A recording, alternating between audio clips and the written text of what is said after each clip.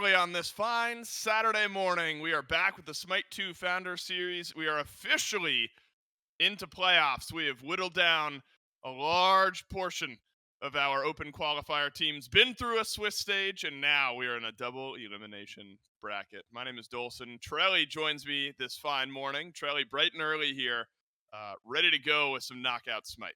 Nothing I'd rather be doing at 9 a.m. than sitting here with you getting ready to cast the EMEA That can't be true. playoffs, Dave. It is absolutely. If I had to be up at 9 a.m., it would be for this. Fair enough. Yeah, we're going to be in EMEA to start off our morning here, Trelly.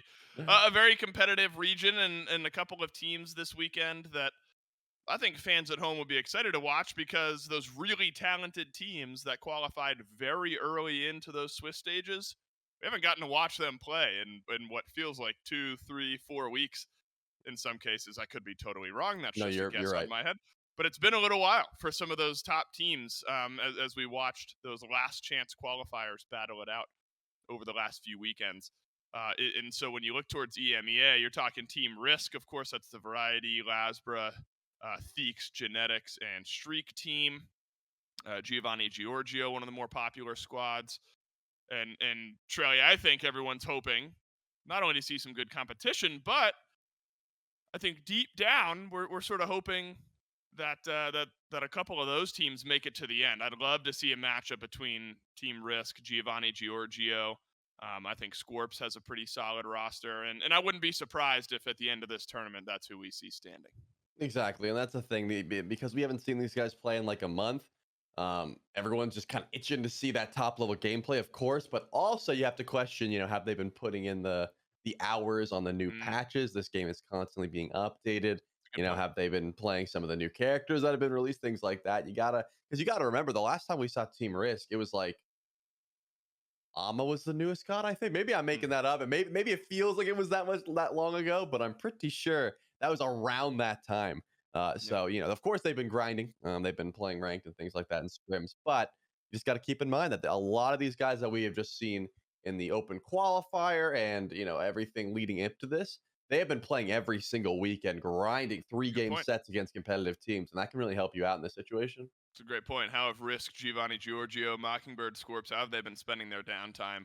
We're going to get to watch, or take a look rather, at the journey that Team Risk and some of those top teams are going to have to flow through our bracket in order to make their way towards the end of our tournament. So, some of those top ranked teams, those early qualifiers from our Swiss stage, given a bye into the quarterfinals. That is Team Risk and Giovanni Giorgio, as we've been talking about. And then the rest of the teams match up over in the round of 16 on the left. Of course, if you lose, you're not out of it, not just yet. You'll drop down to the losers bracket, in which case you better not lose again, or else you are out of this tournament. And then we will send the winner of the losers final back up to fight off against the team who has not lost yet from that upper bracket. So the first couple of matches we're going to be watching here this weekend in EMEA are going to be in that round of 16, top left-hand corner of your screen. And then we'll be waiting with bated breath to see who faces off against those two teams who got to buy, Giovanni Giorgio and Team Risk. We're going to get to find out who is going to play against Giovanni Giorgio later on in this tournament. First thing this morning, Trelly, we're going to focus in on that match number 4, Bills Goons versus the Mega Plumbers. Um, Surprisingly, can't say that there's something about goons versus plumbers that I just visualize. And it, I don't know, silly visual in my head. But the Mega Plumbers, I think a recognizable roster here: Sager, Mastkill, Wolfie, Kalas, and Zany. Yep. And so Charlie, I think this is a team that is built around a really solid core.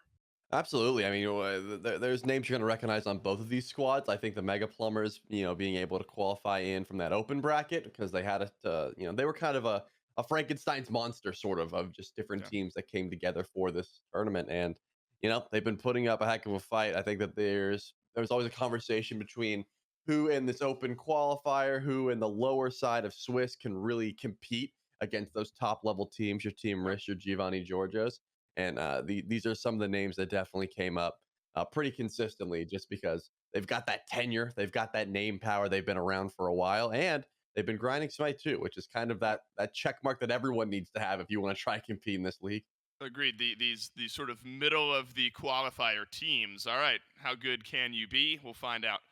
At least in game number one, and we get into picks and bans for game one now. Bills Goons, Clino, Aprio, Other Another, Duster, and Krakito. So certainly a roster that has some talent on it. And again, it's these middle of the pack teams where they qualify middle of the pack.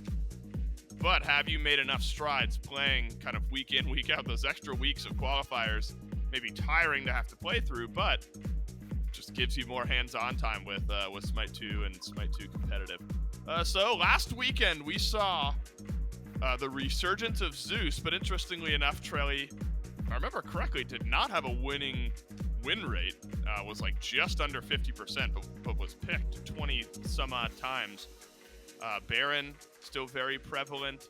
Sobek, I think, jumps out as maybe some of those first priority options. Are you expecting maybe more of the same as far as priority goes this weekend to last weekend? Yeah, I wouldn't be surprised, just because the Sobek still top of the tier list solo laner, still can play support very well. Just brings a lot of pressure. Right. The Zeus, I think people forget how easily he dies. Of course, still ridiculous amount of damage. He did take some nerfs going into this week because his chain lightning, his ult, that kind of thing, the detonate, all doing a lot. So the detonate damage was touched a bit. Seems like those goons still value that damage, and they are going to try and protect him to the best of their abilities, but Zeus doesn't love being in the cage. Phantom Shell, things like Blink are going to have to be picked up, or you're going to be feeling the wrath of the double dive between Odin and Chalk. Definitely not a bad top two when you know Zeus is in the game. Yeah, if I'm reading this correctly, across both regions, Zeus went 10 and 12, so 22 picks in the last chance qualifier, 45% win rate. So not horrible, but also not perfect. Teams found a way to answer it. Pair it with an Ama and a Cernanos, suddenly things may be looking okay. In the ADC conversation, Trelly, Cern has been right up top. Jingwei's been a very popular pick. I've seen a lot on her as well, but the Cern first ADC pick of the game so far, I don't think it really raises any eyebrows. It's been the popular choice.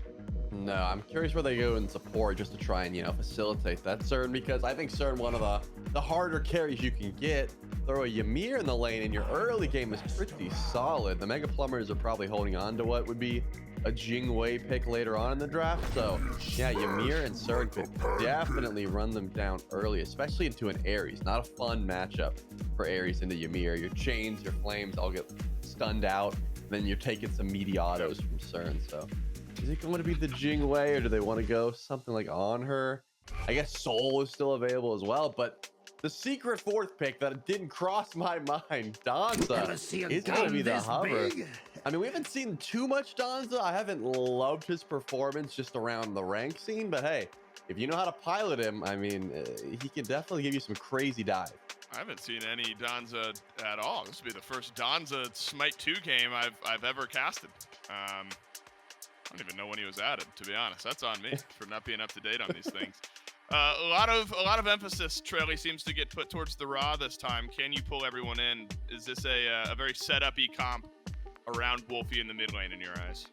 Honestly, there doesn't seem to be that much ease of engage. Like the Ares pull, when you have beads and you have your purification active beads, it's not gonna collect that often, right? That no escape is more so gonna be the relic initiator. It's just gonna pull them, and then you got to try and hit your snipe yourself.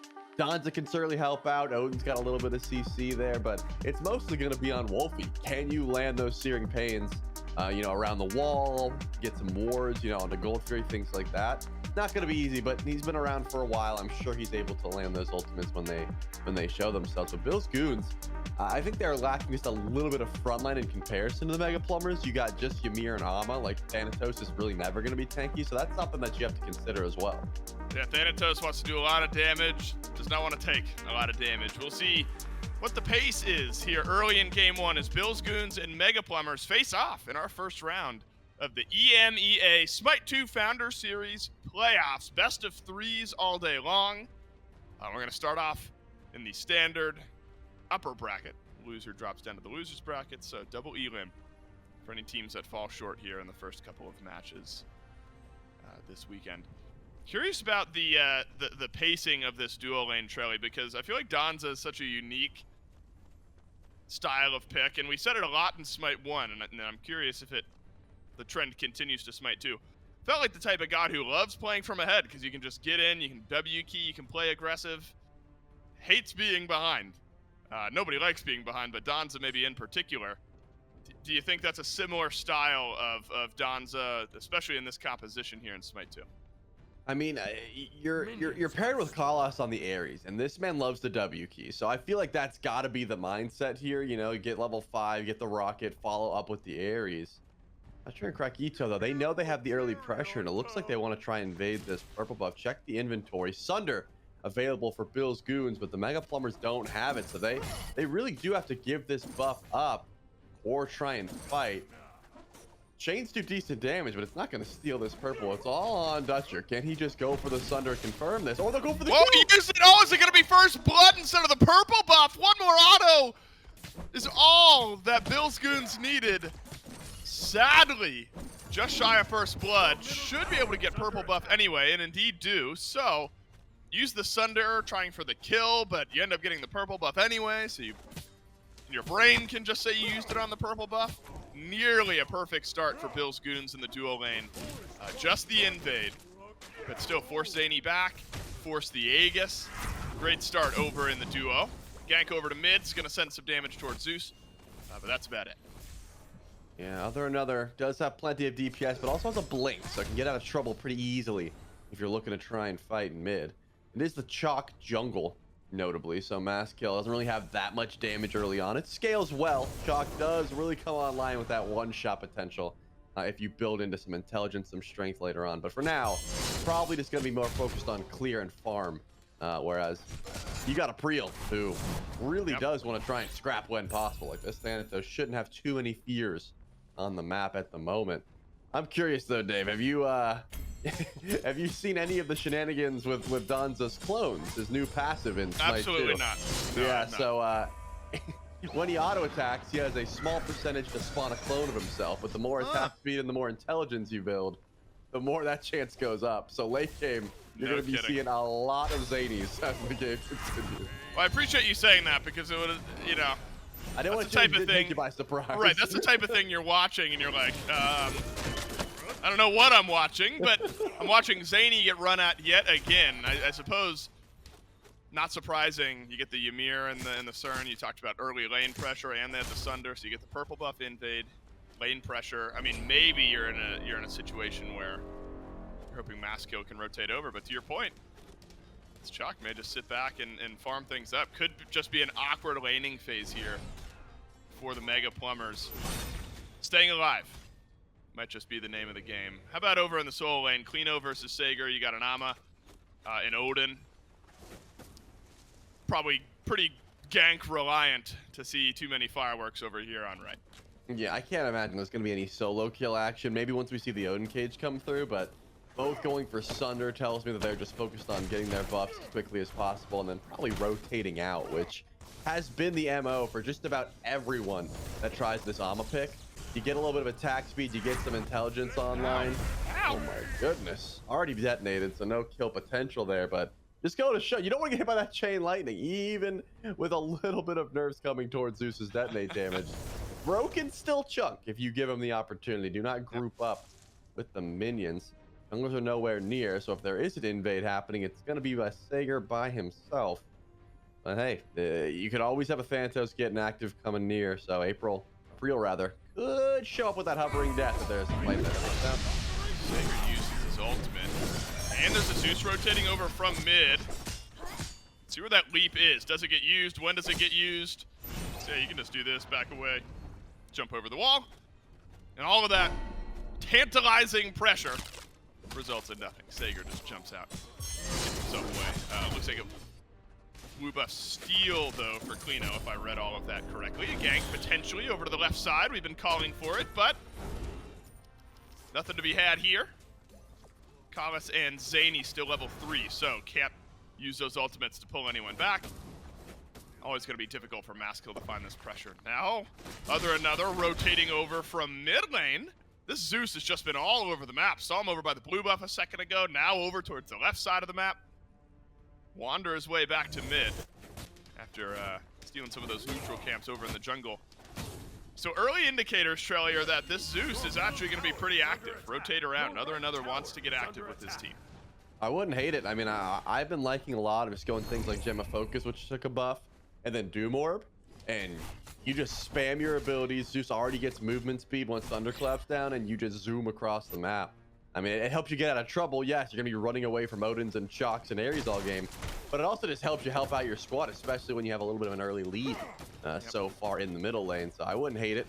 We'll consider to see, you know, where other builds into. I know Soul Gem is also a very popular start at the moment for these mid laners.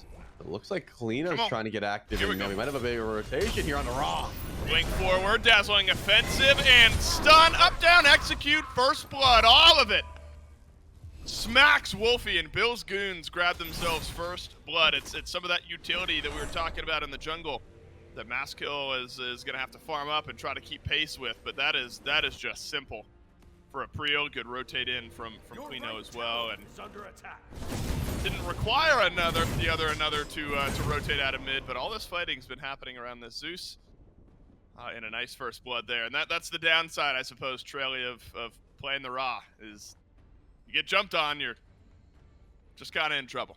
Yeah, and that's the other thing is he started Aegis, and Wolfie didn't really get a beautiful chance to use it there because there wasn't a lot of burst coming his way. It was kind of just like a slow burn until Apriel was able to close distance.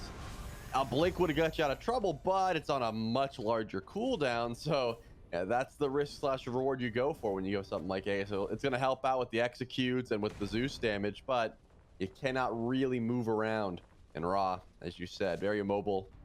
You get caught out once, you're definitely going to feel it. I think Bill's goons, with the lead they've built up for themselves already, could be looking towards Gold Fury. I mean, it's one of the benefits of CERN early on. When you have a lead, you've got those enhanced auto attacks when you get close. You've got a Zeus that's already chunking. Like, you got to be warding up pretty early on towards that Gold Fury, just because of how quickly it can be done. And we already have tons of invade pressure. So Bill's goons, they're showing they're not afraid to step up just about anywhere. There's a W key mindset right now for Bill's goons. Uh-oh, Krakito too far forward. The polymorph won't matter. Zany, wow, against all odds, the Mega Plumbers dual lane grabs a kill.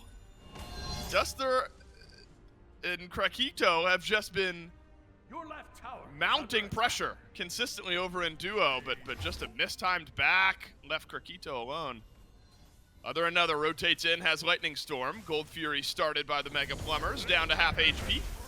Can the Zeus get it done? Certainly has the damage, and wow, just the one Zeus has set the Mega Plumbers running. Wolfie has ultimate as well. Can Searing Pain hit? It does, but it doesn't matter. And Bill's goons, wow, with just two, sneak in and steal away that objective, and that is brutal for the Mega Plumbers. Back to a 3K gold lead for Bill's goons. I mean, that's a nightmare situation when no one can step up to stop the Zeus, but you have to group up to do the objective. So he chucks a Chain Lightning and a Lightning Storm on it, and everyone's like, well, yeah, we got to leave. There's no way we're sticking around. That's a full Soul Gem already for another. But I do like the heads up play to note, wait, I just zoned them all out. We can pull this. Of course, if Wolfie had 10 more damage, maybe he's able to steal that objective away. But an auto attack confirms it, and that's Bill Goons so much further ahead. I mean, I admire the gank on the Krakito, and especially the wherewithal to know they could have attempted to go for the Gold Fury, but they got a little bit too low, and another and Dutcher just combined to make sure that play just did not go in their favor at all. And even though Krakito goes down, still has pressure over in lane and still has a level lead, so doesn't seem to be hurting him that much. We, of course, get the advantage of seeing where the real Danzaburo is. Krakito doing his best to guess. But Zany stays alive. Still a slight lead, but ever so slight.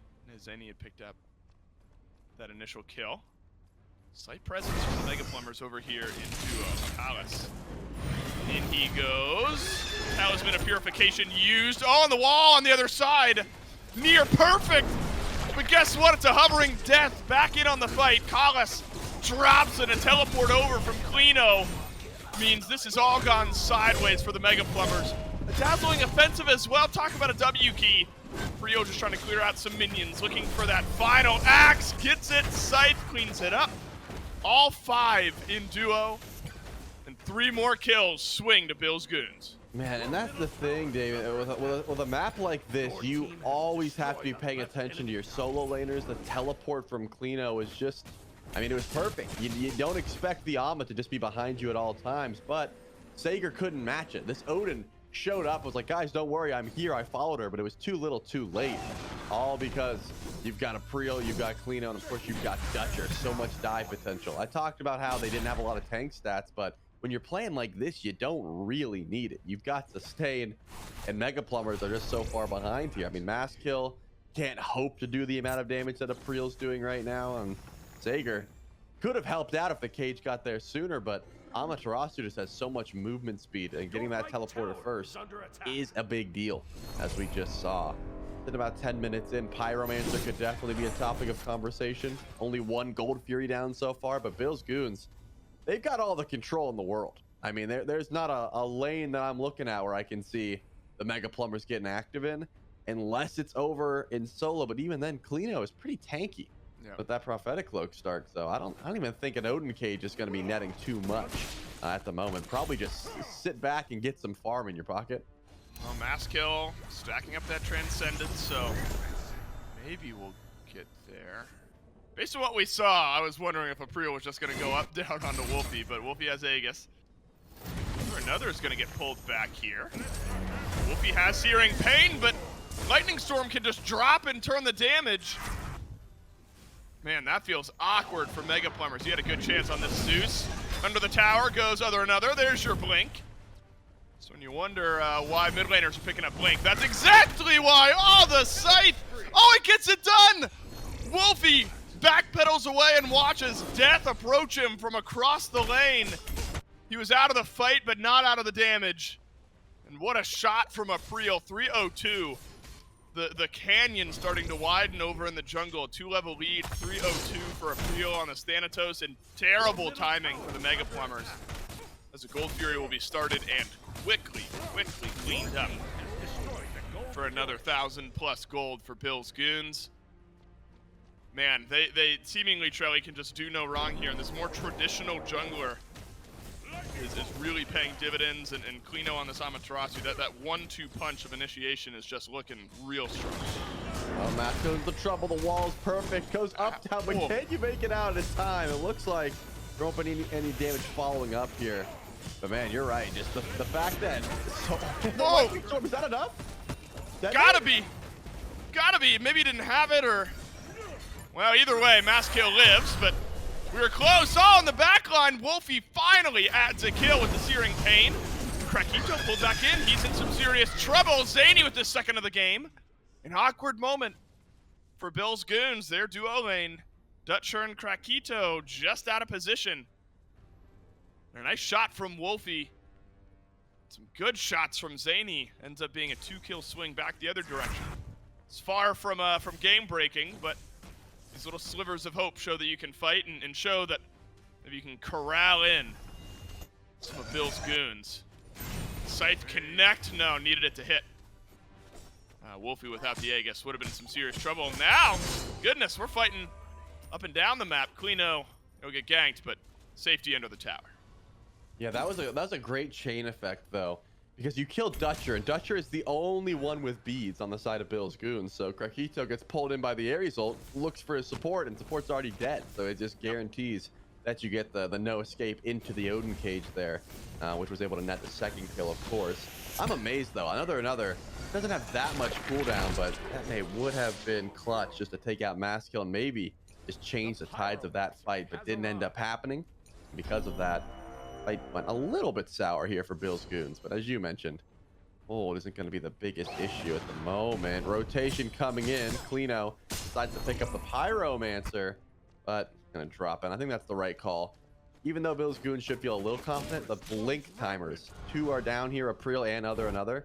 They don't really have any way in or out unless they're using Huthering Depth. So I think waiting a minute to try and pull these objectives is probably the right call. And by that point, we may be talking about a Gold Fury, Dave. I mean, this is not outlandish to think that these squads are going to be able to keep going for objectives. But another item that picked up some buffs recently is that Sunbeam Bow, second item for Zany. I've not seen it built too often. It was more of a gimmick item on release, but it's to the point where it's been buffed so much that we may be getting to see some value from it. I'm curious to see how Zany ends up using it as the game continues. Just some extra enhancements on his auto attack. Big fan of those active items. A lot of cool interplay here in Smite 2. And Clino. Well, I guess Sager's doing it too. I was going to say just proxying out these waves, but Sager still has to position carefully here because this is just around the corner. Ring of Spheres will slow down the onslaught. But Sager's not out of trouble just yet. Path's better as Clino goes into the Fire Giant pit, so Sager should be okay here unless... Man, this is a speedy duo between Clino and April. Jump out, dazzling offensive. We'll get the stun, the last bit of damage, and Sager is not, in fact, okay. That 1-2 punch of damage and speed. Goodness, Clino and April. Hit the gas pedal down the right side of the map. That's going to leave Masskill 3 levels down to April. Trying to keep this tower alive, but man, can Clino and April just get a tower dive done? Krakito sends some damage towards Zany. Well timed to Aegis, avoids any follow-up, but the auto attacks are just going to be better. All the rocket needed. And out goes Zany. And in the meantime, Clino and April, they combine to finally knock down the tower over on right. Look at this teleport tells me it's not just Pyromancer here that those goons are after. They might translate this into a Fire Giant. Masskill's nearby once you go into the steel, but not going to be able to. Or maybe, no way, they're just going to go back to gold. Krakito teleported to the top right of the map just to go right back where he was standing in the first place. Maybe they thought they needed more DPS on the objective, but yeah, Gold Fury started up and Krakito's going to be the last one over here because he just teleported so far away. ADC, they got to walk every once in a while. We can't all rotate over and fight around duo. They go for fire, though. Krakito's going to walk right back over to the right side of the map because Fire Giant's now pulled by the Mega Plumbers. This is a desperation moment. You're 11,000 gold down. Yeah, but you're immediately going to leave, right?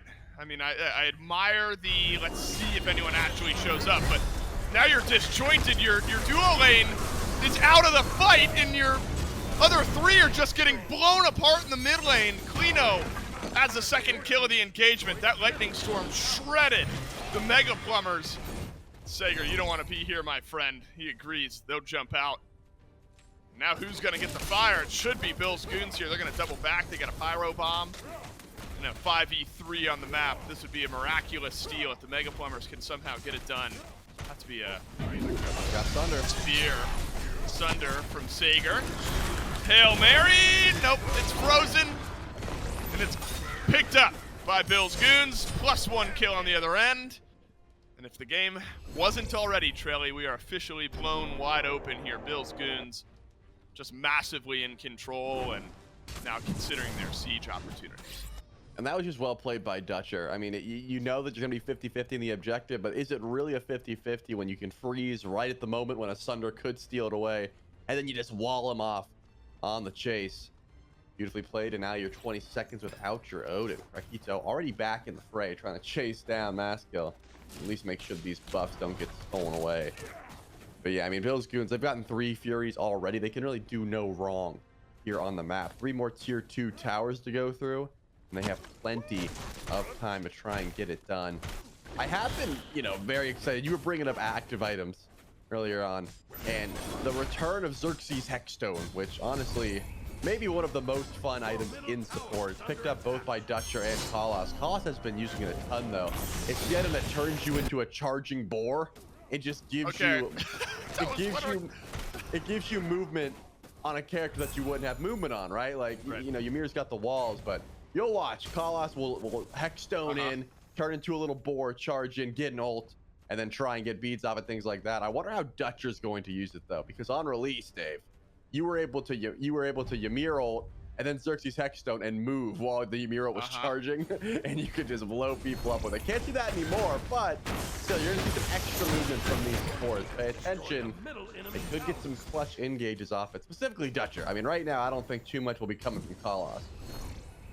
It's a good shout there, Trelly. Earlier in the game, the Ares transforming into a boar and then dashing forward. I was like, that was a weird CERN ult that I just saw. What? What just happened? Makes a lot of sense, and a lot of exciting support opportunities with an item like that. The active items transforming not only Smite 2, but the support role as well. Talisman of Purification, Hexstone for both. A lot of opportunity to turn around some fights. You know, in the middle of all 5 members of the Mega Plumbers. This is pretty methodical here, Trelly. I mean, this is just a full-on knock down all of the towers, get all of the gold you can, before considering potentially that Ancient Fury, or maybe one of these Phoenix Sieges. Compositionally, the Mega Plumbers now ignore the fact that they're nearly 20,000 gold behind. Compositionally, is there a shining light here for Mega Plumbers on the defense? I mean, they do have decent enough clear. You know, Wolfie's going to be able to keep that wave back pretty much whenever. But I just don't see like that big burst damage besides the Searing Pain, right? I mean, Mass Kill is getting there. Transcendence, Gem of Focus, and Glad Shield. But just look at the difference between Mass Kill and April, and you'll really see how the DPS it does not match up, right? Like, there is just so much more on the side of Bill's Goons. So grab this. This is Ancient Fury. Now, all 3 Phoenixes are firing much slower, and they have been severely nerfed. And your small bastions of hope, like, hey, maybe we can get someone low with the Phoenix. They've crossed all the T's and dotted all the I's. I mean, Bill's Goons, they can really do no wrong here, assuming they stay together, they group, they don't walk into any, you know, surprise bushes into 5 Mega Plumbers. As long as it's a traditional fight underneath Phoenix, I think they're going to be all right here. It's just real difficult to get to the back line. Another has been that driving force behind a lot of the AoE damage. Yep. And Bro's 1-0-3. I mean, he still has Blink. He hasn't been under any sort of pressure here. Yeah, I'm not convinced that Dutcher and Krakito can't just walk forward and get it done themselves here. Just with how far ahead everyone is. Another though, make it simple. April, what a game this 5-0-4 Thanatos has had. Once that Hovering Death gets hit, way long ago, whenever that was at the beginning of the game, you sensed changing of the winds. April and Clino have combined for a couple really nice kills here today. 3-4 levels ahead of basically everyone. Clino, he can do it all himself. Phil just simply walked down the right side Phoenix, quick and easy. That'll send April over to the mid lane. Again, even in like a 3v4, I'm wondering if Bill's Goons over on left are feeling just fine about it. Clino is just another planet, all on their own. Back to base, we'll travel back out. Once these Ancient Furies wear off, then maybe Bill's Goons considering maybe another FG, regroup one more time. I mean, this is cautious as cautious gets, Trelly. I mean, right. I think Bill's Goons could probably just walk in and fight, but when you're in the SMITE 2 Founder Series playoffs, you are in the upper bracket. You want to avoid those lower bracket matches. Here's that bush I was talking about. Yeah, could. Kind of has an idea, though. Yeah, I think just smart. Maybe onto that. But see, this is when I just walk forward and get hit by it because I'm like so zoned out. I mean, these players, they are on it with every little decision they make. The Dutcher will avoid catastrophe. Charlie Bill's Goons will pick up the FG. And they've got time here. Remember, Searing Pain, definitely still a steal attempt. The Runic Bomb was already used on right. Phoenix can't be used to steal, but Dave, they're giving this one up. And honestly, I think it might be a smart call. One wall from Dutcher could just be GG here for game number 1. The Mega Plumbers head on back to base. And as you said, definitely playing smart. Like, could they have just walked in with an over 20,000 gold lead and tried to get the left and the mid Phoenix? Yes, 100%. But Fire Giant was up. If you do somehow overstep, you could lose a lot more. But now already sieging down. They are wasting no time. Dutcher, Xerxes Hexstone in, man. I want to see it. Get in there. Just used his wall, so wait for that cooldown. In goes Clino. Out goes Clino. It's be a kind of 3 flex 4-man split in mid. April over to left. Every once in a while, those clones catch me off guard, and I'm thinking that the Danzaburo's getting just absolutely crushed. Sad that we haven't gotten to see much of that clone spawn potential. There's a couple. There's a couple. There we go. It's a fun interaction, but Zandy has just been on the back foot all game long. It's an opportunity for those levels to get back closer to even, but still 2-3 levels for everyone on Phil's Goons. That's only the half of it. Cleano, alone on left, sieging down the Phoenix.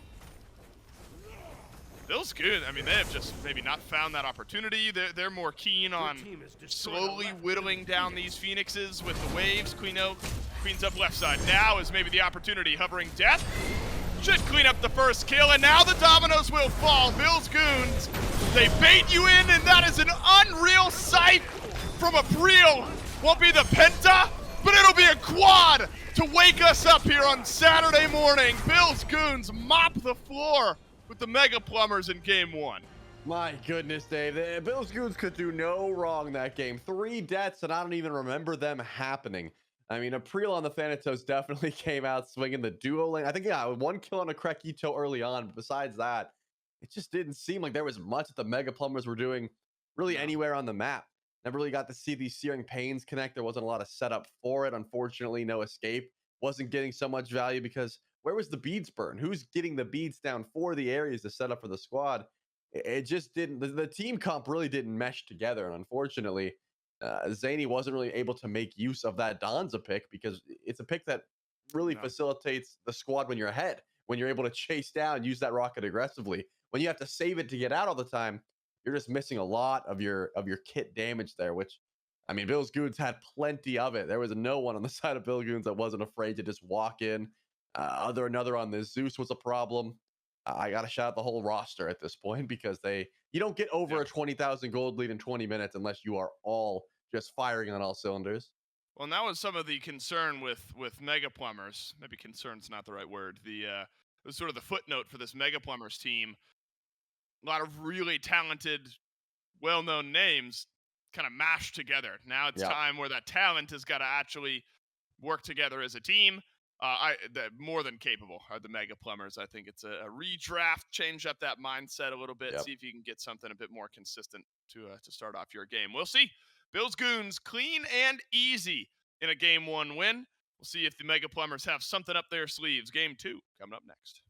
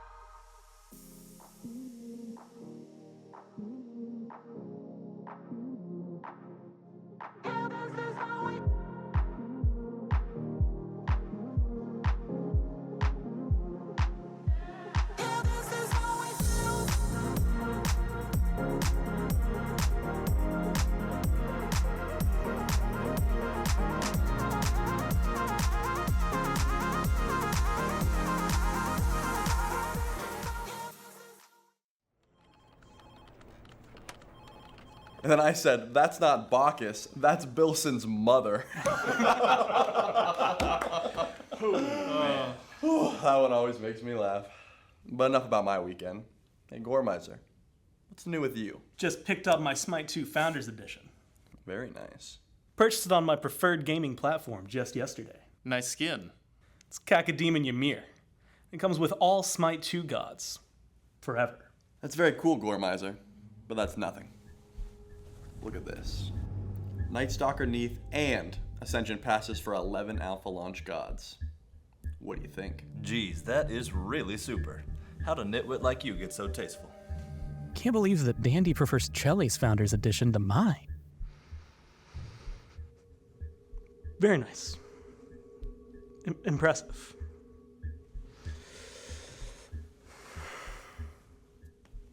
Let's see J-Max Founder Edition.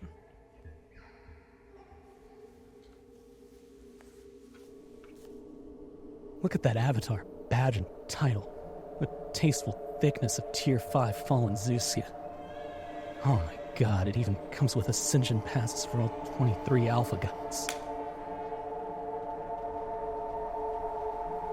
Don't be like this psycho and upgrade your Founders Edition, so you don't miss out on Nightstalker Neath, Tier 5 Fallen Zeus, and Ascension passes for the first 23 gods.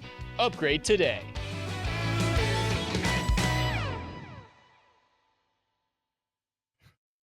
Welcome back after a big Game 1 win for Bills Goons. We'll talk about that in just a moment. But first, Charlie, we got to talk about the tasteful thickness of the Tier 5 Zeus skin that you get for upgrading to the Ultimate Edition of the SMITE. I can't do it. The tasteful thickness of Fallen Zeus? Are you kidding me? The tasteful thickness? Nothing tasteful about it.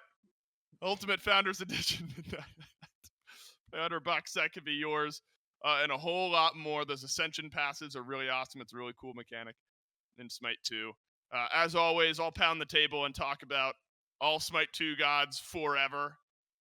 For even just the base level of the Founders Edition is one of the best deals that you're ever going to find in gaming. So many characters around the corner, and a lot of new exciting stuff to look forward to. So even just that base Founders Edition, you get some good value, but cool skins, Ascension passes, all that sort of fun stuff as you tier your way up. So maybe take a hint from Gormizer there and consider upgrading your SMITE 2 edition here today. Trelly, I'm thinking the Mega Plumber is going to need an upgrade in their draft here in Game 2. Was close for maybe the first 5 minutes, but you could tell that the sort of duo lane pressure starting to build, and then who is it? It's a Priel on the Thanatos just starts to go wild. Didn't really see much from Mega Plumbers in this game that gave me confidence in their ability to come back.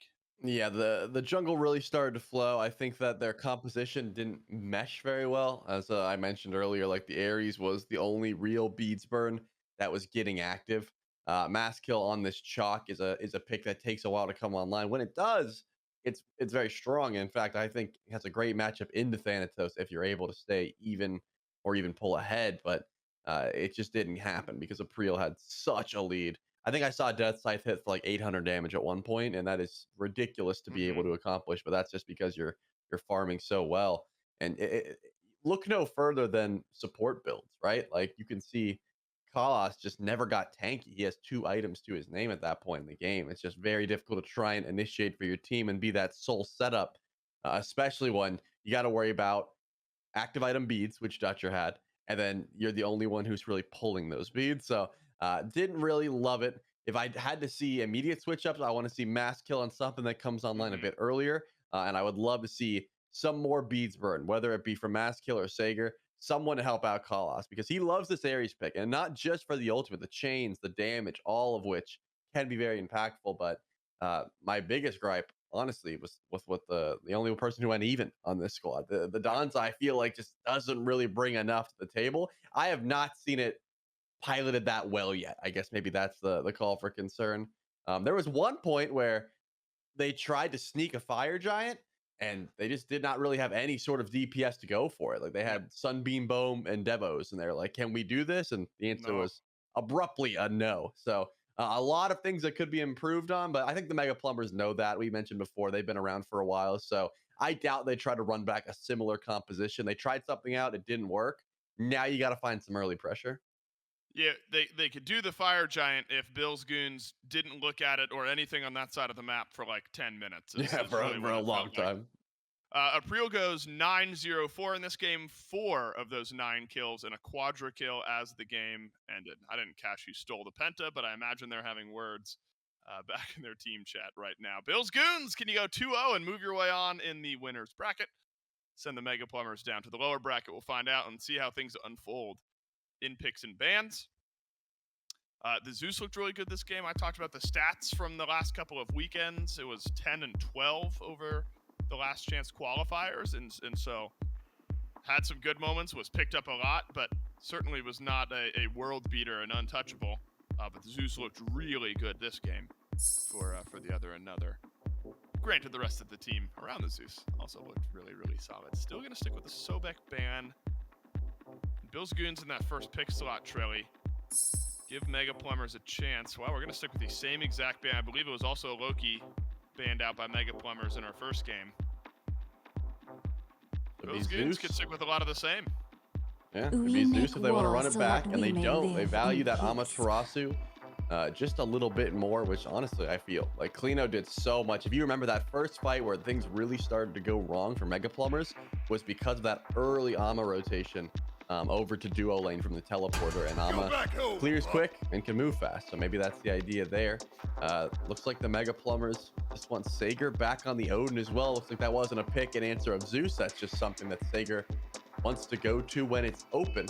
I don't have a problem with Odin in particular. In fact, I thought it could have been going towards the jungle last time around, but here's the first switch up. We do not let Krakito get back into that CERN, and we get Zany off the Danzaburo. Two things that I will never complain about, so happy to see it. Now we've got some extra duo lane pressure, which the Mega Plumbers didn't have, and they've got that extra level of shred that they didn't have before as well.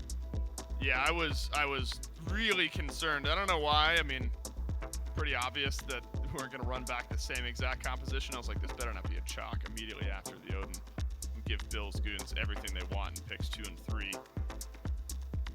Still can run back, Troy, a lot of what worked. That said, I mean, that CERN for Krakito was devastating later on in the game. Do you stick with something like the Thanatos in the jungle? I'm assuming Mega Plumbers are not going to go back to the chalk. So what's still around? A lot of Susano love over the last few weeks. Bill's Goons can still sort of construct a similar roster here, Trelly. And I wonder if maybe the CERN has now forced them to change up some of their mindset. It certainly could be. We've seen a lot of Fenrir still. Athena jungle has been rising in the ranks. Even Hercules jungle, I've seen a fair bit of play, even at this high of a level. I think it's more so, does April want to run back the Thanatos, or is there's something else they're trying to chase down here? But you 100% have to find a new duo lane. And I'm surprised that Jingwei has gone so far unchecked, especially the Neath as well. These aren't picks that you really you sleep on that often, at least haven't in the past weeks. Neath more traditionally of a mid laner, but still could be a pick that you are after if you're looking for one of those hard carry potentials. It's not going to be an auto attacker, but she's going to have plenty of burst and help out with the World Weaver. But they're just focusing on Klino, man. There we go. All that just to pick a Zeus. Come on. All that just to run back exactly what we saw before. Hey, I'm not going to complain about another on the Zeus again, man. He had so much damage. His positioning was flawless. Never died. That's not easy to do. There is a switch up, though, and it's going to be the Hades, which traditionally would be a solo laner. But we already have Ama, so either A, April's taken Ama jungle, or B, could be a Zeus carry for Krakito, and we throw another in mid. I'll wait. I'm not going to call anything yet. I need to see 5 picks before I start throwing things in rolls. No, I think the delay was, do we pick this Hades? I would just... Wisdom and 2 strategy are the better world's still in front defenses of you, than shields and 3 armor. minutes later, we just lock in the same dude from the first game, but slight change up. With the Hades, Let's liven things Athena up, shall we? and Baron. Talk about some initiation here, Chelly. We also remember expressed some concern around the relative strength of the front line from game 1. Felt like Bill's Goons had a massive advantage in that territory. And now the Athena and the Baron get paired together. I think a decent look here for the Mega Plumbers. Maybe a good change up here. Yeah, considering that the Chalk was Hubbard, then swapped to the Athena, I think it would. Okay, well, never mind. I'll wait. I was gonna say it would likely go to jungle, but now the Chalk may be coming back here. Possibly an answer to the Susano. Again, I think that Chalk has a fantastic time into the picks like Thanatos, like Susano, if you're able to get late game. If you're not, you just cannot match that level of damage. Something like the Fenrir certainly could. Regardless, it does seem to me like Baron's taking mid. You throw Athena and CERN into the duo lane. You let Odin go back to solo, and then you give Maskill the Fenrir, which over the years has had tremendous amounts of success on. And it looks like it also will be the Zeus ADC. So other and other playing Hades mid for Bill's Goons. A lot of setup here. I mean, Yamoja is going to get tremendous value. If you're getting beads for the Hades, you don't have Phantom Shell. If you're getting beads for Amma, you don't have Phantom Shell. So things to consider for sure. But I do think Mega Plumbers have really switched up their composition as well. I mean, look at the bead spread with Fenrir, Baron, Athena. Like, that is something they were severely lacking in game 1. Talked about how we sort of want to see a reshift for Mega Plumbers. Game 2, shifting up. The two teams, like ships in the night, may pass one another here in the jungle. Or maybe not. Hanging out in the brush. How far around are Bill's Goons gonna take this? All right, so there is gonna be some type of collapse here, some type of damage. We have flip sides. Are we 5v5ing on the wrong side of the jungle? As we're still counting down, I swear if we just turn around and don't fight, I'm gonna be real mad. Kalis in, but dead. It's first blood. Nobody else followed up the Athena, and now Bill's Goons running for the hills, and suddenly the Mega Plumber's feeling real good about the start to this game. The most calm way that could have ended. I mean, all 5 looking at each other across the Fury Pit. You're on the other team's side of the jungle. And then Kalis goes in, Taunts dies, and they say, all right, we've had enough. And so it is first blood, and it's to the mid laner for Mega Plumbers on the Hades. And it's interesting because usually the team with Baron's Brew should win that. You have so much extra damage against a squad like Bill's Goons where you just don't have it. Like, I'm pretty sure Kalos walked up. You can see he did 434 damage there. He taunted, he sundered, and he and then there was Baron's Brew. But that was it. There was no other follow-up. It seems like the Mega Plumbers were not on point with that play. Like, Kalos like, hey, we can fight this. And everyone else is like, yeah, I don't know. We're going to follow up on the taunt. And now you've given first blood over to another who already had an electric game number 1 on the Zeus. And now he's on the Hades. It's going to be very difficult to try and deal with, especially for Wolfie on the Baron. Like, you get Hades ulted once, you get your ult, and then it's going to come back again to bite you. So I'll be watching that mid lane matchup. No red buff invade, though, and actually you can see Maskill's heading over to duo. And they're only level 1 over here. This could be some action. Could be. Need it for Mega Plumbers. Took far too long to see Maskill make some action happen. Nice taunt in. Gotta be a kill. Oh, but he's going to get traded out. Oh, no Not way. even a trade. Oh, the wind, you just feel the deflation from Mega Plumbers. That is brutal. The taunt was great, but just didn't have enough damage. At least it only goes to Dutcher, but still, you're needing a kill there. I wonder how that changes the mental and the pacing of the remainder of this early game for the Mega Plumbers. Yeah, you said it. The mental for sure. I mean, after game number 1, you try to get off to a good start in game number 2. You end up losing first blood before the minions spawn in, and then you see a chance to get a nice gank over in duo lane, and it's also gone. Oh, nice blink. Beautiful blink to cover the option. We're gonna need one more shield. Can Clino find it? No, he can. Got it, and the dash out. Maskill is gonna tilt sideways if he has. Thank you. Goodness, needed it. Had to see that one. Because goodness, Maskill would have been, I mean, fall short on a couple kills in a row. Might have just knocked out of the game. So the Fenrir are able to return a kill here. Nice gank and counter gank. That's a mid lane rotation. And Trelly, this is something we now seen in back-to-back games from the other another. Not afraid to rotate out from mid. Should be okay here, yeah, dash over the wall. So good get-right kill there from Masskill. Had to have it. In the meantime, Apriel's just rotated through the jungle, kept up the farm. But back to the original point. Another now back-to-back games, Trelly very rotation heavy. Mega Plumber's gotta be mental and cognizant of that and make those adjustments. And I love this call as well from Cleano. Like, whenever someone covers your wave like that, just use the teleporter, the lane teleporter. Go into mid, clear that wave, look for some invades in the meantime. Now Apriel is covering the solo lane option.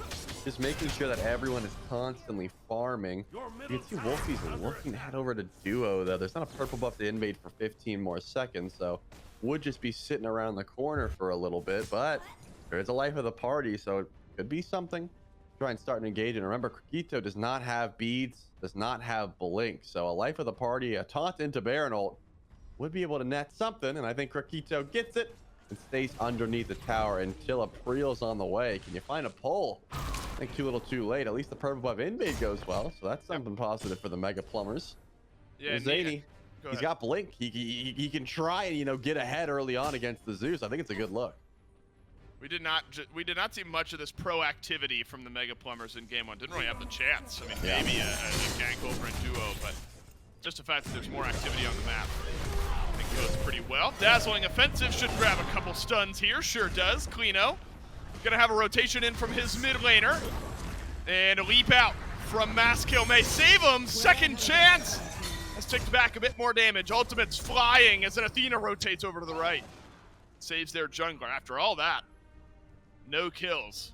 I'm thinking the Mega Plumbers also confirmed their own blue buff, so you're real close to maybe a couple dropping. Nice initiation from Cleano and like the pressure, but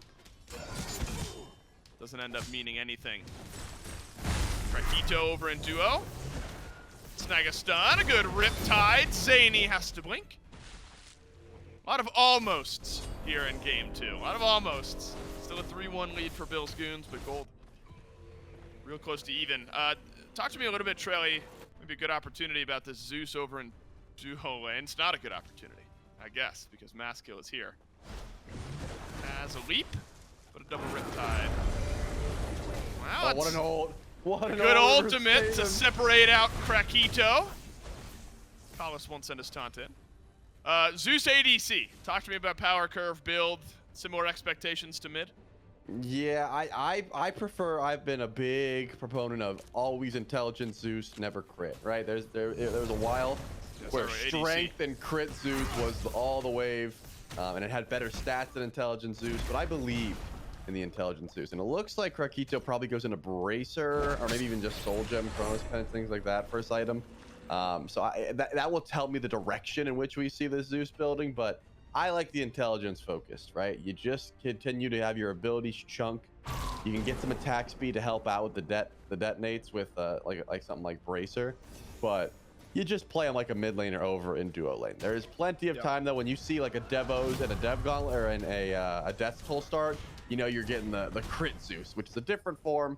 Your abilities don't really do as much, but the auto attacks and the detonates really start weaving together. But from Krakito's start, does seem like we're seeing the int-based Zeus, and it looks like Gold Fury at 10, Kalos is on the way, does have Sun, or can he get here in time? Gold Fury low. Bill's Goons close to securing it, and they do. A dash and taunt in from Kalos. Oh! What is that? A 3 pullback from Apriel as the Mega Plumbers wiped over in the Fury Pit. Zany still a leg to stand on here, though. Maybe a chance to get something done. Masskill up, down. Will miss the final shot, and Apriel starts and finishes the fight. Gold Fury +3 in trade for just your support. Bill's Goons will take it every day of the week. Fireworks now at the 7-minute mark. Yeah, that is a ridiculous pull from Apriel. And something to note, you guys haven't been watching a lot of Hades. He hasn't been the most popular pick over in our Founders series of Swiss stage, things like that. Hades got a new mechanic in SMITE 2, where when he's ulting, he gets to use any one of his abilities one extra time. So you can use your Devour Souls, then ult, and then use it again in the middle of the ult, or how Other Another's been using it, has been using Death from Above. So you can actually use your dash while you're ulting to pull the ult to different locations if someone jumps away. And Other Another has been using that fantastically, just to make sure, oh, you leaped out, don't worry, we're gonna follow you. And you get Staff of Mirrodin involved later on in the build, and you see 3 dashes. The mobility on this pick can be ridiculous. So definitely something you want to keep your eyes on. Just because Zany can dash away or Maskill can jump out does not mean you're going to be able to escape the Pillar of Agony. And 2-0-3, this Hades has been integral in the team fight for Bill's Goons, and I do not predict that it's going to change anytime soon. This has just been great from Bill's Goons now. Back-to-back games. Getting that rotation style. It was the Zeus in game 1, now it's the Hades. Don't know how game 2 is going to close, but still some confidence in me building for Bill's Goons and their ability to make it to the later stages of this tournament. Priel has been just on it today as well. Fantastic game on the Thanatos. Initiates that fight. Gonna have to get out of jail here. Taunt, jump. Only the taunt connecting. Luckily for Mega Plumbers though, Trelly, I mean, look, game 1 went sideways at like the 10-minute mark. It was a hefty gold lead at that point. Bad news is we're trending in that direction. Good news is we haven't arrived at that just yet. There's still opportunities to flip this one around. I think you got a more traditional team comp. You know, maybe in a little bit of trouble here. Sager's going to rotate over from the blue buff. They're going to catch out this Amaterasu. That's a jump in for Maskill. Priel waiting just around the corner. Klino, dazzling offensive. That jump is down. Had to use the Ragnarok. Oh, it's a solo for Klino. Sager just never rotated into that fight. Taunt through from Callus. That delays out Klino, who's still alive. Oh, it's happening again. The Mega Plumber started, but Bill's Goons finish it. And how about it from Dutcher? That'll keep Wolfie in place, and another falls in. A triple kill and a masterclass from Klino. It's only the ADCs left in duo. A clean sweep over on the right side of the map. And I spoke too soon. We're starting to separate that gap a little bit, similar to game 1. I mean, that is a ridiculous start to that fight, though. I mean, Klino was proxying under Phoenix pre-10 minutes.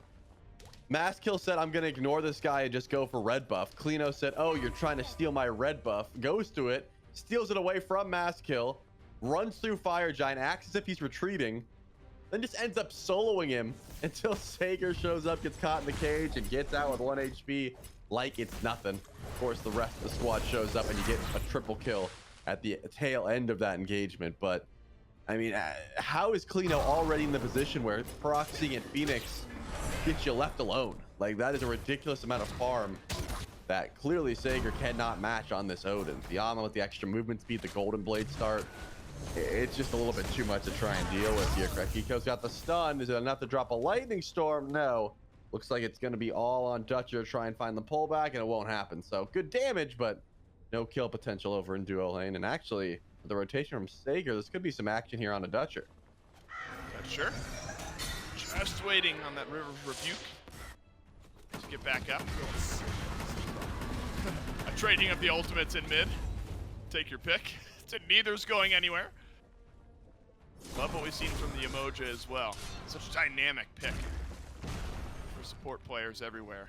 And the good ones make it look really, really good. As if they need it, Bill's Goons around the Gold Fury. Hey, Mega Plumbers are here though. They're gonna try again.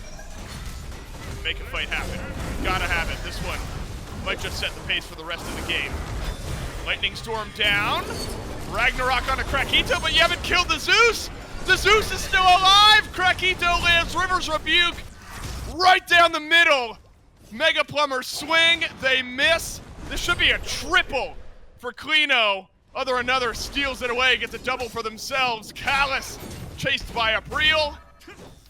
Mega Plumbers, they are just running out of gas here. They swing one more time. Charlie, they failed to connect yet again. We're right back to the same place we were in game 1. Yeah, the wraparound seemed good, but they just don't have the damage to try and follow up on it. I mean, it was a good pull in from Maskill, doesn't find the kill. It was a good cage from Sager, doesn't find it. And now, just taking away every bit of farm. Bill's Goons, I mean, they own the map entirely. There's back camps being invaded, a red buff consistently going their way. If Fire Giant was available, I don't doubt that that's where they would be headed instead of that Gold Fury there. It's gonna take a little bit more time to do so, and notably, there's not a traditional auto attacker on the side of Bill's Goons besides the Amaterasu, so maybe a little bit harder to pull an objective like that. I'm gonna have to wait to see what Mega Plumbers do, you know, in defense of these objectives. But at the moment, they shouldn't be fighting. If I'm the Mega Plumbers, I am staying in my lane. I am definitely not going as far deep as Maskill is currently, but he's Fenrir, he's got mobility, should be all right. And I'm trying to just get as much uncontested farm as possible. Like anything that cannot be stolen away, I'm going to get immediately off time, just because you are just in such a deep pit here. Going for a couple red buffs is not going to be the way to get out of this. Going for anything, it feels like at this point. Like, I'm not even confident in this moment here. I mean, Quino should be able to get out alive, but I'm waiting for a kill to somehow happen. Amaterasu's been a real problem for the Mega Plumbers now in back-to-back games. 5-1 and 3. Rakito could be in some trouble here, but a River's Rebuke, Lightning Storm combo. Flips the fight around a little bit. Wolfie rotates into the fight, uses Life of the Party. And this is full-on chase for the dual lane. The best opportunity we've seen in a little while for the Mega Plumbers. Whoa, another from mid! Simply detonates the dual lane of the Mega Plumbers. The Hades has sowed chaos across the battleground. A triple kill. Oh, is he building up? No, Krakito will steal away what could have been a penta on a nice rotate in from another. I mean, Trelly, sometimes you just gotta go with vibes, right? I mean, vibes are just not there for the Mega Plumbers. Everything they've tried has been shoved right back in their face. Bill's Goons, another big fight. All of this one behind the another, and a great rotation in, and a good delay from the Bill's Goons duo lane. Yeah, so many 1 HP targets getting out. It just feels like every chance that Mega Plumbers have to try and get a pick ends up falling back in their face. They just do not have the damage. The sustain has been ridiculous. The anti-heal hasn't been enough. There's a lot of different reasons that it's going the way it is, but I mean, I think the dominance across the map is the reason that Bill's Goons, they don't have much fear in their hearts. I mean, and they're always there as well. You think that you've got a good pick on the Dutcher, and then another rotates in from mid and gets a double kill and a massive killer wagon. And you think Klino's in trouble, and the squad is always there. Pyromancer goes down. Looks like Runic Bomb hasn't been picked up just yet, but it will in time. Fire Giant certainly on the target here for Bill's Goons, but with Krakito heading back over to duo lane, not something they're going to go for now. Yeah, 17-2. Well more than a kill a minute. And Sager's teleporting away. I'm wondering if it's just to try and kill Krakito, or if it was to run away from another. Looks like an invade possibility. Yeah, they're just going to dive in town. They're trying to force this. I don't even know if it's going to work.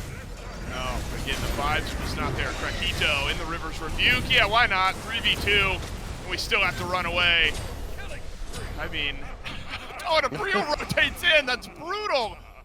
You dive with 3 against 2, and you end up losing 2 and getting none.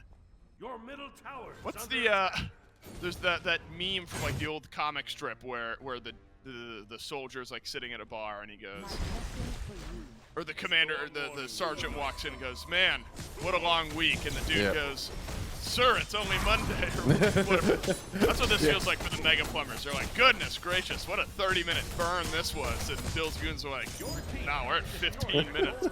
Got at least another 5 in here with us." Gold Fury number 3 of the game. I don't know. I mean, to run back the same conversations we had from game 1. Bill's Goons clearly a methodical team. I suppose there's a Fire Giant in Trelly. I'm not sure the Mega Plumbers at this point are going to feel confident in trying to contest.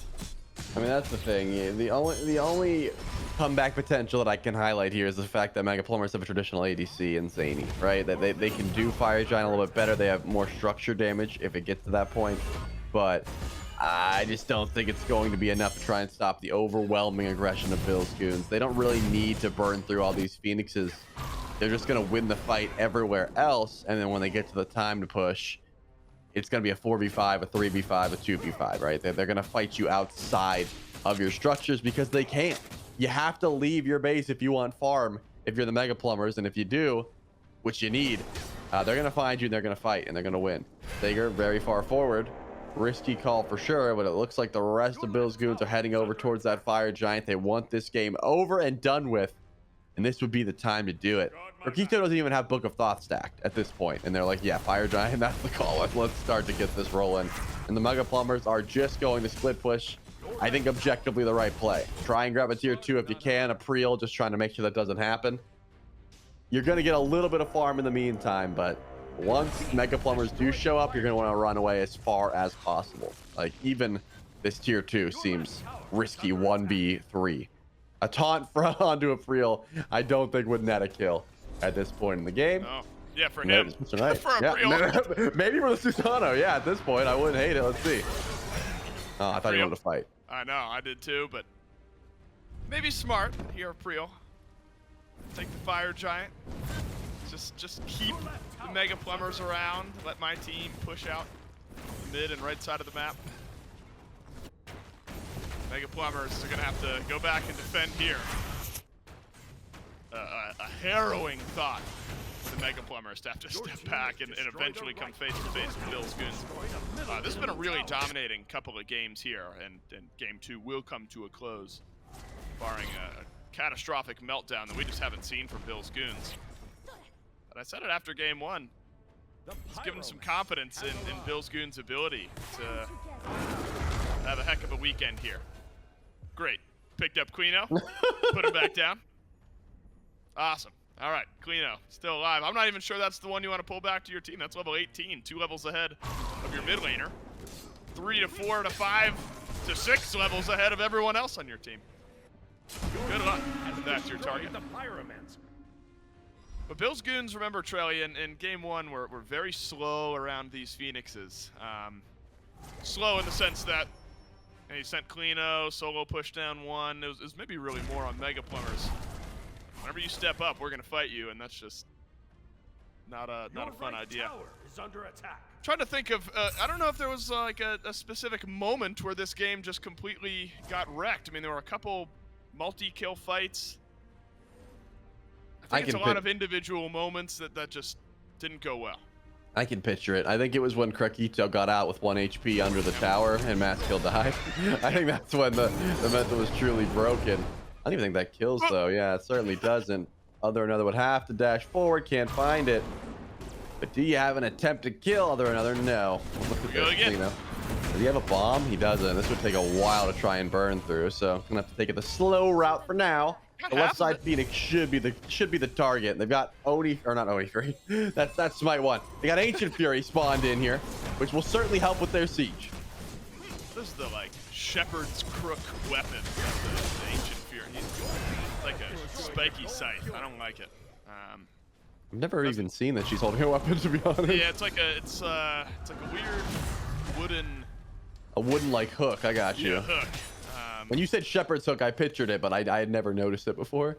Well, now you know, Troy. Now you know. Didn't scare off Bill's goons. They, they didn't care one bit. no, they didn't care about the wooden. The mean hook. end of a cane. No.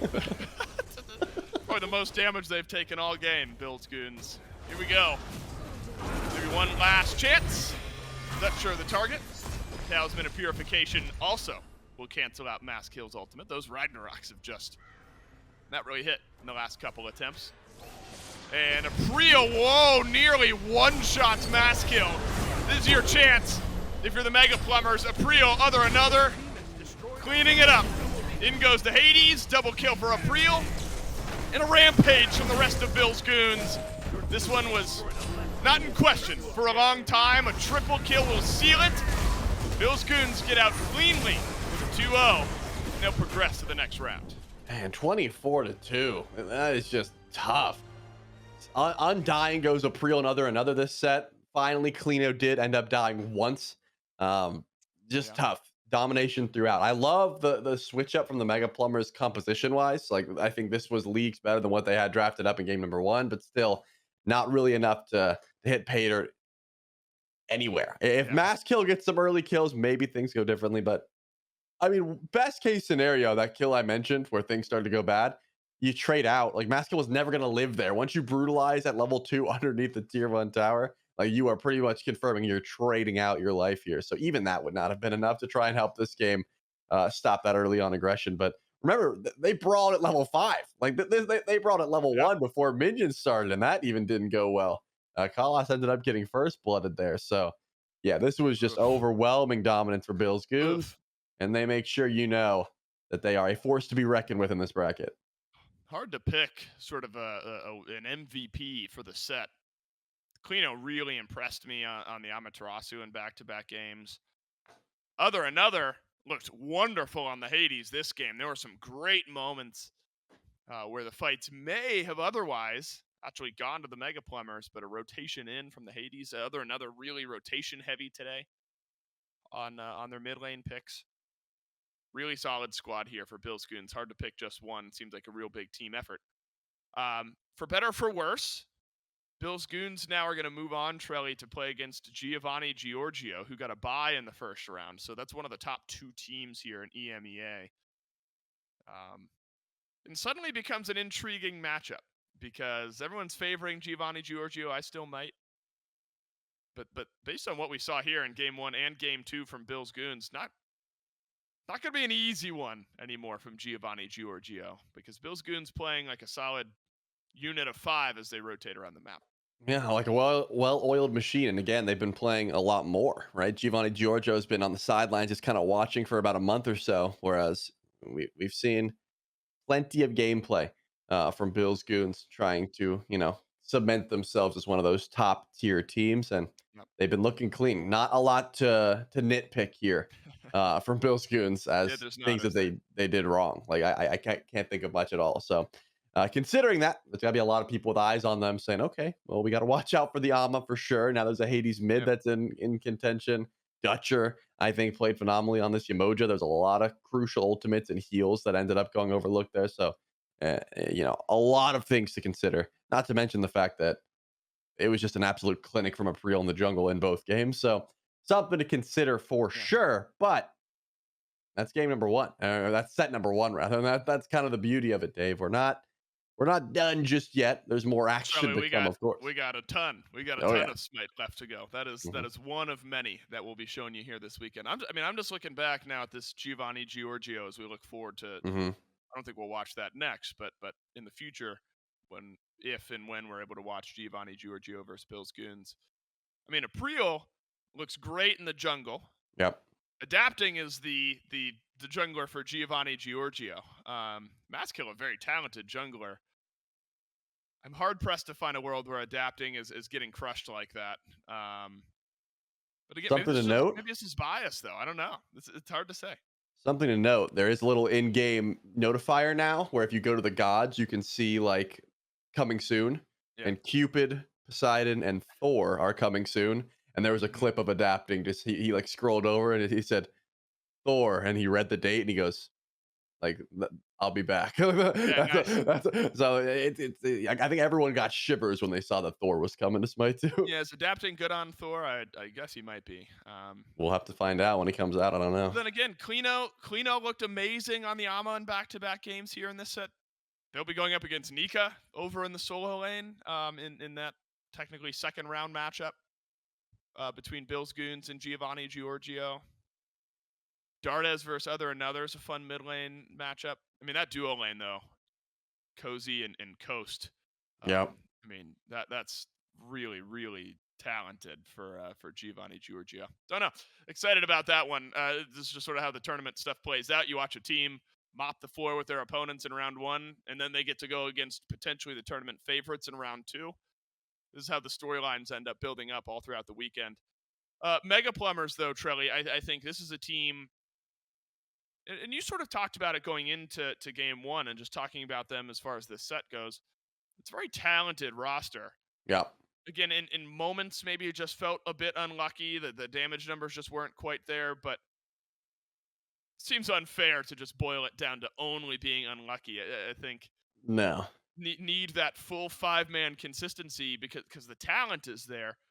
There were just some moments where didn't seem like everyone was on the same page. Exactly. There was times where they got out rotated a bit. Maybe the comms weren't as concise, saying, "Hey, there's gonna be an Alma behind you guys." Maybe they couldn't get out in general.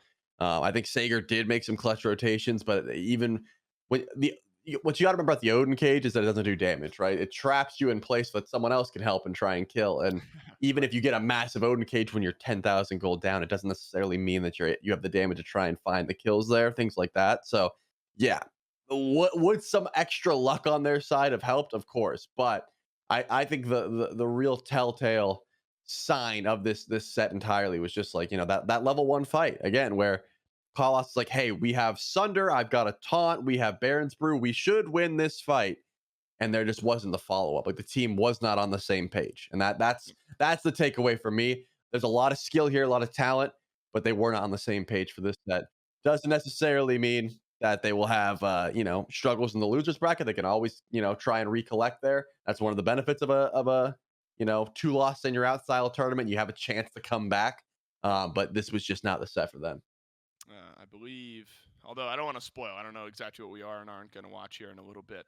My bracket's getting filled out a little bit, but I'm gonna pause it right there. We'll fill you in here in just a little bit. That is our first matchup in EMEA, done and dusted for the morning. A big win for Bill's Goons, who later on this weekend will go on to face Giovanni Giorgio, one of the tournament favorites. Not over for the Mega Plumbers, not just yet. They'll find their way down into the losers bracket. Great way to start things off this weekend, Troy. That wakes you up a bit here on this fine Saturday morning, but it's not done. Not just yet. Make sure to stick around. 11 a.m., we're going to be back with our next matchup here in the EMEA SMITE 2 Founder Series playoffs. Stick around. We'll see you here in a little bit.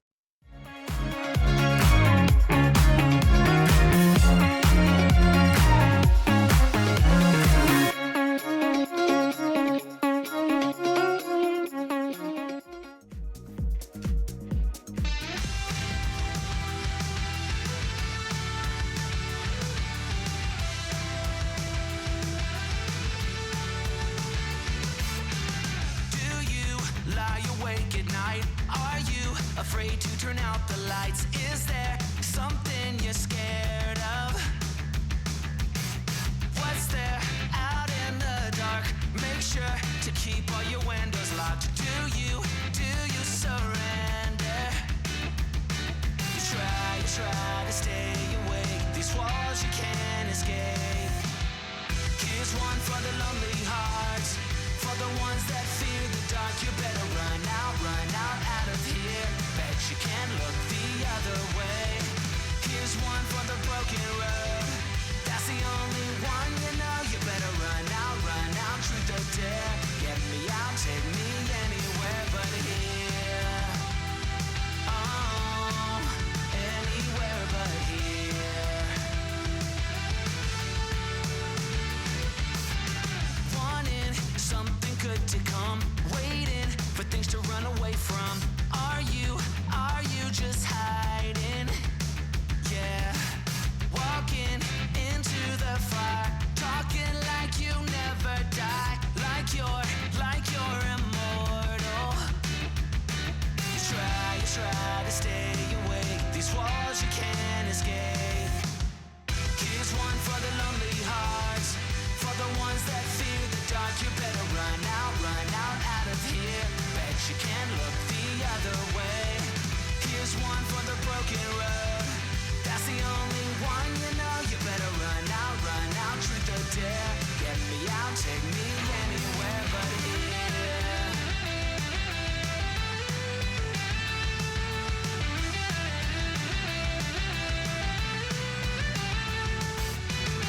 Here's one for the lonely hearts, for the ones that fear the dark. You better run out of here. Bet you can't look the other way. Here's one for the broken road. That's the only one you know. You better run out, truth or dare. Get me out, take me anywhere but here. Oh, anywhere but here. Oh, anywhere but here.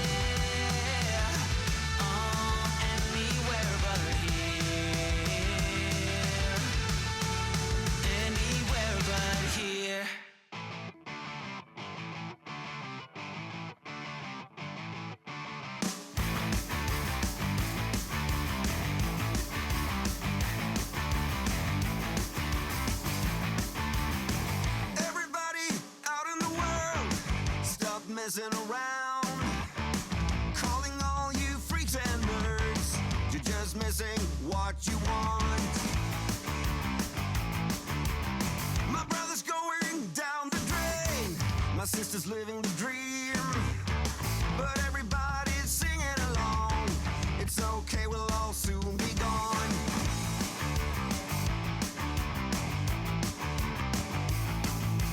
Hey, what's the matter with the bright red lights? Hey, in the moment when the world went blind. But everything's alright. We don't give a damn this time.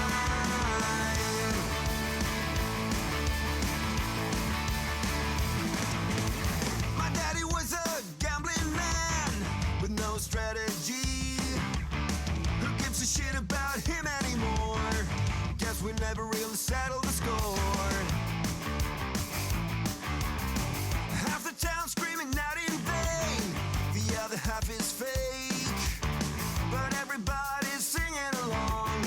It's okay, we'll all soon be gone. Hey, what's the matter with the bright red lights? Hey, in the moment when the world went blind. But everything's alright. We don't give a damn this time.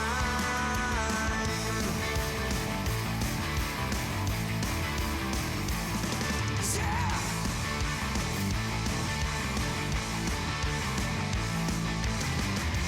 Everyone's a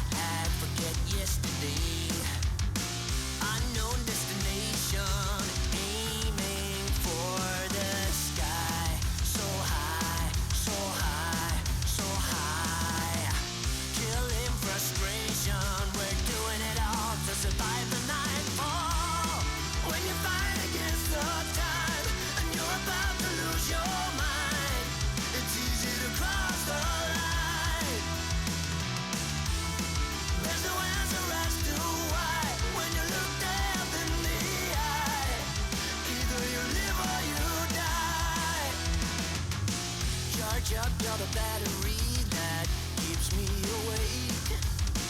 Reload under your control before I break. Killing frustration, have to do it all to survive the nightfall. When you fight against the time and you're about to lose your mind, it's easy to cross the line. There's no answer as to why when you look death in the eye.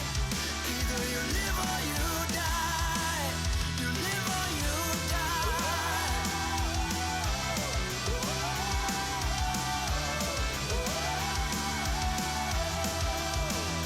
You live or you die.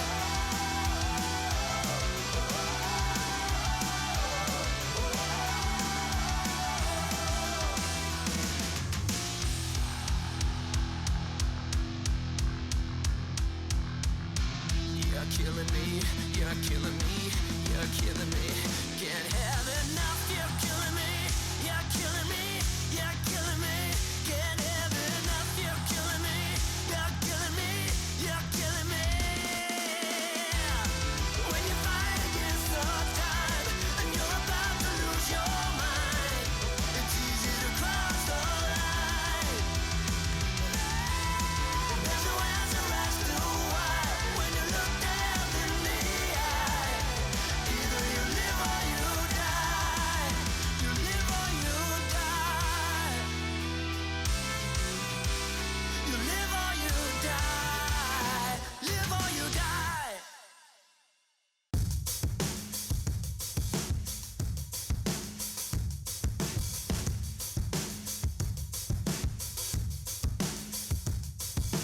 I wait for someone to save. I wanna tell you something new. You drove us both into a wall. I drive away into the night and I contemplate for a while.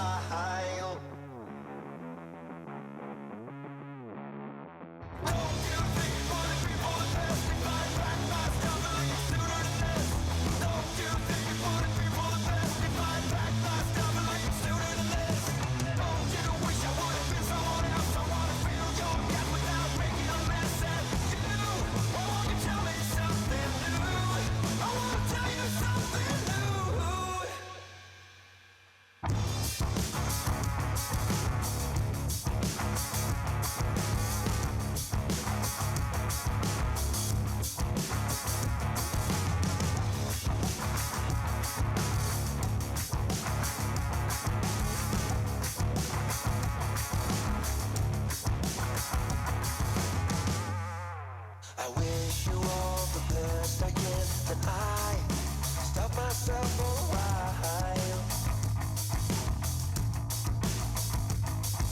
I'm saying things I don't believe. The panic's rising up in you. Why won't you tell me something new? Don't you think for the people the best if I pack my stuff and leave sooner than this? Don't you think for the people the best if I pack my stuff and leave sooner than this? Don't you wish I would have been someone else? I wanna feel your death without making a mess at you. Why won't you tell me something new? I wanna tell you something new.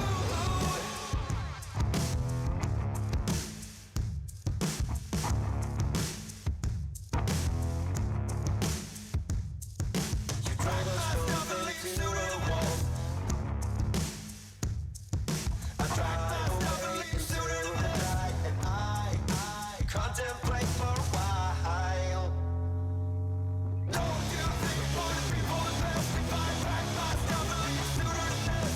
Don't you think for the people the best if I pack my stuff and leave sooner than this? Don't you wish I would have been someone else? I wanna feel your death without making a mess at you. Why won't you tell me something new? Wish you all the best I can, then I stop myself for a while.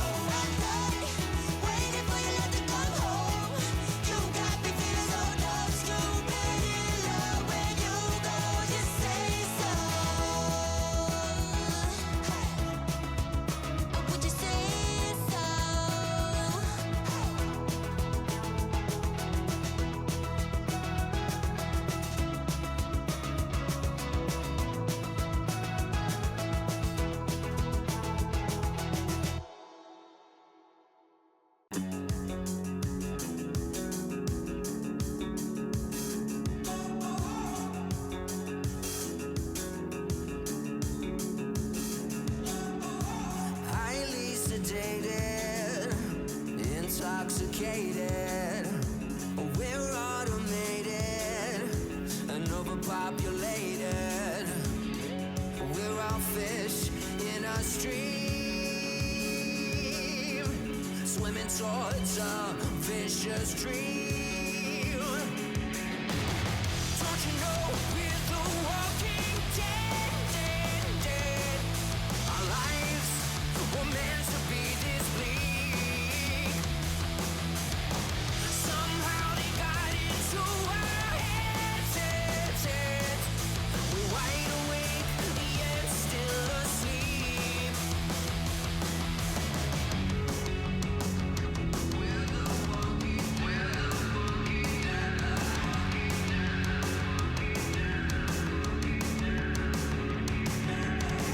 fear and hatred, dull and jaded. It's all been debated and manipulated. Nothing's ever as it seems. We're bound to believe everything they scream. Don't you know we're the walking dead, dead, dead? Our lives were meant to be this bleak. Somehow they got into our heads, heads, heads. We're wide awake, yet still asleep. We're the walking dead. We're the walking dead, dead. Oh, oh, oh, oh. We're the walking dead. We're the walking dead, dead. Oh, oh, oh, oh. Highly sedated, intoxicated. We're automated and overpopulated. Don't you know we're the walking dead, dead, dead? Our lives were meant to be this bleak. Somehow they got into our heads, heads, in our heads. We're wide awake, yet still asleep. We're still asleep, yeah. We're the walking dead. We're the walking dead, dead. Oh, oh, oh, oh.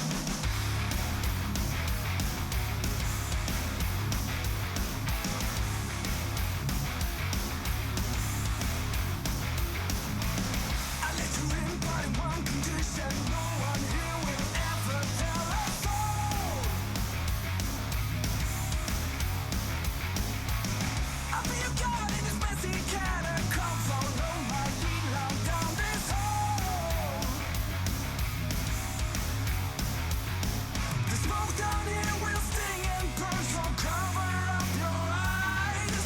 Sooner than you know we'll rise. Baby, I just wanna take you home. So lose the grip and make it on your own. Lady, you got a claustrophobic mind, and I am not that vagrant kind.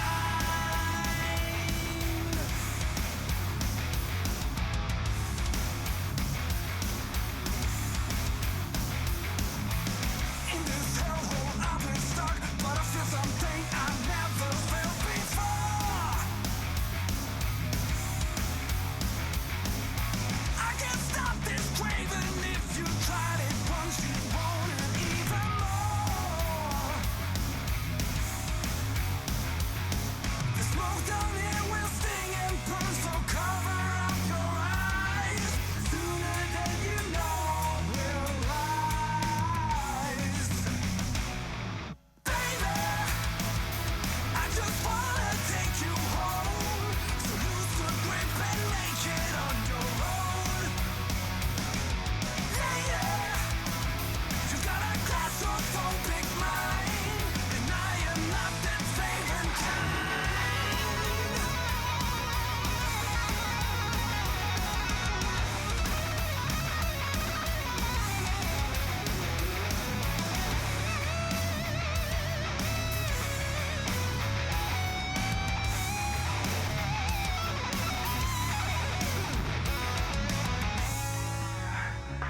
I just wanna take you home. So lose the grip and make it on your own. Lady, you've got a claustrophobic mind, and I am not that vagrant kind. Baby, I just wanna take you home. So lose the grip and make it on your own. Lady, you've got a claustrophobic mind, and I am not that vagrant kind. Not that vagrant kind. Yeah!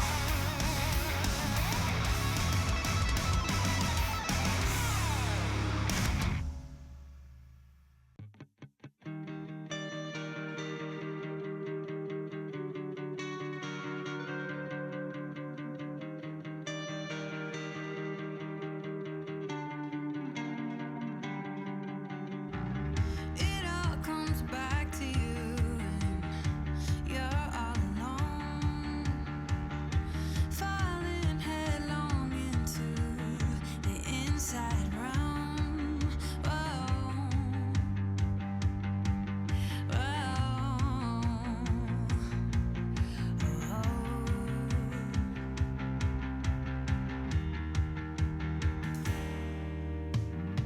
it all blackens out and you wake up on the floor, trying to stand up now, but you can't take the war.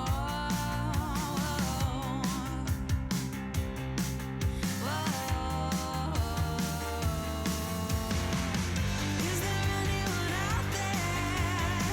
Anyone? I've tried it all, nothing breaks the fall. Slowly you fall into your arms. Is there anyone out there? Anyone? I've known myself and hid the scars. Now I'm reaching to stay in your arms.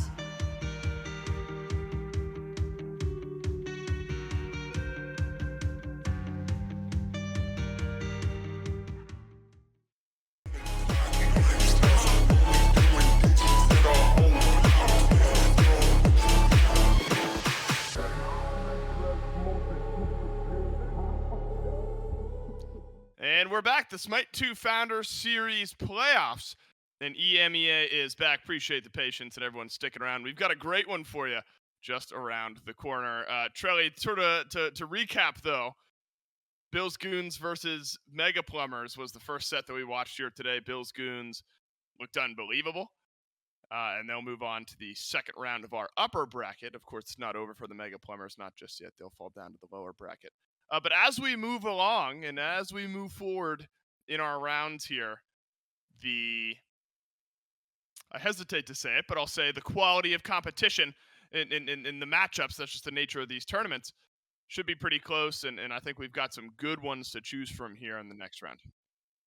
I'd say so as well. I mean, that's kind of the nature of the competition, right? You got to keep getting your wins. So as long as you're staying in that upper bracket, the competition's only going to get better. So if you were, a little bit disappointed about the blowout, I don't imagine that'll continue onward.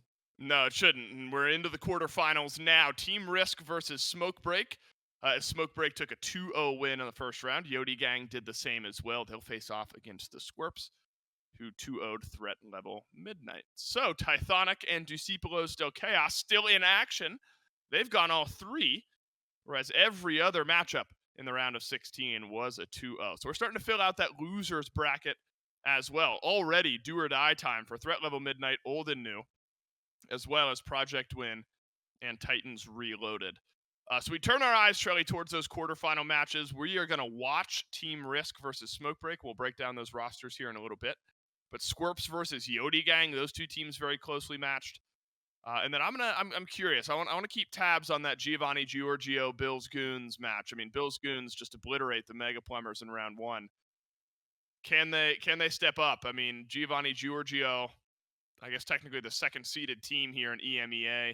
Right. Can Bills Goons bring it in the same way they did this morning? Sometimes the hot hand can win the day, regardless of roster. So I'm going to keep tabs on that matchup as we move on. But let's talk a bit about Team Risk versus Smoke Break. Team Risk, your number one seed here in EMEA. That's Variety, Lasbra, Theeks, Genetics, and Streak.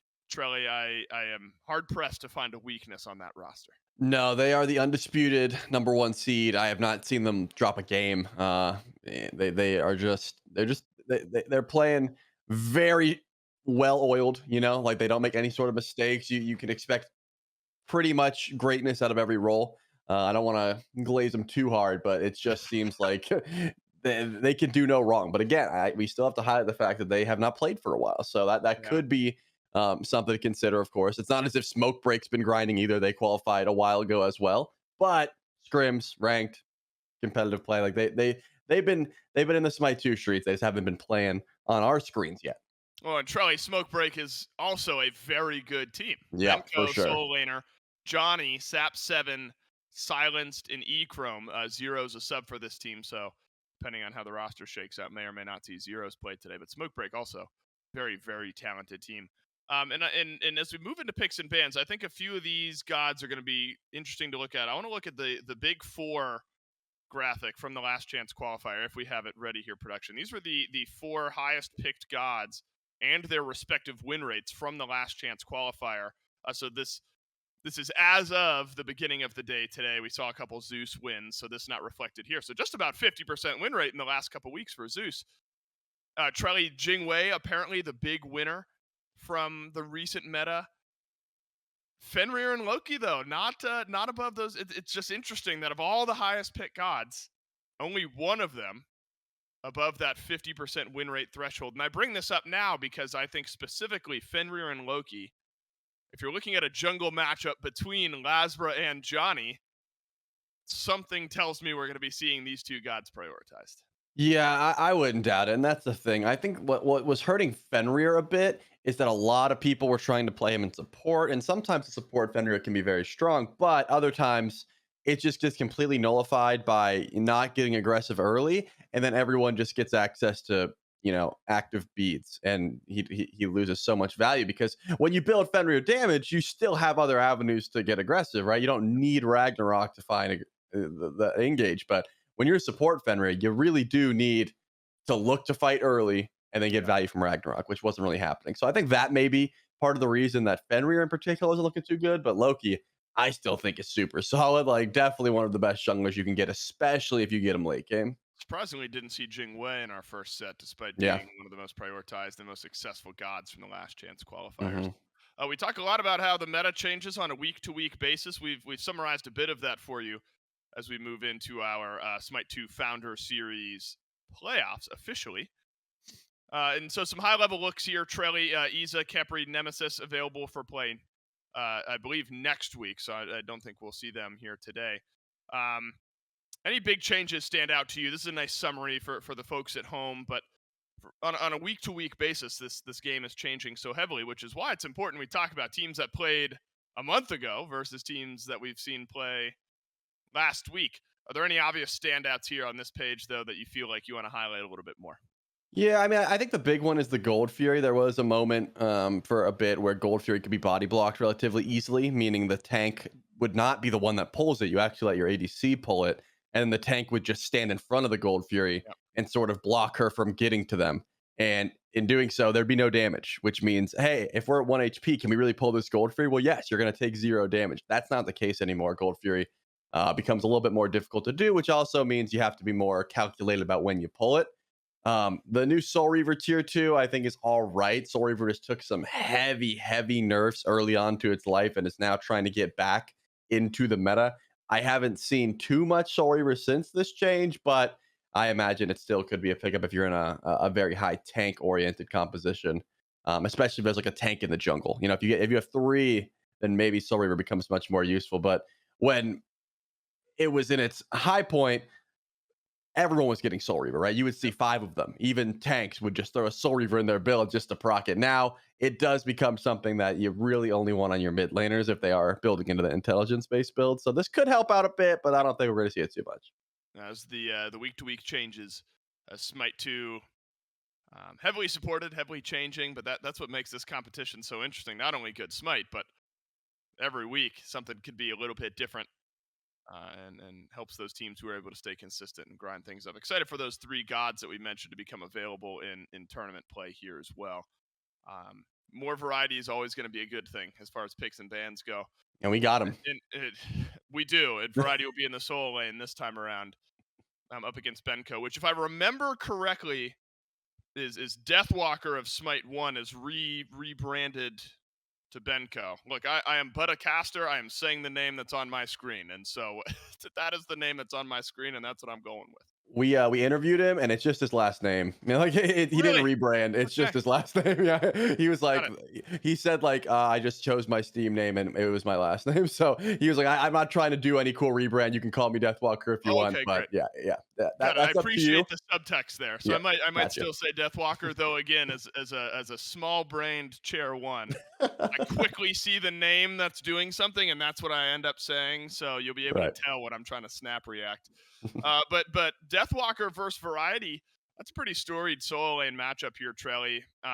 Could be a race for the Amaterasu. Amaterasu ran the matches earlier on here today. Odin's been very popular. Yep. Both players, I think, very solid on both of those picks, but plenty of options over in the solo lane. Picks and bans will tell us the story, though. Let's kick it off in the second round of our upper bracket as Smoke Break will take on Team Risk. Smoke Break fresh out of that first round with a 2-0 win. Team Risk, they've been waiting around. They qualified to these playoffs weeks ago, and they're in as your top seed from EMEA. Very, very difficult team to beat, full of world champions, and a team, Trelly, that you imagine is going to be playing some consistent Smite with one another. Already an interesting ban, though. The Morgan taken away. Suppose makes some sense. Sap really, really talented on this character, and Genetics really, really talented on the Yemoja. Because when you get to matchups like this, you get this one ban. You get one ban. And not only are they good picks just in general, but you can tell maybe a bit targeted at where the other team thinks the big threat is going to be coming. Well, Jingwei still going to be that top of the tier list pick, despite not seeing her much in the previous set. I'm still going to be very solid here. And something that I picked up early on, I interviewed Genetics about 2 weeks ago now. And something that I never knew, and I doubt anyone else did. So if you didn't see the interview, you wouldn't know. But Team Risk actually stands for something. Like, everyone on their team has played with each other before on a different roster. The R stands for Renegades. The K stands for the Kings, where Genetics and Variety and Theeks played. Like, it all means from the different teams that they like played together with each other at some point. I don't remember the I and the S off the top of my head, so maybe you in chat can figure that one out. But just something to consider. How far deep into the bag? How far deep into the bag? Like, could I and S be like a random minor like console league team from like 8 years ago? You know, like Simplicity and insignia. What was the eye? Yeah, I didn't even hear that one. So yeah, the eye was definitely an older one. Yeah, that one's lost on me. The rest of it makes sense though, but clearly a team with some history with one another, which has been a big conversation point as we've talked about teams that have good talent but haven't quite put it all together yet, and where's the bridge between in-game skill versus having a full team who's playing as it's sort of the fun dynamic. Insignium was a European SMITE team. Let's just ignore picks and bans for a second and look at this 2018. Okay. I was not casting yet. No. 2018. Yeah, I just graduated a year or so ago from. Who's on this team? Oh. I'm trying to think of who is even on this team together. Oh, Genetics joined and played with Lasbra. The OG team was Zero, not Zeros, but Zero. Lasbra, Death Panther, Joshi, and Half Devil was the original squad, and then a bunch of teams, a bunch of players came and went. Anyway, that's what the I stands for. We're learning together here today. I'm going to catch back up with picks and bans, though, before I go too far down this rabbit hole. Two of those top meta picks from that graphic that we saw, Trelly, already slotted in here for Team Risk. Why not? Let's go 3 of the 4. Jingwei, Fenrir, Zeus have been some of the highest prioritized gods. Only Jingwei with a above 50% win rate from that last chance qualifier. But picked up for a reason here, and Team Risk off to a great start in their draft.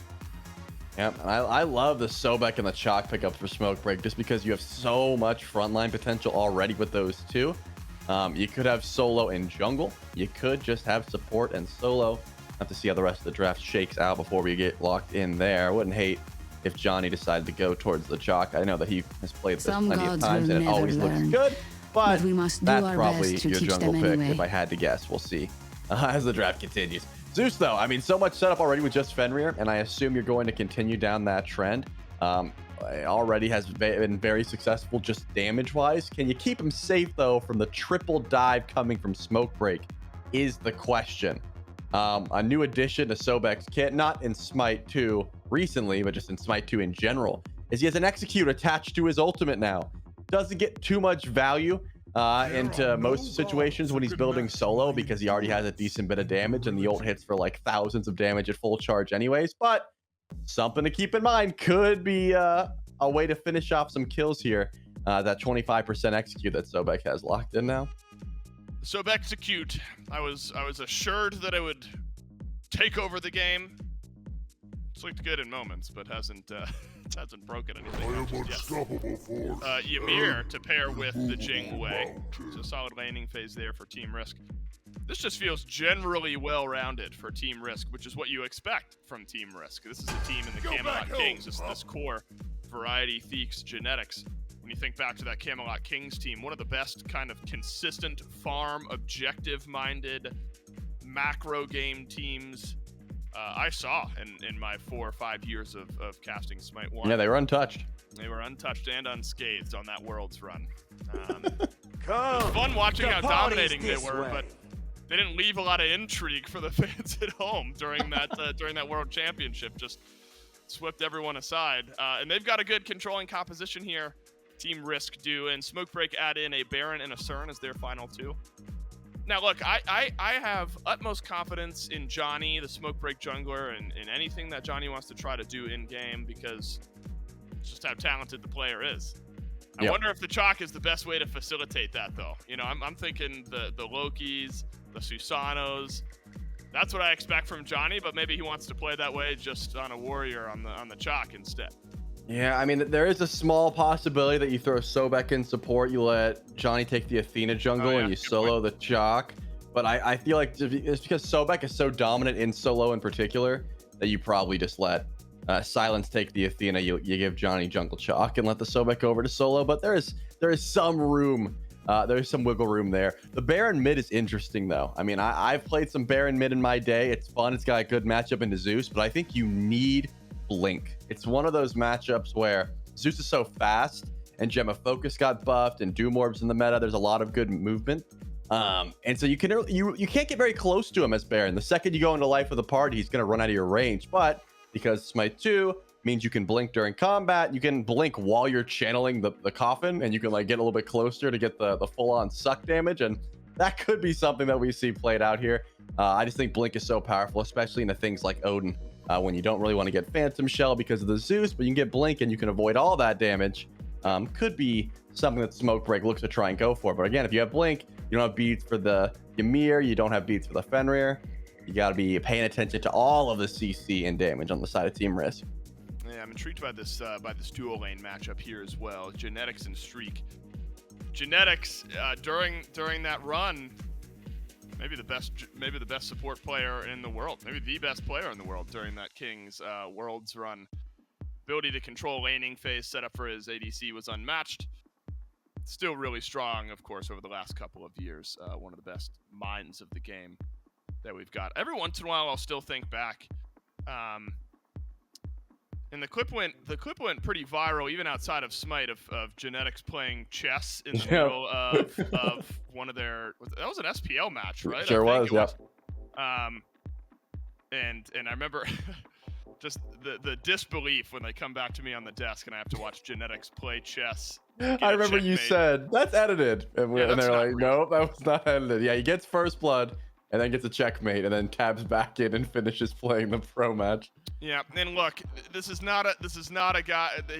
Not the most consistent run after that King's Worlds run. The Kings kind of had a hard time finding that mojo again. Of course, Genetics changes rosters, and so, you know, not a team. And the point being, this is not a team that enjoys losing. I don't know many that do, but this team in particular, very confident in the way that they play, but haven't done a lot of losing yet here in Smite 2, in the Smite 2 Founder Series. This Team Risk team has been near untouchable.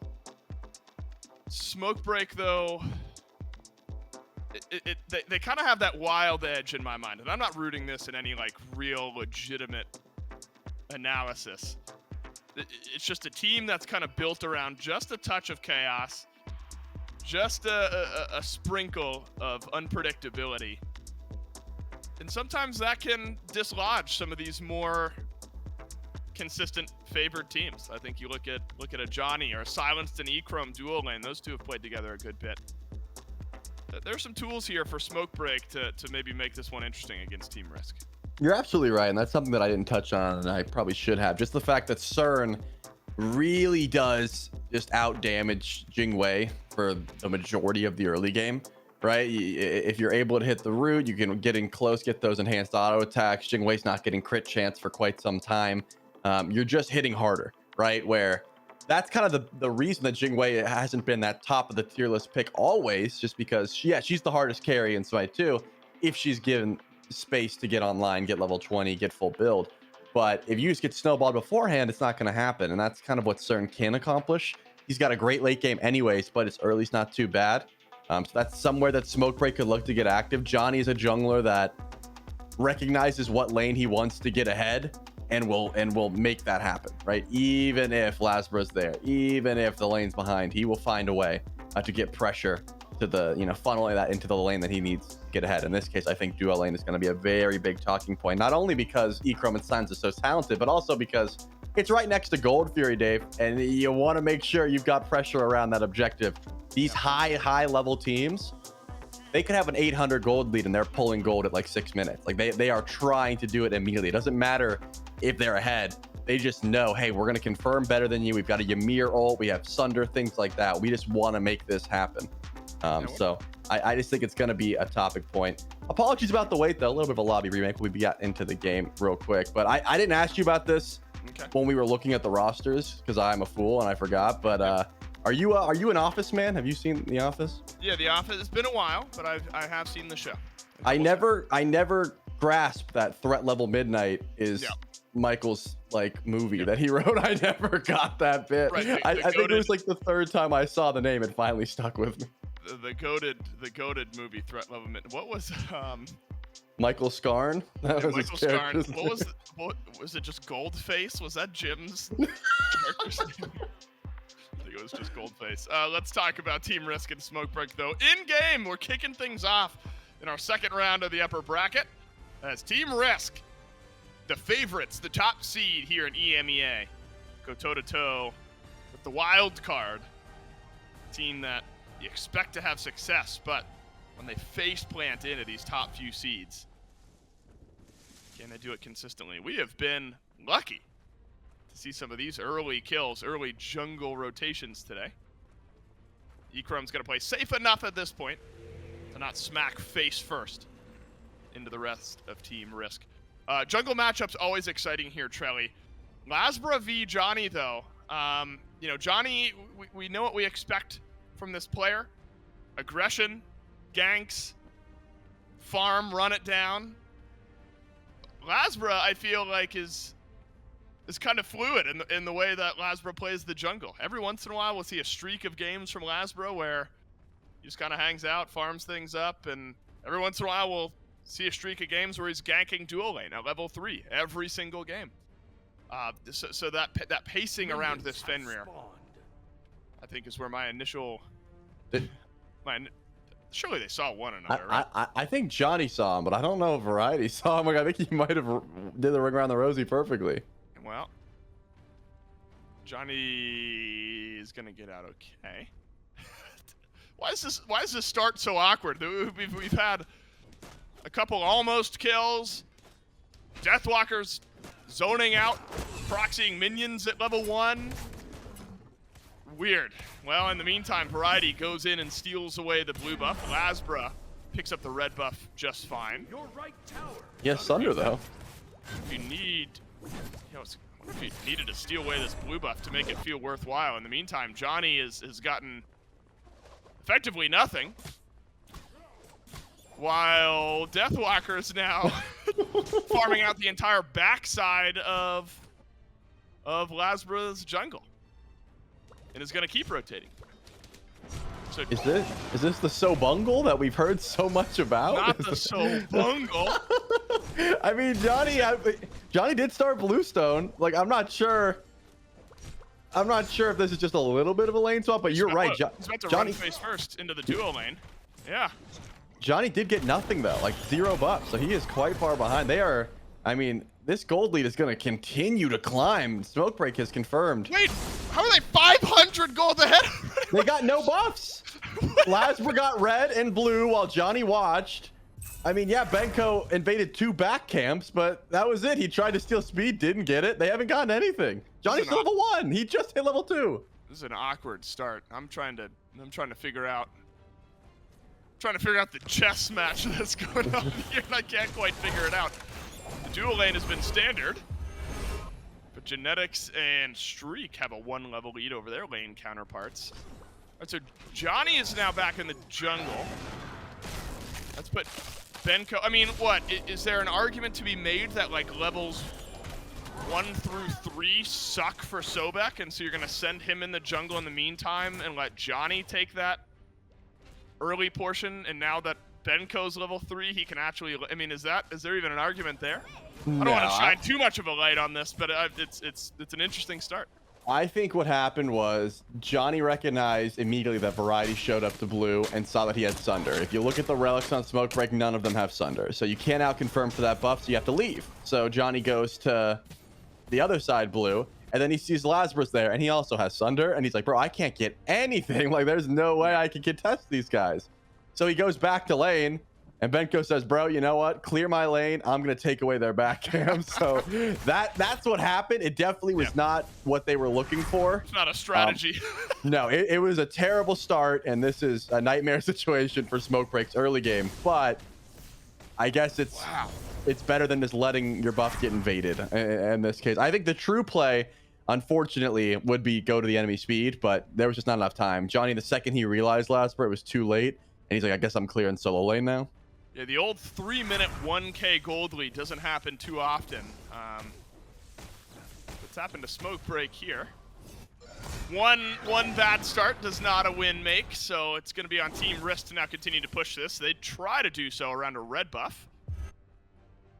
I think maybe Johnny... Maybe Deeks is... Oh, Deeks is double Johnny's level right now. Yeah, where... Oh yeah, sure is. Level 6 to level 3. And so that tells a different story when we talk about, all right, who's going to be able to gank and set the pace. Might not be the level now 4 Chalk trying to gank a level 6 Zeus over in mid lane. Benko has been pretty relentless here, however. Invading some of those back camps essentially on cooldown. That's what the Sobek can do. Over in solo lane, Variety's just kind of hung out, scratched his head while the smoke break early game fell apart a little bit. But if Johnny can stabilize, farm up, might be okay. What a wall! Oh man, from Genetics, gotta be enough for first blood. It is. And Genetics deserves to have it, sets everything up. And that Phantom Shell, not enough for Silence to get out alive. Genetics and Streak combined for first blood.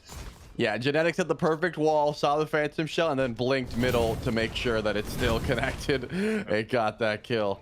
Ridiculous, but that's the kind of play you could expect to see from the Ymir. And Stone of Binding, first item for Genetics. That tells me he does not care about things like beads. He is trying to get as much damage online as early as possible for his squad. And these are the kind of things that I do love to see from Team Risk, because they are, if nothing else, innovative in the way that they play. Bringing 2 Sunders to the table is something that not a lot of teams are doing anymore, but it is going to give you the early lead every single time. And in this case, Stone of Binding, after you get a first blood, Genetics wants to just snowball, right? He wants to do way more damage than Silence, and that is something Ymir can pretty much always do, just by getting that extra level of penetration that Stone of Binding can provide. So I wouldn't be surprised if we saw like walk up, wall, freeze, kill, and then just repeat the process. Nice try there from Genetics, just short of blocking off the dash from Silenced. So after the brutal start, you can now kind of take stock at the 5-minute mark. Still a gold lead, yes, for Team Risk, but those levels have started to equalize out a little bit. Benko's caught back up, it's Deathwalker caught back up with Variety. Johnny has done so as well, still a couple levels behind this Zeus, though Lasbra is as well on the Fenrir. Haven't seen much from Lasbra just yet. It's been sort of resigned to trying to follow around both Deathwalker and Johnny, see which camps are under threat. Yeah, I like 6. He got that ultimate ready to go, and maybe Trelly some opportunities across the map and some good chances to make waves here on the Fenrir. Absolutely. I've been wondering if Lasbra is going to find that aggression anytime soon. Interestingly enough, Chalk is one of those junglers that scales a lot better through intelligence. It's a little bit of both, but Soul Gem was that first option. Ragnarok used just to get out of the root. It looks like Theeks is going to get out of here too, but yeah, Benko's on the way. There could be some more action in mid if a pluck comes through. It looks like it's just a red buff invade. I'm not sure they love this though. If Theeks shows up, they have so much damage. Johnny dashes away, Variety in from solo as well. Red buff started, knock up Silence out of Johnny. Oh, up and over goes Lasbra. Everyone missing everything. And a lightning storm from mid fully ends this fight, but when you need something to get done, you send it over to duo lane. Silence had to ult out towards Ecro. That was awkward. Over on the right side jungle. But again, Troy, maybe no surprise when you consider these 2 rosters. Yes, you put emphasis on Lasbra and Johnny, and 2 junglers that are known at times to be aggressive.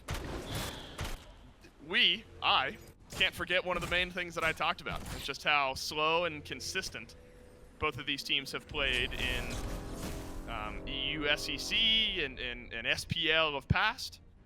Not that things won't change, we're only 7 minutes into the game, but the chess match for these 2 teams has often been camps, farm, map pressure, outside of shoving jungle pressure down a certain lane.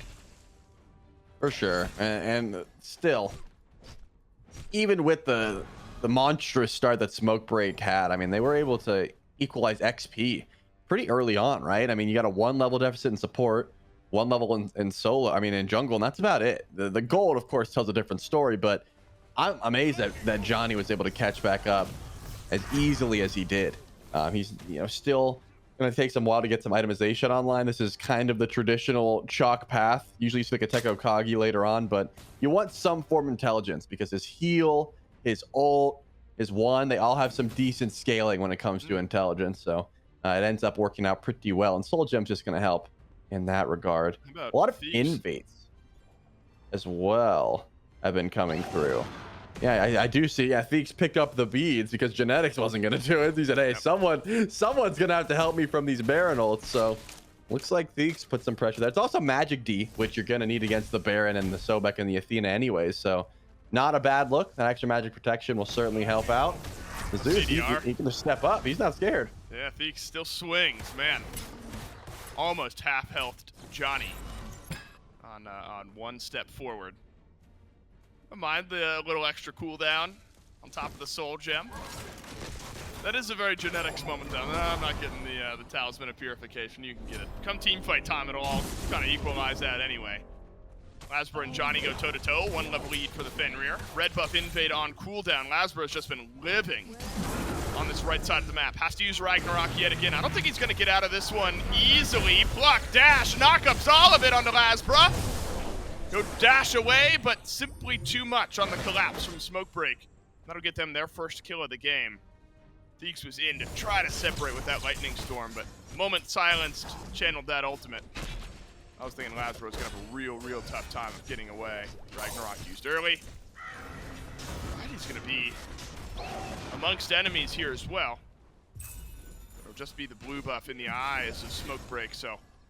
Man, invades back and forth all game long, but finally Smoke Break able to find themselves a kill, and it lands on Sap7, their mid laner. Definitely not a bad look, and again...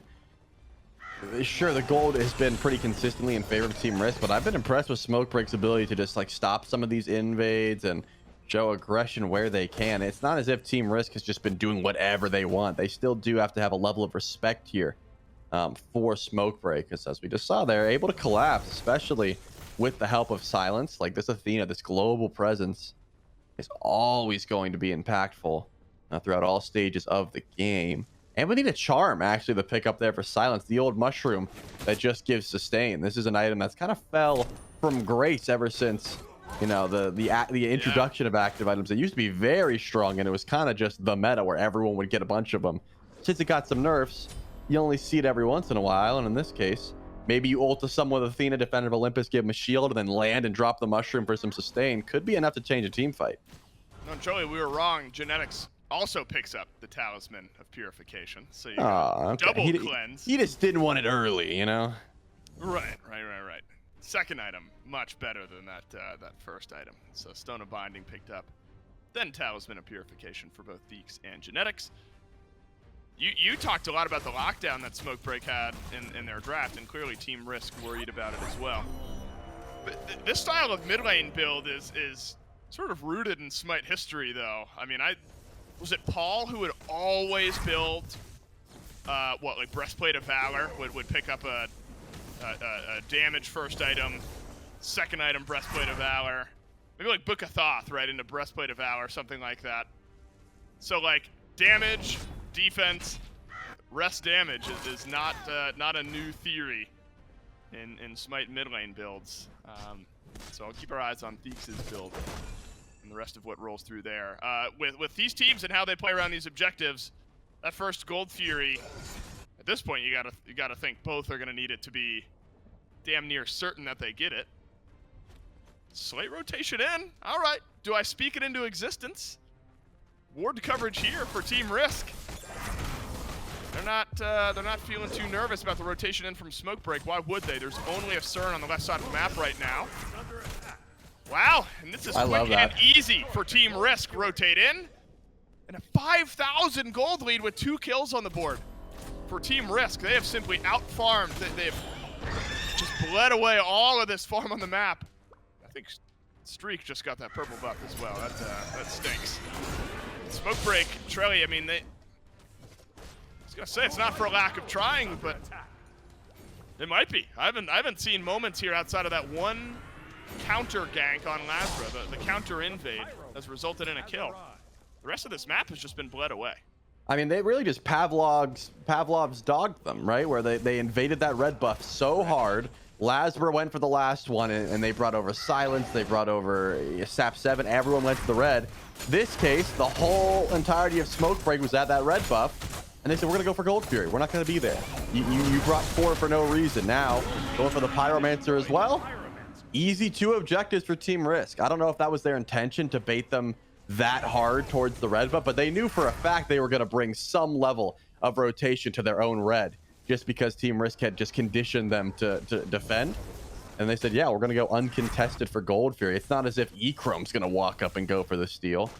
The Pyromancer was just icing on the cake. Of course, that wasn't really something they planned out. But once you get that extra level of farm and you get the Gold Fury uncontested, yeah, why not go in for the Runic Bomb? Give that one over to Genetics. I wouldn't be surprised if he just groups up and uses it on a tier 1 tower. I mean, it's a very early on Runic Bomb. You could save it for Fire Giant, but I imagine you got one more Pyro in you before Fire becomes something that Team Risk is looking at. They've got a lead, but you got to look at the itemization of Streak. He went into the Hasten Fatalis first option. Now the Executioner's here. So I think one more item and they feel a lot more confident going for an FG pull. That's when that Jing Wei really starts to swing later on in the game. This is some real good old-fashioned EMEA Smite here. Wave control. I mean, none of the towers have basically taken any damage, which is why you bring up the Runic Bomb. Maybe that's what you need. Lasbra has been the one being collapsed on by Smoke Break, because Lasbra's been the only one running around the map, it seems. Johnny's equalized XP has been for a little while with Lasbra after what was an awkward start. Now, maybe a fight, double freeze from Genetics and a leap in. The action erupts, and so does Silence. Deeks in the Lightning Storm grabs a double. Then a Ragnarok from Lasbra has lit up this game after 15 minutes of quiet and out farming. 7,000 gold and 2 kills should give us our first tower of the game. Yeah, make no mistake. That was all off the back of Genetics. Use the wall, use the blink, found a beautiful double freeze, and then, of course, the rest of the team follows shortly. Gold Fury's not available. Where do you go in the meantime? Are they going to group and push left? You got to understand that Benko's taking your whole right side of the map farm for now.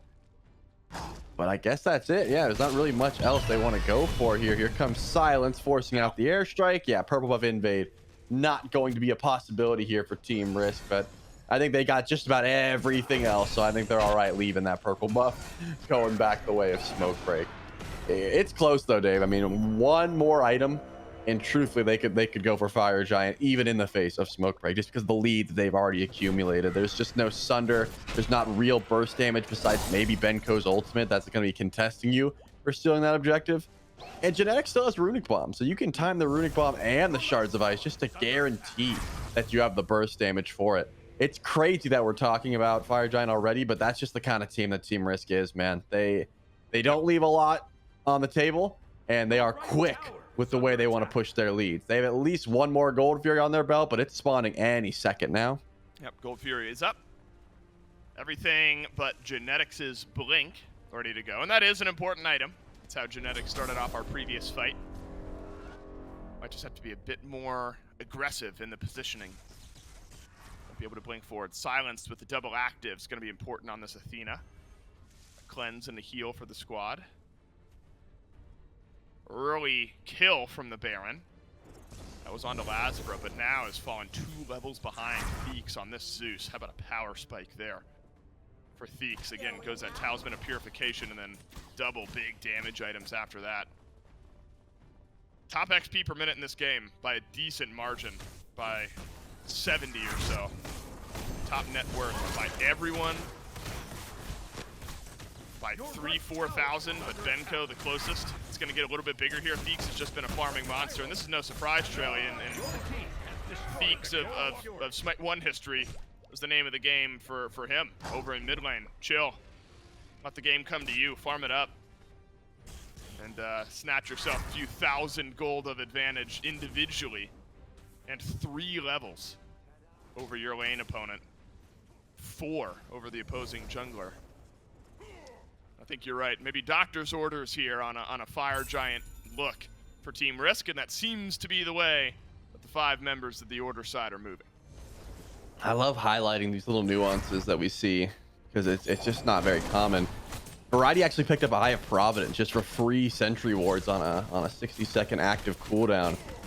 You know, just helping out whenever possible with the vision. And, you know, you don't see a lot of wards picked up because you usually have Chalice and like a Baron's Brew or something like that. But Eye of Providence is just free vision for the squad coming from an Odin who's already on this side of the map. This is where you want that vision. Pyro goes down. And it looks like Possible dive right side of the map. Not going to come through. But maybe this group can go in for the tower here. This is the kind of play the Team Risk isn't afraid to make. Sure, they don't have fire, but why not just group and push a tower? Even with smoke break nearby, they don't have much to fear. Dash Taunt doesn't get much value, and honestly, Silence is going to be in trouble. Variety leaves the bone zone and rejoins the fight. Lightning Storm down. Decent knockup from Johnny. Is the best looking fight we've seen from Smoke Break. That Ring of Spears, though, it hasn't done enough because Streak is still full HP in the backline. Somebody's got to deal with this Jing Wei. Nobody's had the opportunity to do so yet. Ragnarok will hand deliver. Maybe one more kill, but no. Johnny gets out safe and sound. Whoa, health bars for Team Risk. They're not scared. But they are not worried about it. Back they go to the Fire Giant. 19 minutes and a hefty gold lead. Gonna have to be on E-Chrome here to make a play. Sap is close by as well. The wall, man, that simple wall may have just been enough. It was. Team Risk get FG. And Charlie, they'll get out A-OK. One kill to boot. Wow. I mean, Lazar couldn't quite find the target he wanted with that Ragnarok, but it didn't even matter. They still pulled the beads. They still have an attempted Fire Giant, and as you said, the wall was all it took. E-Chrome didn't have an ultimate. That's the only thing he would bring that can go over that wall, and he was the only one close enough to try and go in for the contention. 20 minutes in, one level 20 on the map, and it's the Zeus, who is top damage in the game by a pretty wide margin here comparatively to someone like Sap7, who's only been able to do about 6,000 on this Baron. I mean, of course, Zeus has way more AoE. It makes sense, but it also just goes to show how much more active Team Risk has been. Smoke Break's been taking their uncontested farm and, you know, trying not to let the lead snowball too much. But I just love the fact that Team Risk isn't afraid to group up and push down a tier 1 tower, or group up and just, you know, force a fight in mid. Usually you have teams that are forcing fights over objectives, and that's it. Team Risk never been the team that just wants to sit back. If there's a small chance to multiply their lead, they're going to be going for it. They will. It's such a... Being named Team Risk, and we talked about their, you know, competitive history and what the acronym stands for. Not a super risky team, very calculated team, in fact, in the decisions they make on the map. Variety, a separator here in the jungle, looking 19 and tanky. How about the crits from Streak? Get used to that for the rest of this game. This tower an afterthought now. Your team has destroyed a left Smoke enemy Break tower. wondering where things went wrong. It's the aggravating thing about playing against a team like Team Risk. The start was not great, but then we were 1-to-1 in kills for like 10 minutes. And then a couple more kills. So before you know it, you're down 10K. And you just wonder what happened. It's the nature of this team. That's why they're so difficult to beat. It'll be the third gold period of the game for Team Risk, as if they need it. 15,000 gold. Now eclipsed. That's the lead for Team Risk. How's the defense, though, for Smoke Break here, Trelia? I've been feeling bad. I keep asking you this, and in the 3 games we've watched, it's been a team who's near 20,000 gold down on the defense. Compositionally, though, is there an opportunity here for Smoke Break? I mean, I really don't love their wave clear because Sap7 is their best option to keep the minions out, and you don't really want to be caught. I don't think Benko expected anyone at this red buff anytime soon. And remember, Benko does not have Blink, which means one more detonate would do it. And there it is. Feeks had the cooldown. I was going to say that's your best option is you get a tank low and execute them with Benko's ultimate, but he's going to be gone for 51 seconds. So you're definitely not defending the tier 1 or the tier 2 in right lane. Maybe you can defend the tier 2 in mid or a Phoenix if they decide to push for it. But as you already said, Dave, this is not a team that takes too many risks. If they feel as if they could die, I don't think they would try and force the engagement. Just get as much free farm as you can. 30 seconds. Will they decide to go in for the bird is the question. Considering there is literally no one here, I wouldn't doubt it. Good news for them. That margin for do I think we are going to die just gets wider and wider and wider as the gold lead builds up. This is a business decision from Smoke Break. Give up the right side Phoenix and back themselves away. Farm up the rest of this map. No chance to fight underneath the bird. Let's find out where that line is. Tower is under attack. I mean, this is, you know, this is a matchup where you hype it up, and Still excited to see what Game 2 has in store. And then the Team Risk Destroyed the pyramid. slow, controlled playstyle arrives all the same, and it is fun to watch. It is a different type of Smite to watch, but it is fun. Watching how a team can somehow control all those little micro moments. I think back to all the invades. Last percent out. The answers, the game plan to pull that early Gold Fury was really, really smart call as well. Just been a near flawless game for Team Risk.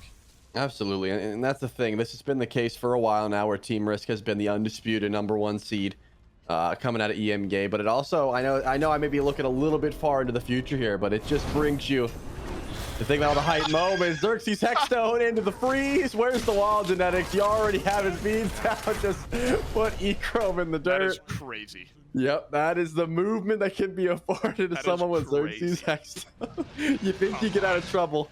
Didn't even need to blink. Still has it on cooldown.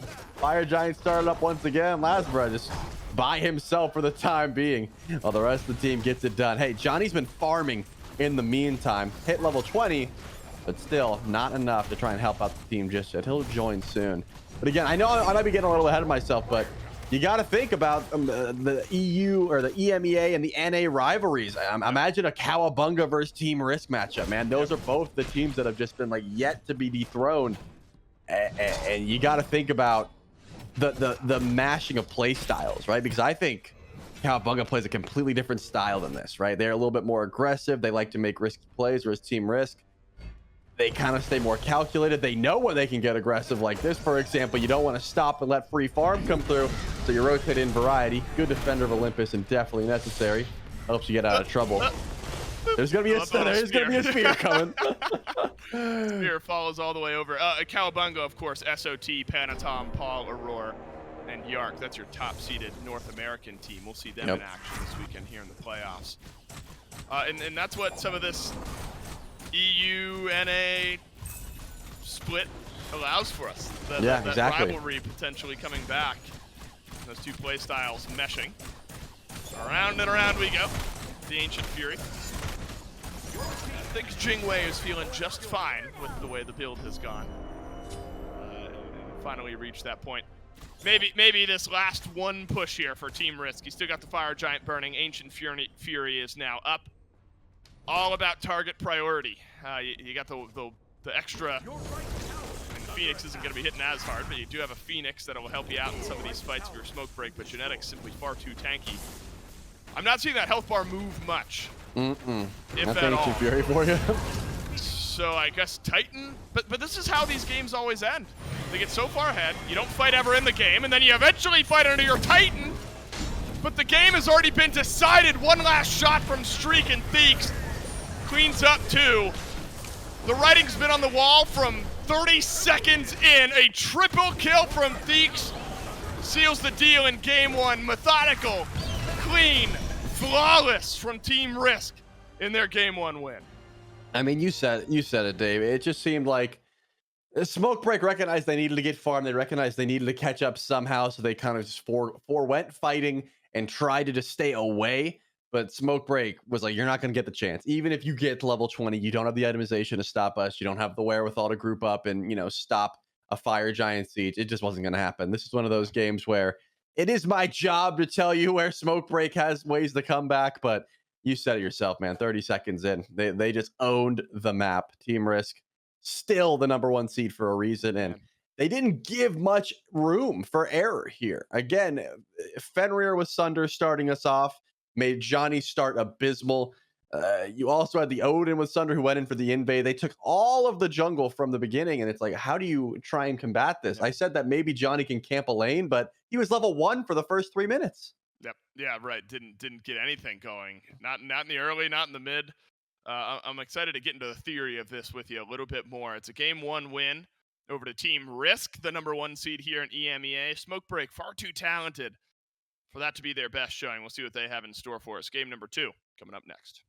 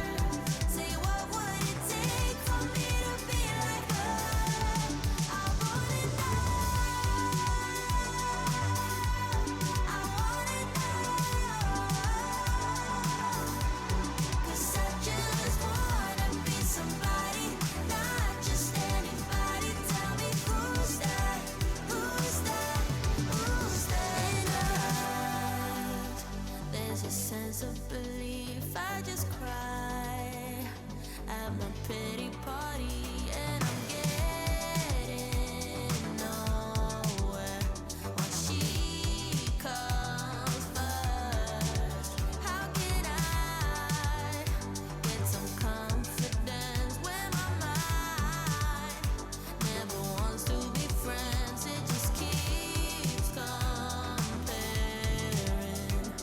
me to her. Who's that girl? She walks around like she could.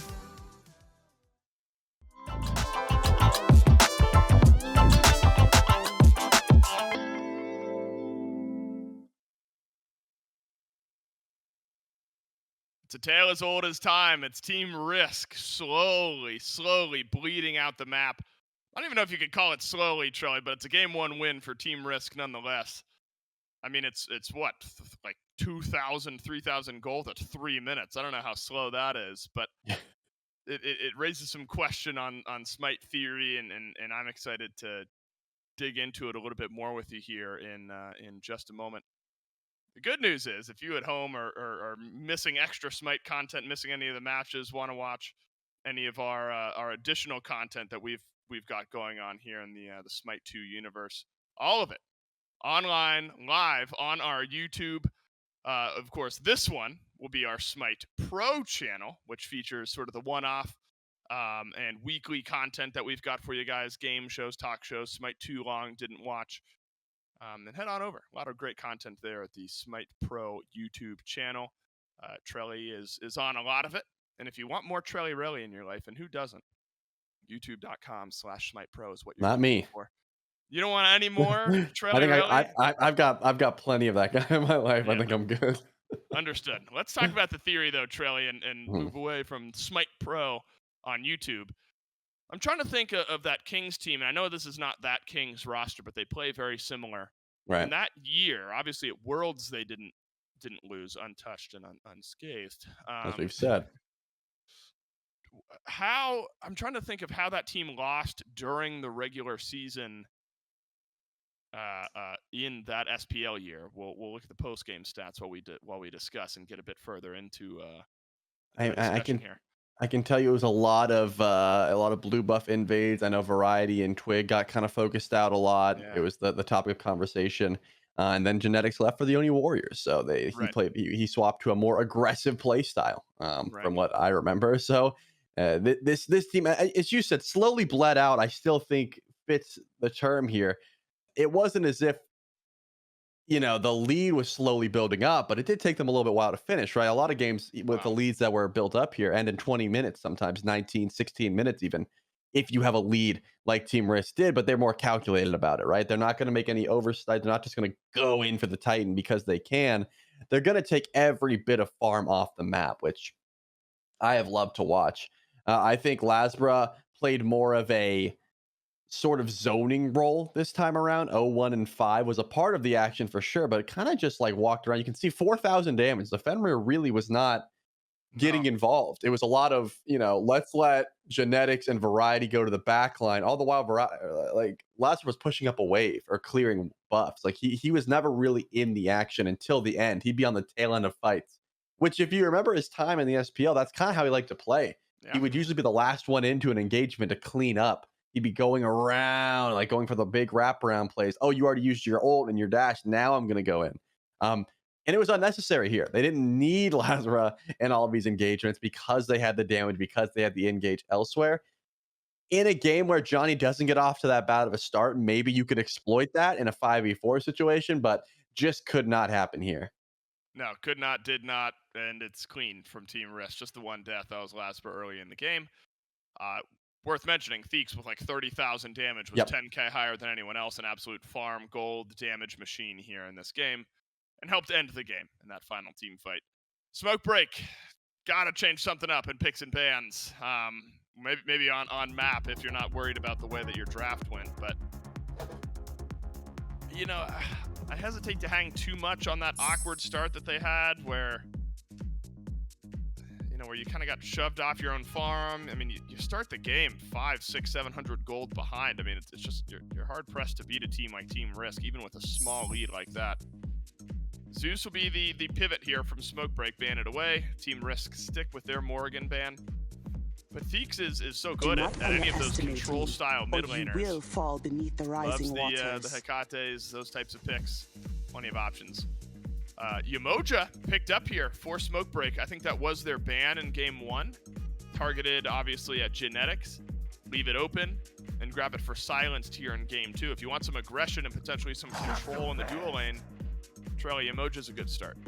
Yeah, there's no support like Yamoja at the moment because her level 1 is just so strong, right? You're able to proxy waves, you're able to go for invades, you can just clear the wave and try and, push out. Because she has more than one ability level 1, which no one else really can contest with at the moment. In Smite 1, you had things like Sylvanas and Izanami auto attacks. There's not any of that here just yet. Maybe next week when Iza is introduced. But because of that, Smokebreak may try and play through duo lane. Look at Team Risk. They pick up the Sobek, which still, I mean, Benko was ahead. Consider that, the fact that all the farm in the world for for Team Risk, and Benko still had a lead in solo because of what Sobek can provide. So definitely a good pick to try and grab here in the first slot. And of course, Streak running back to Jingwei.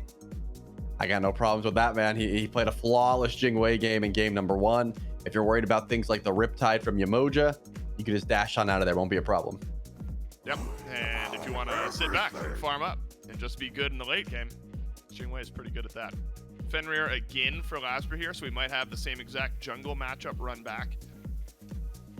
I mean, it's hard to draw any conclusions from what we saw in game 1. To your point, Lasper, more passive, kind of sparkly, dangly, distraction type role in game 1. Behold my didn't win, didn't lose the game for Team Risk, didn't have to. The rest of the game was going so well. Didn't see much though from Johnny on the chalk. There was one fight that kind of looked close for Smokebreak, sort of set up by Johnny, but battlefield, just totally as I different look shine at this in the roster now heavens. for Smokebreak. Totally different across the board, except for presumably Johnny on the chalk. I mean, I don't know if I would say, do you like it better, do you like it worse, but I'll ask Of all the what you realms think we of could the visit, combination of 5. must it be the mortal one? I mean, I think Well, Amma is arguably I just one of the protected best gods in the nonetheless. game at any point. Like, her auto attacks are just ridiculous. We've seen her be able to solo out Fire Giant with the right build in the right moment. So yeah, I think Amma is always going to be solid, something Benko's played a ton of. I already mentioned that I do enjoy Johnny on the chalk if he's able to get a good start, which there's no way he rolls up to his buff clueless without a Sunder again. It's just not going to happen. With the start that he just had, if you're running this back, you have a different game plan in mind. And then the Anubis, I think, is just one of the best single target damage dealers that you can find in Smite 2 currently. If you have safety around you with a Chalk, an Amma, and a Yamoja, you should not going to be having any issues with that one either. You do have to watch your CC immunity. Hecate with Open the Gates is going to pull you every single time the second your ult is done channeling. So, definitely watch out for that. But I don't think Sap 7 would go to this if you didn't have that in mind, right? You got to be able to pilot this pick very well. While he's got crazy damage, he's still very immobile. So keep your eyes on the Anubis. There's probably going to be a lot of action there. With that, though, you got to assume the Baron and the Sobek are interchangeable, but I'd prefer to see variety on the Sobek solo. So a Baron and a Jingwei duo lane. You're not going to have much pressure up against the Yamoja on her. At least you shouldn't. You'll probably be playing a little bit more defensively here until Lazar gets involved. So maybe some more action over in duo just because you want to play through Genetics, you want to play through Streak. But if it was Sobek, that would change things. So I'll have to see how the matchup goes out. I'm really excited, and again, this is where my small brain really boils things down. I'm looking at the Anubis ult, the On Her ult, and Amaterasu Mirror. I'm seeing a lot of straight lines that deal a lot of damage, and I'm excited about that if I'm Smokebreak, and I'm scared of that if I'm Team Risk. That's how my brain works, Charlie. I say there are going to be a lot of lines that are shooting at me that I've got to try to run away from. But Team Risk, good at avoiding that risk, I suppose. Echo your thoughts on the duo lane. I'm not scared of Baron support because we've seen it in past. Can Genetics play it, though? Who am I kidding? Genetics can play just about anything. In we go. Game number 2. Team Risk dominate game 1. We're going to group up again here as 5 in the jungle. but this time a bit more potential for an early clash. Variety stepping forward. The rest of Smoke Break kind of wrapping around. Some damage out. Oh no, who's been left alone here is that Streak, who's got no help from the rest of his team. Just went the opposite direction from the rest of Team Risk. Another early first blood for us here today. This time it's for Smoke Break, and Silenced is the one who grabs it. We find ourselves at a, what, 400 or 500 gold lead anyway. But this time it's for Smoke Break before the game even starts. I would love to hear the comms, because why is Streak, why is he even there, right? Like, the whole point of this play is to stay behind your tanks and have Variety set up with a pluck, or have, you know, Genetics hit a root. You level an ability that wouldn't be great for clear, but is great because you get an early first blood. And it just didn't happen. Again, the team with Baron's Brew ends up losing. Not usually what you'd see, but hey, I guess Streak just chose the wrong area to be and picked up Aegis as well. I'm more of a Blink believer on Jingwei myself. You have so much mobility, but I do understand that there's a lot of bursts coming your way and you got to play defensively. But because of that first, but look at this, E-Chrome and Silence playing up. I told you, characters like Yamoja really can't be contested early. Let's see what they can get done here. Streak been under pressure from minute one. That's going to continue here. Genetics body blocking out some of the damage. Over is Streak. No help from the junglers here. Purple buff. Be a great prize. But Team Risk now a chance to step forward as Silence and E-Chrome. That puts some pressure on the Team Risk side of the jungle. Neither jungler over on left. Goodness gracious, Variety's low over here on the right side of the map. Benko, aka Deathwalker, on the Amaterasu. A pretty storied combination as well.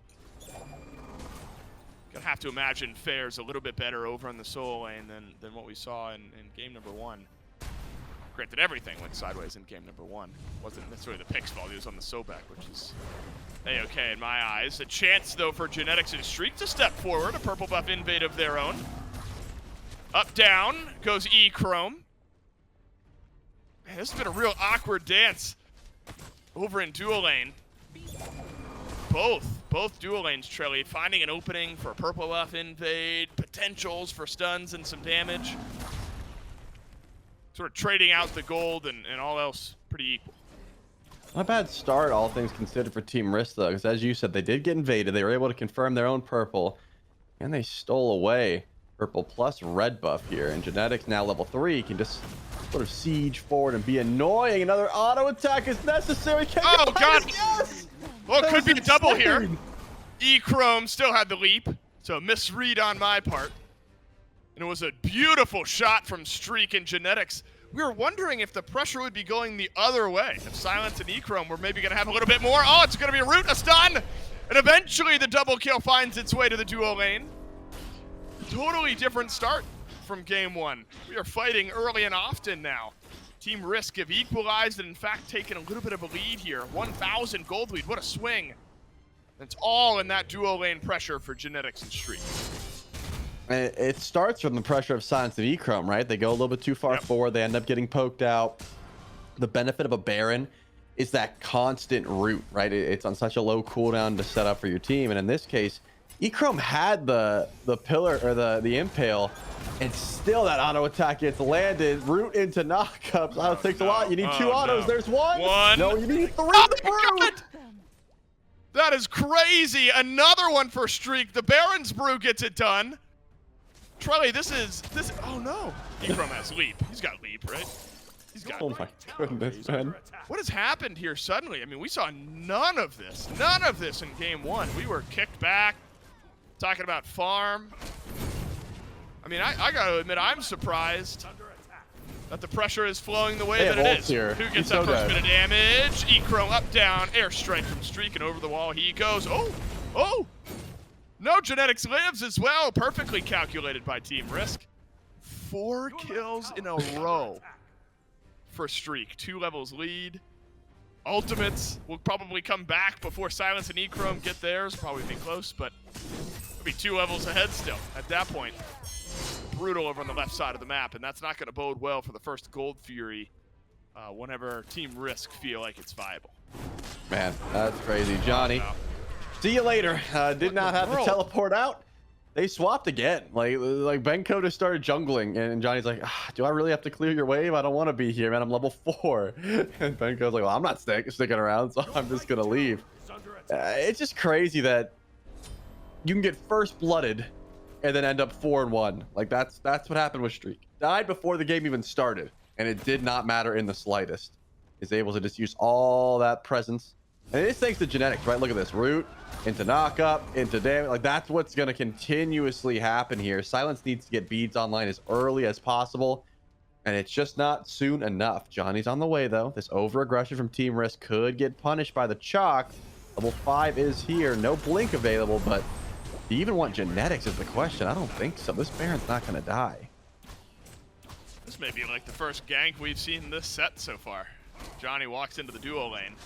He just wants farm. This isn't a gank. He's There's just not much to be done. Yeah, realizing maybe you stepped foot in the wrong lane. Trades out ultimate life of the party. Oh no, Johnny! You've overstayed your welcome. It's time to leave. Gonna dash out to the axe. We'll get him out safely. Nearly an execute from Streak on the airstrike.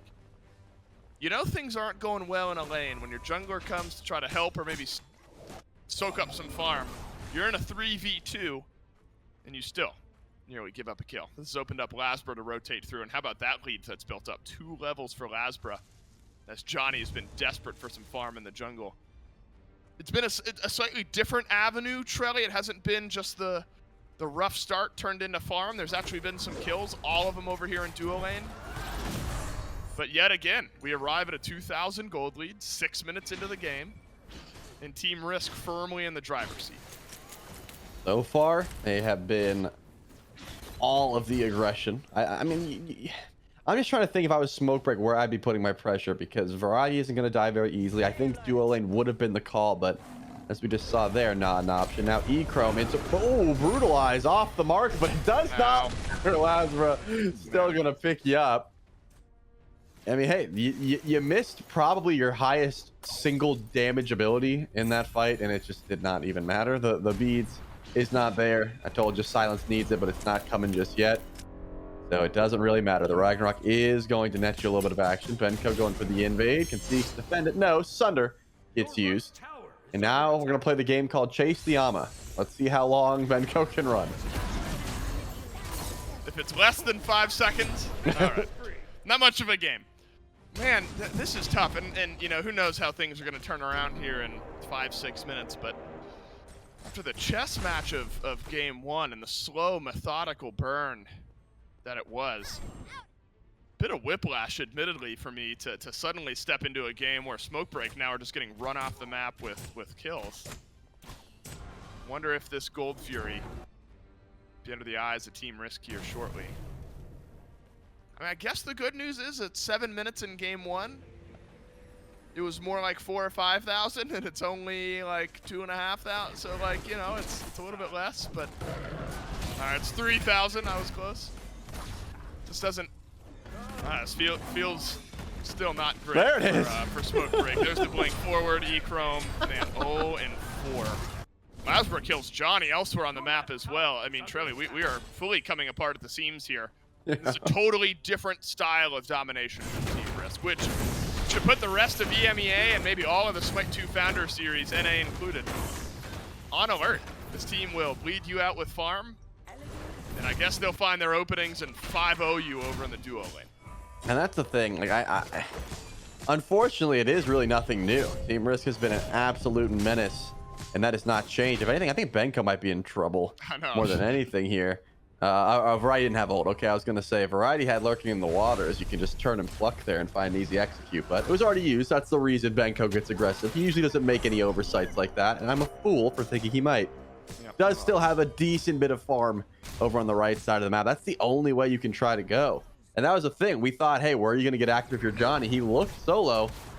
Couldn't find anything. Actually fell down here. Maybe mid is the call. Do you find something on the Theeks? You definitely don't find something if you're Sap 7 munched down is the call. Open the gates. Not available, already used. So Johnny is safe as long as he wants to be, unless he steps back up. Wish I could remember. You may know, and I'm not going to put you on the spot. I'm just going to keep talking. If Team Risk even lost any games, did they might have 3-0'd everyone, or 2-0'd everyone on their way to a 3-0 in the Swiss stage. All right. A shutdown for Johnny. That's a 5-kill shutdown, so a decent one. Feeks nearly avoids the stun, has Aegis, thank goodness.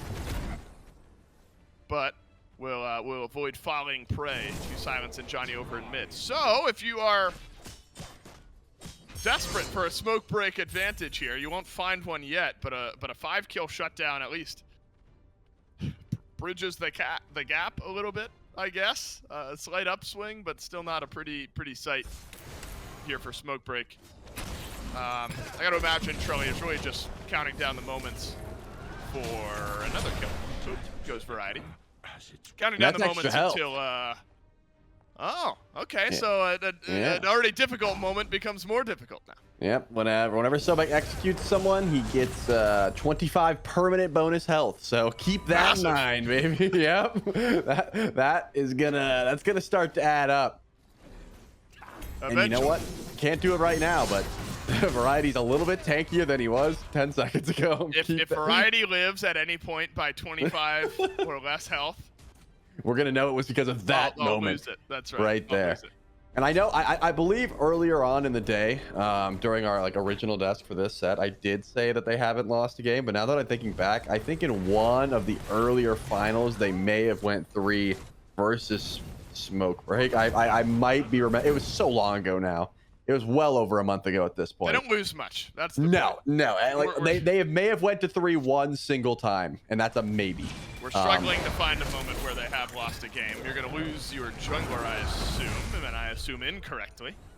Unlucky for me. Swing and a miss for Dave. But Lasbro with the blink in the the leap in the Ragnarok. I guess in retrospect, was always going to be difficult to kill off. Even if Team Risk has lost a game here or there, I've not seen them lose a set yet. Here in the no, they've never lost a set. Yeah. Maybe later on this weekend, a matchup potentially against Giovanni Giorgio could be looming. Ultimate out of Johnny, immediately answered by Life of the Party. Man, need the purification and the dash away just to stay alive over in the mid lane. I struggle to find the avenues here for smoke break, Trelly. I mean, streak up. The argument with Jingwei is it'll take a little bit of time for this Jingwei to get online. Variety goes under the opposing team's tower, but does it really matter? Another bit of health over to Variety. 25 more than he needed, I'll tell you that. And some more for Team Risk solo laner. But back to streak up. 3 levels ahead, was 4 a second ago. And so you're saying, yeah, Jingwei takes some time to get online. Yeah, not so much the case here.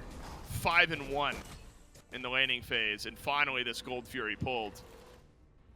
I'm thinking we could close our eyes and imagine the way the rest of this game is going to go, because Team Risk not the type to roll those dice.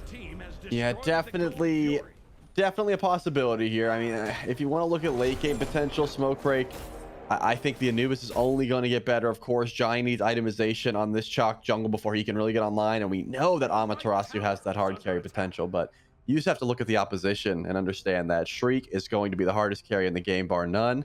Lasbra, 5-1, has been in some sticky situations, but is definitely still a threat to just about everyone on the map as this game continues. And of course, we haven't seen Theeks get too active, but this Akate is definitely a late game slanting character. Gotta dash away here before the Ragnarok bites, and it doesn't, which means Variety should be able to confirm this one, and he certainly does. Another kill on the board here. Fire Giant, not exactly a possibility considering Shriek's on the other side of the map, but definitely something that will be considered around the 15-minute mark. This is just a little bit ridiculous here, this pace that Team Risk has been able to keep up, not only in this game, but also in the previous. Maybe another one here onto Johnny. Life of the Party out. Stun. Who gets HP? it? Oh, he didn't get it. No, it didn't get the bonus HP. Lasbra could use some, though. Gets a kill, but not the bonus HP for Variety. Man, so I don't know, bro. You're so far behind. Echrome 4 levels down, 0-4. I think, you know, I admire the ability to win in multiple different ways. This one will scratch the itch of any of the North American boat race fans. The saying, not literally fans of boat racing. Okay, I was confused. Though maybe the same. I mean, the phrase comes from that type of event, I guess. You woke up, you know, a little bleary in the eyes over here in NA, and still fast, but you get like a 1-kill, 20-something minute game that's still dominating, just in a different sense from Team Risk. This one will wake you up a little bit. What was the phrase? Boat race. It's like when you say somebody's when it's a boat race or somebody gets boat raced, it's like a really high scoring, fast-paced game or event is the way I've always used it. Open the gates for Theeks is great here. Nearly confirms the kill on a silence. There he goes, the fadeaway from the back line. So we haven't seen like a big team brawl just yet. This is the closest we've gotten, and predictably, kills just smattering the scoreboard for Team Risk here, and should be a mid lane tower as well. At this point, Smokebreak just trying to avoid these fights without dying, but cross that 15-minute threshold, get the Pyromancer. Maybe the earliest possible FG you can go for right after. I wouldn't hate it, and they definitely have the HP bars to do it, and they will head there as we speak. Executioner online for Shriek, and that's pretty much all you need as an ADC. Looks like they have the Queen Naga buff as well, just to help out with the DPS. A little bit of steal potential. Johnny's on the way. Can he get here in time? Looks like he might be able to throw one axe if he's lucky. Can he steal it away? I think he Yeah, I think he I did. think he got it. He did get it. Smokebreak steal away the Fire Giant. Is it enough, though, is the question. Are we delaying the inevitable? Or are we back? We are so back. Your team has or maybe we're just slowing down Team Risk. But it's a great moment. Had to happen for Smokebreak, I think. I mean, as far as this game goes, I mean, you're pretty much 90+% win here for Team Risk, but gives you a small percentage point in the chance category. The Fire Giant will be there in a few minutes' time if Team Risk are able to keep up this pace. So a rare miss for Team Risk. Normally very calculated and clean around those objectives. Had the Pyromancer bomb, didn't quite matter. And this would be real tough. You lose your support right after it as well. Man, so a couple forgettable moments here from Team Risk amidst a sea of victories. You lose your support, and you get the Fire Giant stolen away in back-to-back moments. Yeah, and you definitely do not want to let SAP 7 get online. There's a lot of picks here for Team Risk that don't appreciate just getting wailed on by an Anubis. So far, only has that Totem of Death, so not really that much penetration. Definitely a good amount, but usually you like to pick up 2 of those penetration options just to make sure that these tanks are getting shredded. I'll be keeping my eye on SAP 7's build as it makes out, because when you steal away Fire Giant like that, it does open up some doors for you, at least to stall out the game and get yourself some more farm online. It means the Team Risk isn't going to group up and go for any plays. Gold Fury here would be big. There's no way Team Risk lets it go down for free, but being able to confirm this and get out would be huge for Smokebreak. Or is the game going to break wide open yet again? Early pick on a variety would be nice to start off the fight. Triple knock-up and silence from Johnny in the back line. Lurking in the waters is Variety, and a Gold Fury to Team Risk. Down massively in gold. Or Smokebreak maybe picked it up. Couldn't quite see it. Each team has one. That's what matters. Yeah, so swing up towards Smokebreak. They got it. I don't know my eyes. I see the little gold medallion up top, and my eyes go crossed. But a good last couple moments here for Smokebreak. Trelly, steal away Fire Giant, get a pick, and then snag the Gold Fury. And all you lose in trade is Johnny. Though, really what I'm looking for is that next FG. Right. What Team Risk do here in these next few moments? Is it just farm? Are you even going to get further ahead? Or is Smokebreak going to be able to stabilize? For now, it seems like they're stabilizing. You're still stabilizing 7,000 gold behind. Lasbra maybe picked the wrong fight here. That's a full rotation from SAP 7, and Genetics is here to hang out as well. Lasbra, big burst heal, life of the party. For the damage in Genetics. SAP 7 unfortunately falls to 1 and 4. In an even fight. May have been a kill onto Lasbra, but anything but even. Team Risk find a pick. Now pressure over on right. Yeah, definitely not a bad look. Unfortunately for SAP 7, this doesn't have the damage to try and match up against 2 members of Team Risk. But yeah, I think the 1v1 between Lasbra, assuming that all of your stuns miss and whatnot, you should be able to win that one. A lot of damage coming towards Streak, though. Not a dive that they are interested in taking. Actually, yes, Johnny does dive tower for a second, but Streak has airstrike, so would have been okay. Any more potential came towards him, at least for the mid lane. And to your point, David, seems like Smokebreak has spent their time, you know, trying to diversify their farm. You lost Sap 7, which is who you really would like giving this extra gold to. But will you be able to find anything else? Or is this just a stall until Fire Giant comes back up and Team Risk can go once again?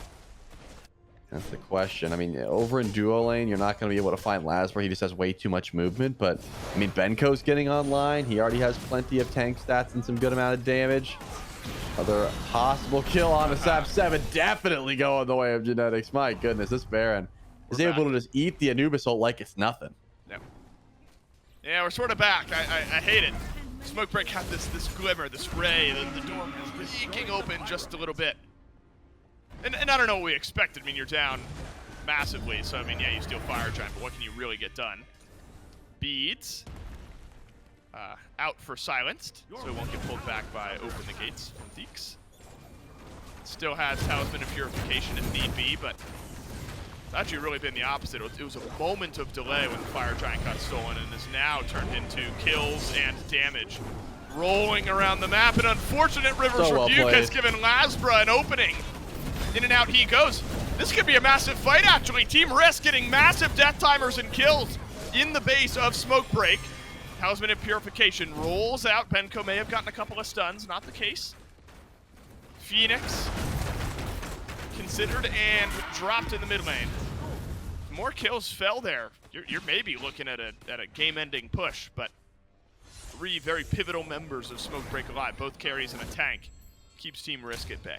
Man, so well played by Lasbra, purposely missing the bites to bait out the beads and then finally grabbing Silence to pull him back in.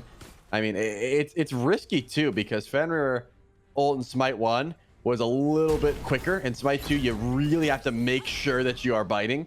And in this case, if you fake bite once and miss, you end up getting caught. Hold that thought. Surely they stop him here. They definitely do. This could be a kill. Do they have the damage? Absolutely. Thinks with the lazy back right in front of Smokebreak. That is not a death that you want to take, especially if you can find Genetics here.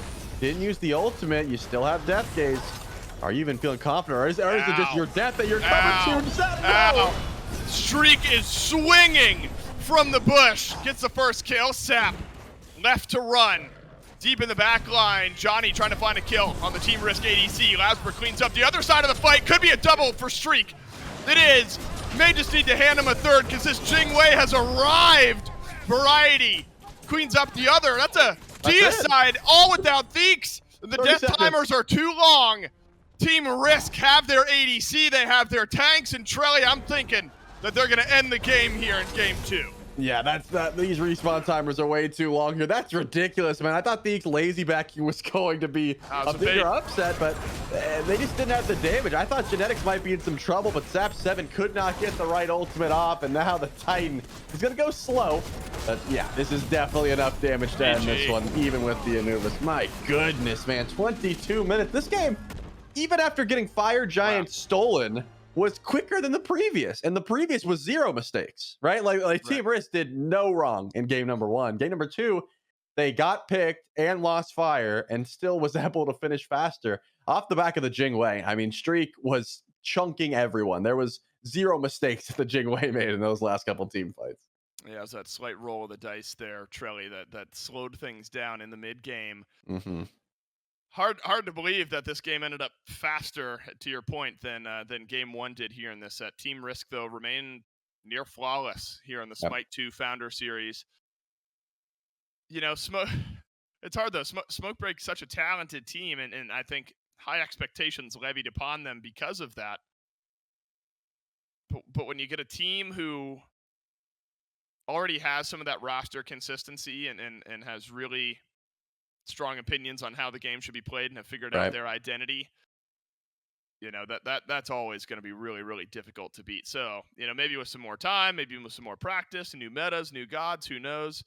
We'll see something a little bit different. And this is not to be very clear. I'm not saying this is Johnny's fault. It's more just a statement.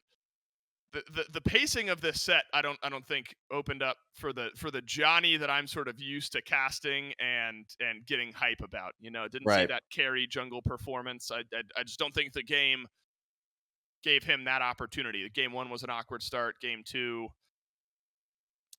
just wasn't quite there. I mean, to your point, the Fenrir Fenrir with Sunder is the most early pressure you can get, in my opinion, in jungle. Like, that is the highest pressure, highest damage, highest mobility character you can have. He's went to chalk without Sunder twice now, so it's like you're hoping that your team gets late game. You're picking into late game, and they're just not getting there. So I think there are ways that Johnny could have picked something that just comes online earlier.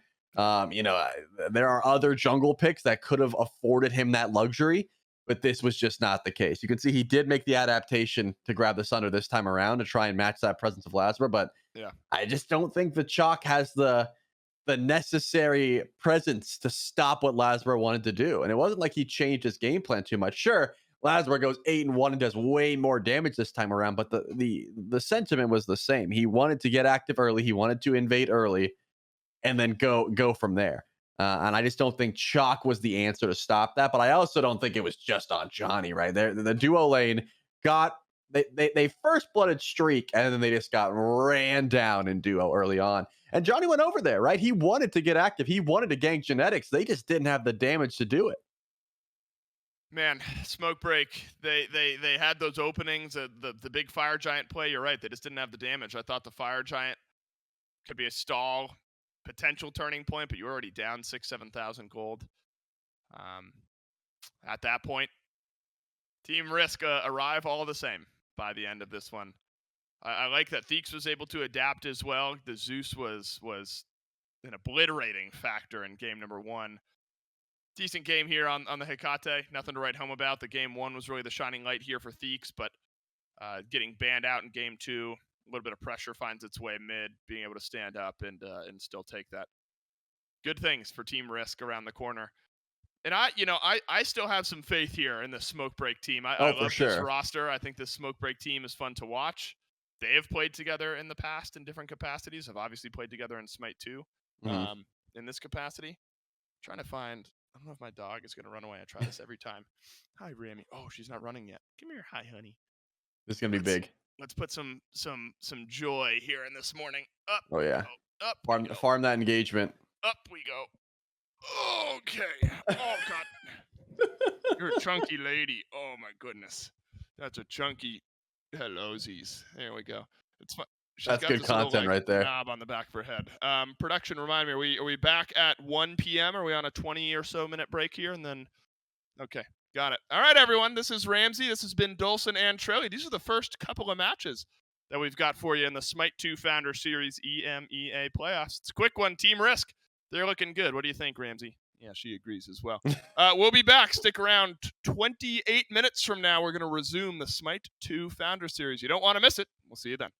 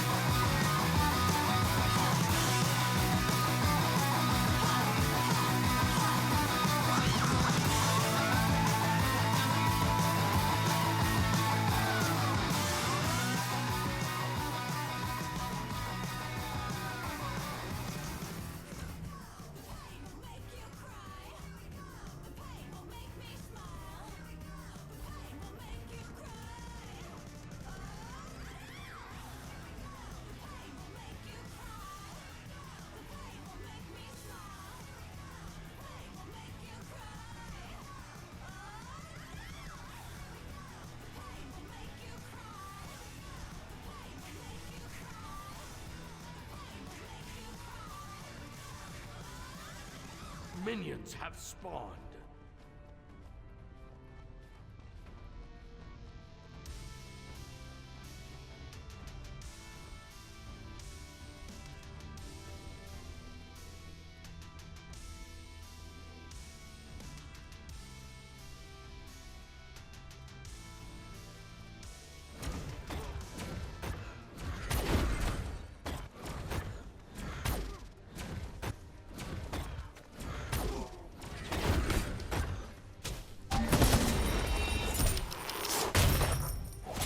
Your middle tower is under attack.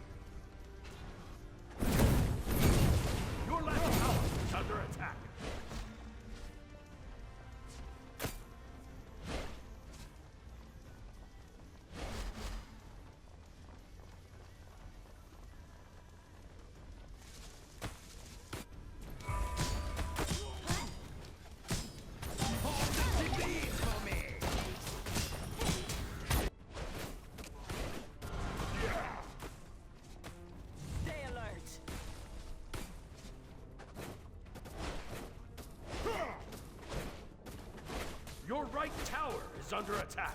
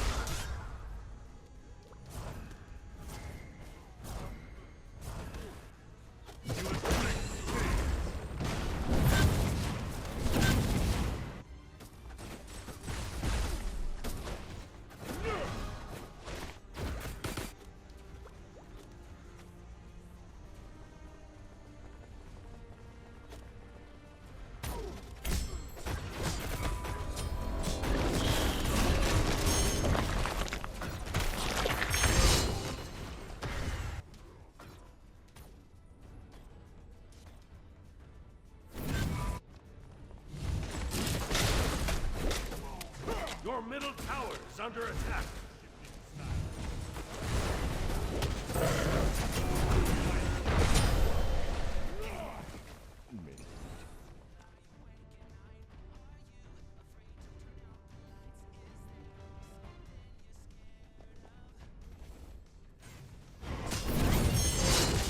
Your middle tower is under attack. Your right tower is under attack.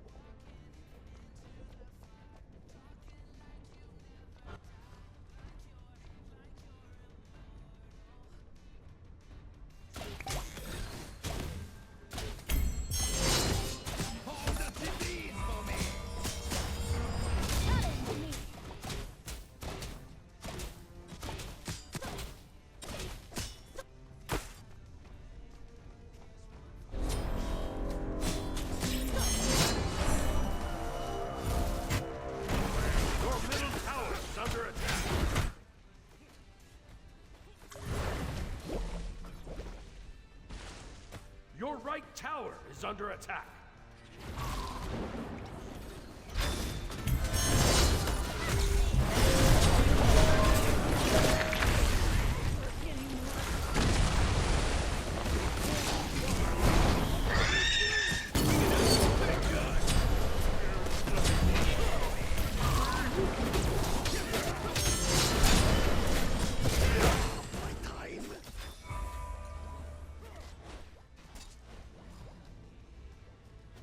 Double kill.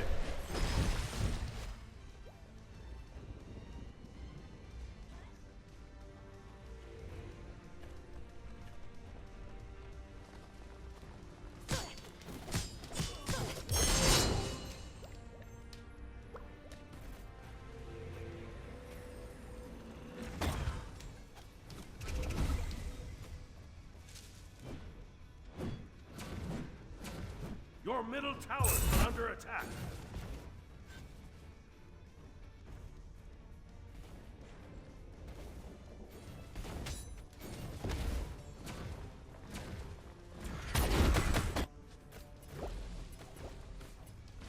If I cannot find you,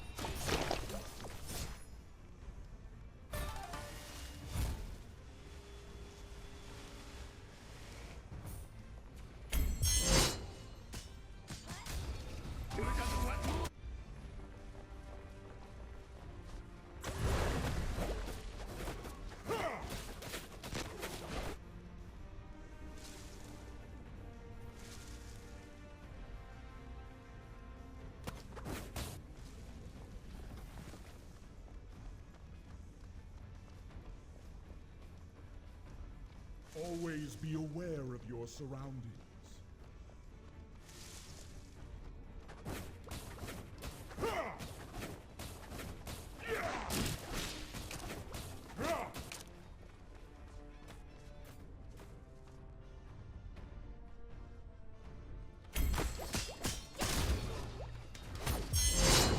Your right tower is under attack.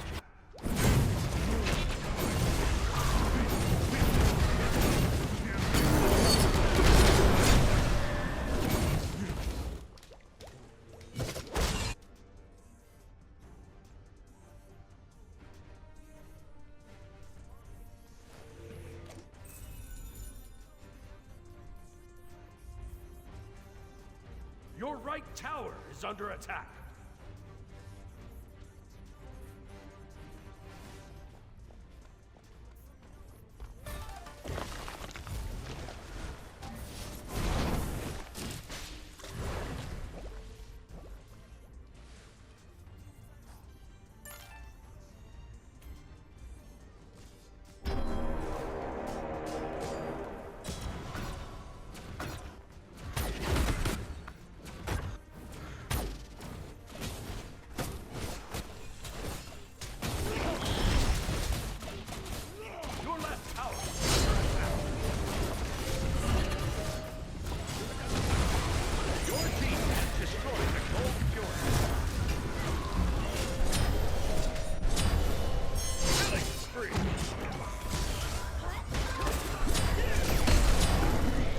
Double kill. My time.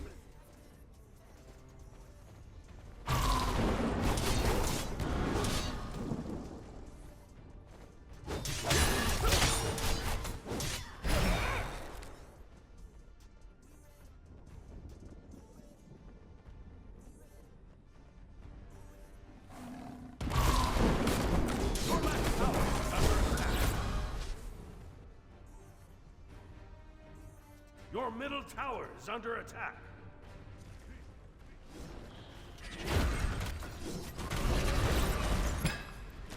Your left tower is under attack. Has arrived.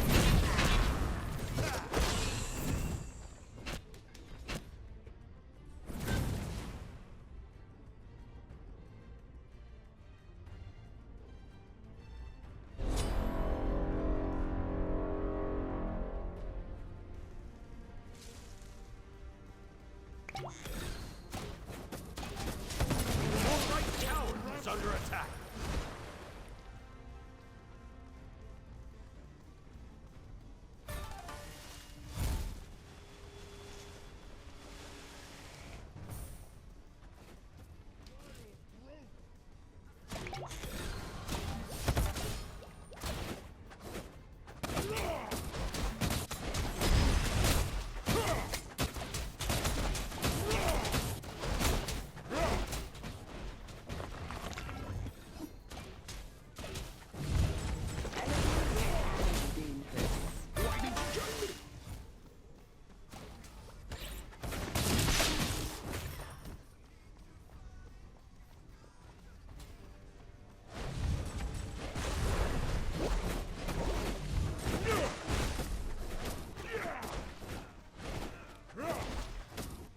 The enemy team has destroyed the pyro.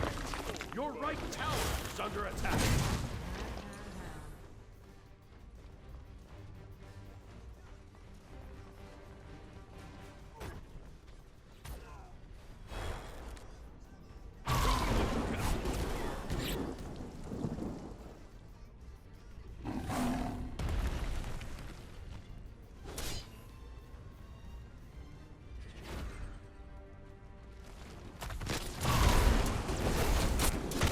Your right tower is under attack.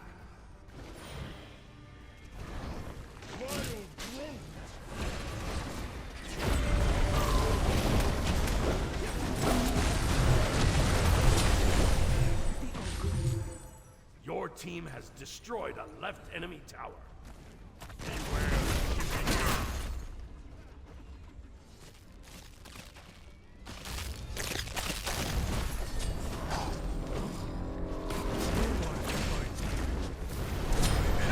Remains unbroken. Consumed.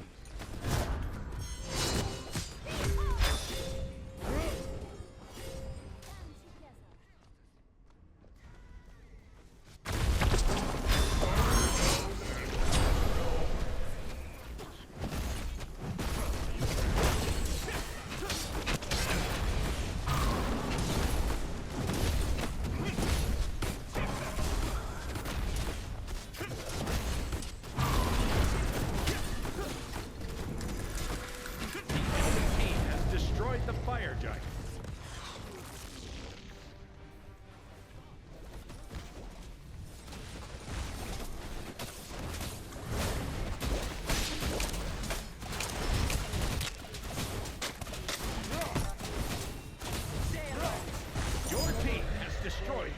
Fury, your right tower is under attack.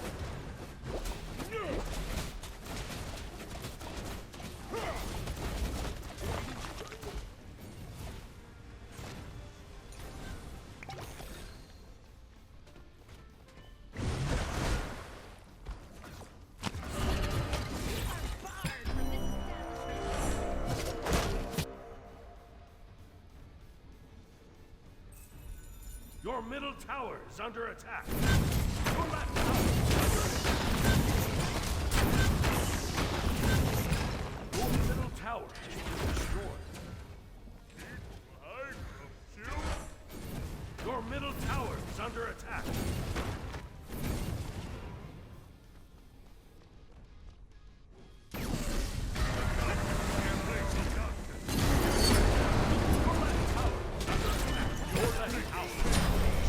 Shut down!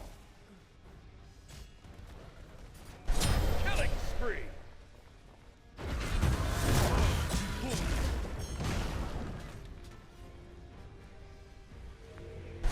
Rampage!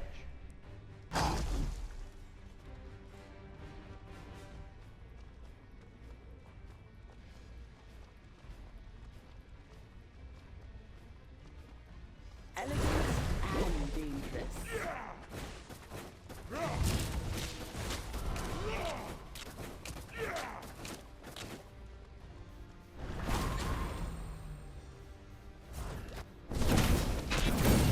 right tower is under attack.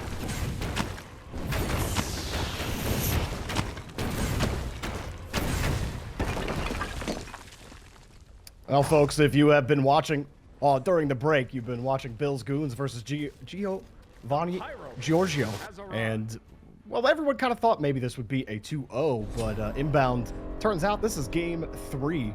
But as we've been watching, like on the break and getting back into it, Adapting and company here seem to have taken control of the game, but still sort of a close one here, almost 20 minutes in. Yeah, a little bit of an interesting comp also by Bill's Goons. They have this Danzaburo in the jungle, a little bit of intelligence, a little bit of strength. They've got this Amaterasu mid. Kind of looking at normal comp on its head. Usually you have a more magical ranged character in mid. They have a melee physical character. Usually you have an assassin, a melee physical god in jungle. They have a ranged god who I guess kind of plays like an assassin, but just an overall interesting comp. And with this, at this point, they are down a fire giant. They are down about 7,000 gold, down about half an item everywhere, maybe an item here or there. And at this point, this is the break point where you're setting up to kind of go for this Phoenix. It's a tough spot. You're gonna have to put up your defense here if you are Bill's Goons. Let's see how they kind of do it, I guess. Yeah, gonna be tough. We were seeing it be close right up until that contested fire giant, and since then the objectives have certainly started to fall. That first tier 2 going down, and you know, Giovanni will take their victory there, get all of those camps on the right side of Bill's Goons jungle. Yeah, I like this. Yeah. They're waiting to kind of see if anybody walks out. They're going to look for a pick and then maybe go for the Phoenix after. Klino, not really too aware, but nobody's going to the right side. They're playing to the left side, which is wise. They saw everyone on GG go over to the right side. Nobody else has appeared on the map. Really wise pathing. And they're also getting a little bit of farm on their Alma mid and on their Danzaburo jungle. Right now, you're just trying to get that final little bit of farm, get to that level 20. It takes a little bit longer to get to your full build now in Smite 2 since you had that extra item. In Smite 1, you had 6 items, including your starter. In Smite 2, you now get 6 items, excluding your starter, so you have 7 items total. So it takes a little bit longer to get to that break point of full build, makes gold a little bit more important. But XP is about the same pacing. Maybe it's slowed down a tiny bit. Sometimes those mid laners in Smite 1 could sprint to level 20 by 20. 19 by 21, not too bad. But with Fire Giant falling off of Giovanni Giorgio, now going to be getting this Gold Fury, kind of finishing everything on the map, getting their next spike, getting their next items. And when you go to this later portion of the game, I actually think it's a really interesting comp with this Alma mid, with this Danzaburo. But there's not really a ton of gods to dive on the side of GG. Usually you have like a mid lane Zeus, or you have an Anubis or something that you can dive on mid. Dardas is playing this Morrigan, which is a very difficult character to dive. You commit to her, you CC her, maybe she is a little bit too far out of position. Well, she can blink out with her own blink. She can then transform into another character, use that character's entire kit, including their relic, and just have this entire second kit worth of safety. And I think that's kind of where we're seeing these fights go, where there's really nobody that they can kill other than Coast. And Coast has only got 2 deaths. If you're not killing Coast, I don't know who else you're really going to be able to kill. So I think if you are on Bill's Goon's side, you are seeing how they're playing. I think they have to look for a fight onto Adapting or onto Coast. And they still have to be very aware of what Dardes does on this Morgan, because something Dardes has kind of made his name doing is baiting somebody on his team. Maybe that guy even dies, but then Dardes just pops off in the team fights with the Morgan. So that's what I'm keeping my eyes on for this Fire Giant, if it's contested by Bill's Goons. But it looks like they're going to give it. Yeah, you got a little bit of action going over to the left side of the jungle, conceding the second Fire Giant. Does seem to be on the plate. Also get this tier 2 on the other side, as though he's been rotating around a couple of times. He had pushed up that right lane a little earlier while GG went for gold. Now moved over to that side of the map to get this tier 2, so you're at least trying to get any kind of value that you can. And if you're going to concede that Fire Giant, you have to be productive in other areas of the map, especially when you are behind. Try to get a little bit more presence. They will be forced out of that lane, but still a big presence from Giovanni on this right side of the jungle, waiting for their next push. This defense here from Bill's Goons pretty much going to spell the end of it. If GG can force that team fight, or even if they find a pick, that might be the snowball towards the end here, as they've done their job on the camps, they've done their job around the map. But credit to Bill's Goons being able to force this game 3 and at least make this a question mark 24 minutes in, albeit the result's still expected to go Giovanni Giorgio's way. You still gotta like what you see from them, because in this upper bracket match, for the teams that lose, you're kind of looking to see like who's going to be a force in that lower bracket, and you're going to look at teams like Bill's Goons that were able to take a game off of the team that got number 2 in Swiss in EMEA. We haven't seen Giovanni Giorgio play against Team Risk. We saw what Team Risk was able to do.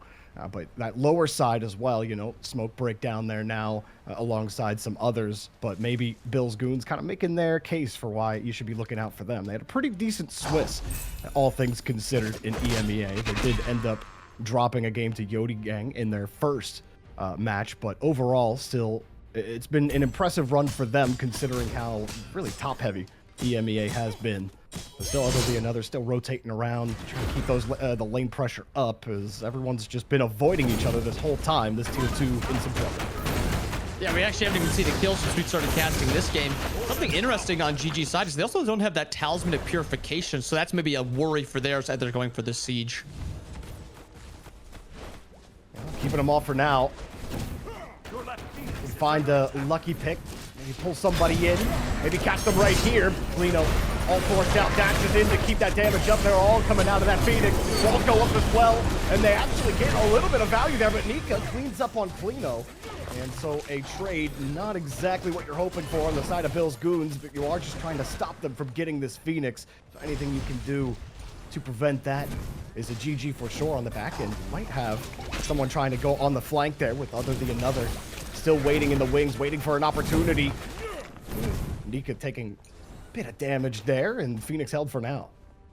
And a bit of an awkward siege by GG. Coast walking a little bit too far forward, gets caught by the initial Hades ult, and now Hades has that ability to dash a second time in that ultimate, and that catches Coast. Coast doesn't have that beads. He does use the Aegis, but that's not enough to keep him alive, so he does get taken down there. And maybe potential chase out here looking for the fight, but Dardes still has his ultimate. And they're going to get right on them. They knew they were coming, and they're going to pay for it.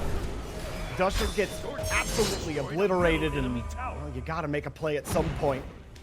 I don't know if that was the time to do it. You get punished, now you're isolated. You're going down as well. Dardes will pick up another for the record. Well, if they wanted that Gold Fury, they could probably go get it now. Nika will chase it down, and we're at the point of no return here inbound, as we were kind of talking about earlier. Yeah, and this is the point where it's kind of just GG's. April's going to be getting taken down here. Dutcher will be spawning alive, but this is now going to be a 5v3. It's going to be a tough defense. Dutcher will be spawning, but this is all really GG at this point. There's not much that, Bill's Goon is going to be able to do on this defense. I assume they're even going to give this and maybe try to make their defense under the Titan, because you just don't have the damage at this point. Krakatoa is dead. April is dead. Your really only damage is this Hades solo, who, I mean, for his worth, he is building full damage, so he will be doing a lot of damage out of solo lane. But yes, they give up that left Phoenix. And really awkward chase out there by Bill's Goons. You make the defense on that tier 1, or on that Phoenix and left, for giving up 2 different Fire Giants. There's just...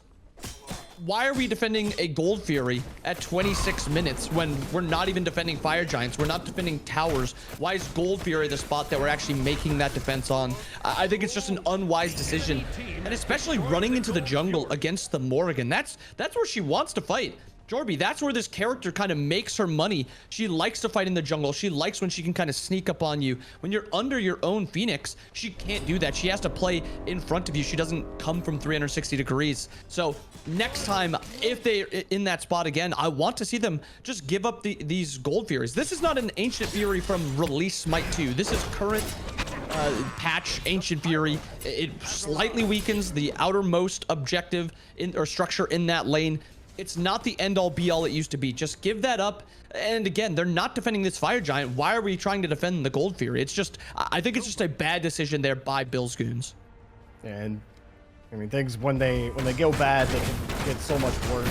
Just feel like, all right, surely if we get up and push here, maybe we get a pick. Maybe it's only 2 of them on it, right? And now we can take them. And, I mean, you really can't lose your stability when you had set up correctly. You had the right idea on defense, and I mean, that's the problem when you're playing behind. You're playing from behind. Is from that point, you have to play perfectly.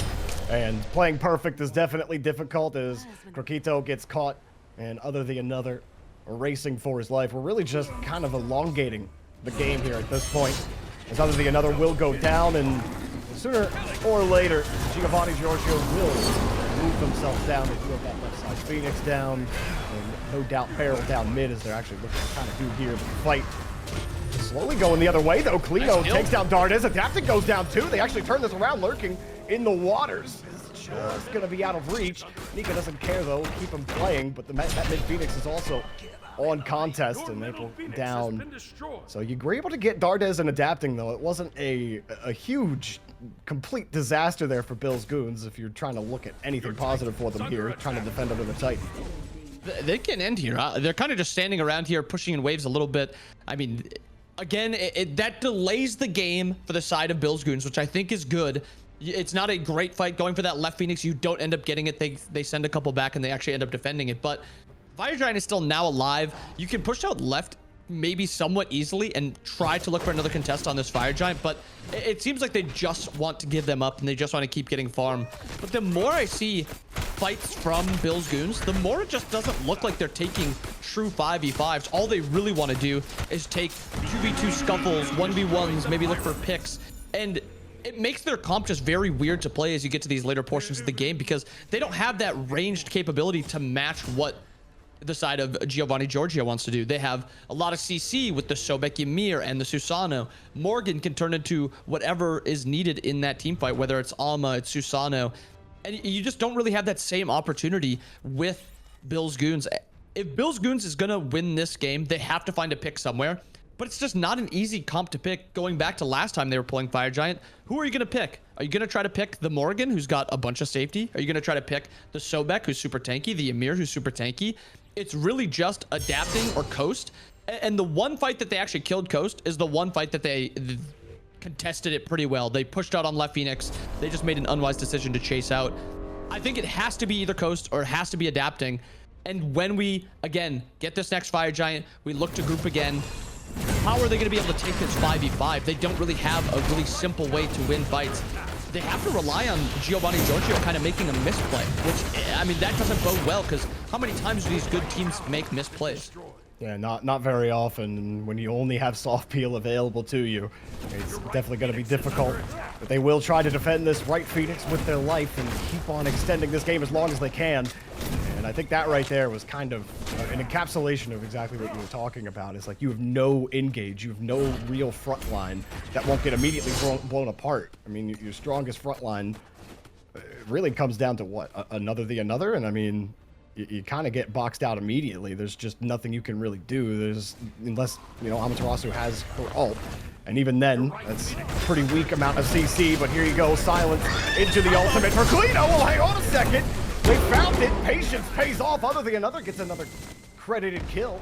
And, well, you talk about you want the 2v2s, the 1v1s. They get both Kazakhs and Coast. And, well, they continue to extend this game. And I'm going to go back to something I stated earlier. With no Talisman of Purification on the side of Giovanni Giorgio, if Coast gets caught like he did there, there's no beads, there's no CC immunity that he has unless he preemptively ults. It's a really late purification by Kazakhs, but he at least finally has it. So it's going to be even harder now for the next time for Billsgoon to actually look for that, because Coast isn't going to be pickable like that. I just wanted to see Kazakhs go this a little bit earlier.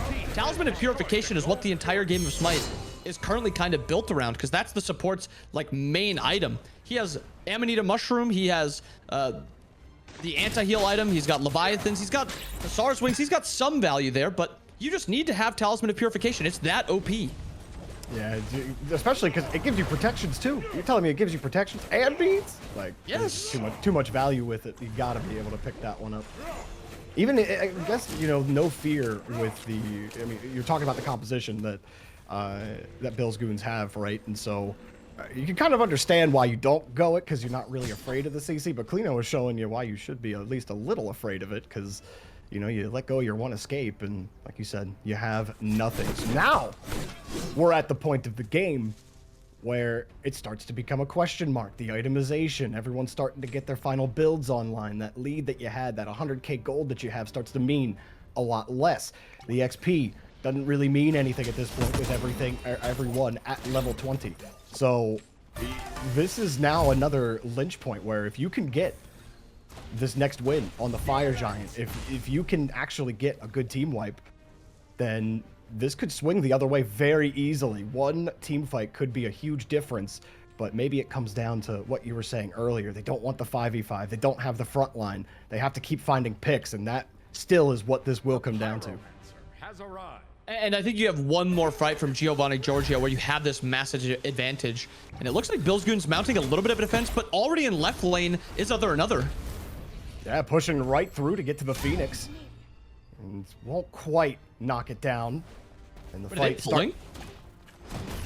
They're just going to go for the Fire Giant here. Or at least start it. You know, waiting the fight in. Yeah. Almost kind of making Nika show up in left lane. So this 4v4 becomes a lot easier, I think. He's still eyes on Dardes. Dardes is the important point. We'll go right in for it. Forces out the Emoja ult. Another ult again. Porsche Coast will take down Clino. That's not what they wanted. Clino is instrumental to their fight. Now they're losing it. Grakito goes down. And slowly but surely, this one starts to swing the way we felt like it was the whole time. A decent fight there from Billsgoons at the end. Decent defense, but without most of your front line there, and with other than another doing his job, right? Baiting out Nika and trying to keep him out of the fight. It didn't seem to matter. They couldn't win that fight, so the Phoenixes go down here. You still got a long cooldown on the respawn. And another can't even win this 1v1 versus Nika. This is not a close fight. Another is dying anytime he shows up against Nika. So at this point, can you even send another to pressure this side of the map? He can't threaten Phoenix. He can't really kill Nika either. And then you can't win the 4v4. You might have to send two people in left again and try that also. But with Fire Giant available, should be pretty free on the side of Giovanni Giorgio. Only 3 alive, and one of them is on the left side of the map. But if April shows too far forward, they could look for another pick onto him. And with the base broken, they could end the game rather quickly. But getting that Fire Giant, resetting, you still have just like this is the last Fire Giant that Giovanni Giorgio will have with a massive advantage. They have 7 items. They're level 20s. Not everybody on the side of Billsgoons is full build yet. You still have only 6 items for CERN. He's still trying to look for that last item. 6 for the Emoja. Everyone else does have their full builds now, but you have that Fire Giant golden stat advantage. So, and a couple 3k pots also getting popped now here too. So big advantage one more time for Giovanni Giorgio. But if they don't end the game here, we're on even footing. Again, if we go to like another fight, and this is not the final fight, there is still an advantage, I think, to the comp side of Giovanni Giorgio. I think their comp is easier to run. I think it plays a little bit better. And I think what Morgan is going to be able to do is pretty unstoppable. My only worry again is what's going to happen to Coast? What's going to happen to Adapting? They have one talisman. It's on the Emir. Adapting's really not been playing too close to the Emir. I almost want to see maybe Bill's Goons look for a play onto Adapting and see if they can find him while he has no blink, he has no talisman if the Emir's not next to him. That's kind of their big opportunity here. But look at the other another. He is still not worried about being in a 5v5 fight. He just wants to be annoying. Yeah, he's just going to sit up there in the lane, see if he can bait anybody forward again. They might be aware of that this time, but you still have to keep tabs because you can melt down that tower and they will go back to chase him down. But this could create those isolation plays that Bill's Goons are looking for. You play right into another's hands, but you kind of have to at least give a finger or two over to him because he still will be a threat to push down those lanes. Adapting will look around and another will get back out. So they do get the separation, but there really was no opening either on the bottom side of this map for Bill's Goons to really attack. Another regrouping with the team, and this may just come down to a 5v5 as they try to hold for the last time here in game number 3. It is the upper bracket in the EMEA playoffs. Giovanni Giorgio, who were the favorites coming in, certainly looked like the favorites to win game number 3, but Bill's Goons have stretched this out as long as possible, and it may just come down to fighting underneath the Titan with all 5 of your teammates. It's just a matter of time here for Giovanni Giorgio. Nika is here as well. With that amount of peel, they're going to have to find a way to keep the onion clean. It's starting to smell right now on the order side. Clino trying to find the back line. Huge! Got Coast and had the ult. Gets out of it as well. And Coast, Clino, does he stay alive? Lurking in the waters. Nika trying to clean him up. Nika getting deleted here.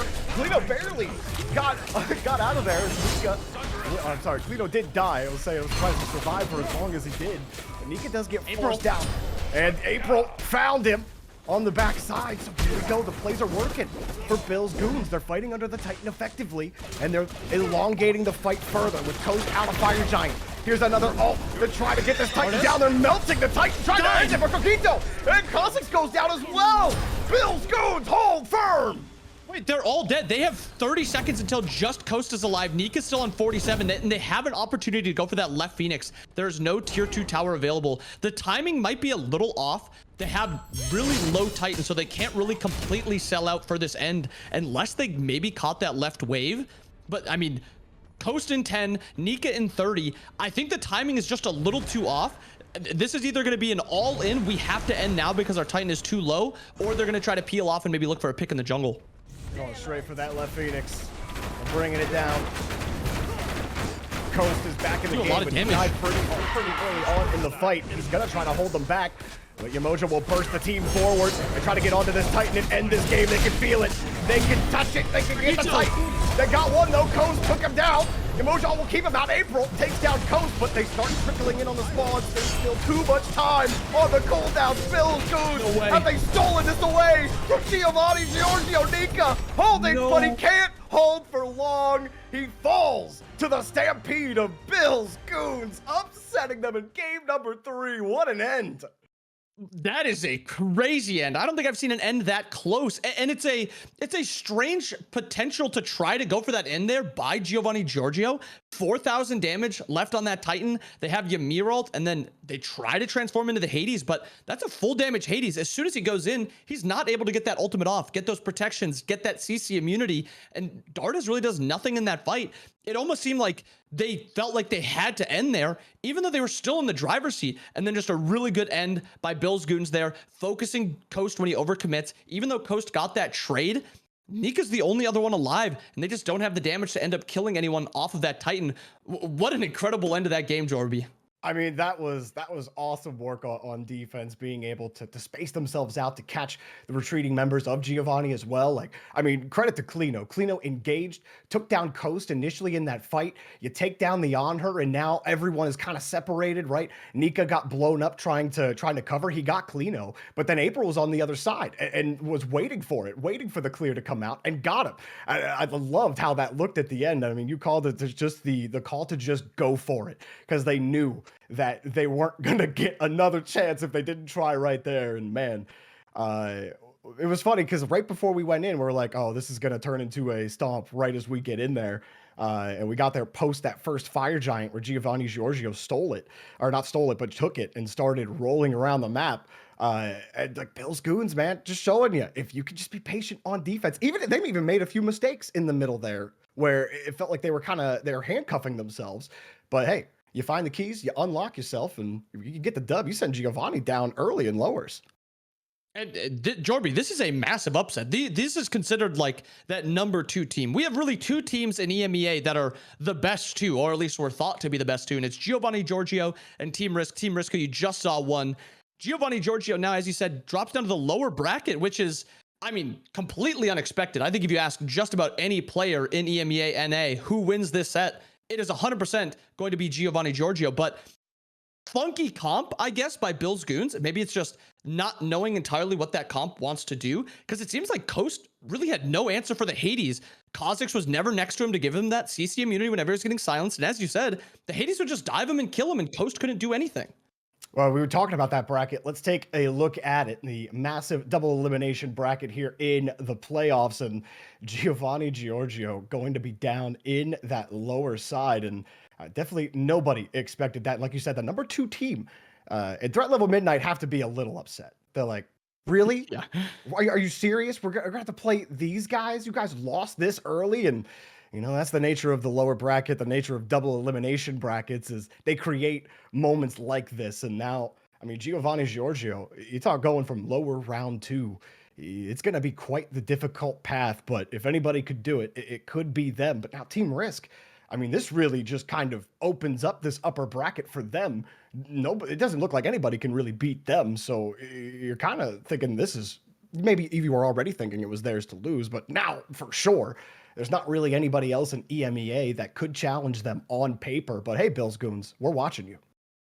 And what I want to say now is, seeing a comp like that succeed, does that like interest you in maybe seeing some other funky things? I mean, we saw Danza jungle, Ama mid. I mean, Ama mid was, I guess, maybe something when she was really strong with the intelligence build. It's not really a thing anymore. And he went like the semi-hybrid build, which was really interesting, maybe to avoid getting soloed by that Morgan in mid lane. But that excites me to just see more different weird comps. And it was overall a good play, I guess, with that weird comp, even though the another was playing a little bit by himself in those late game fights. I mean, it ended up working out, and it was really interesting to see.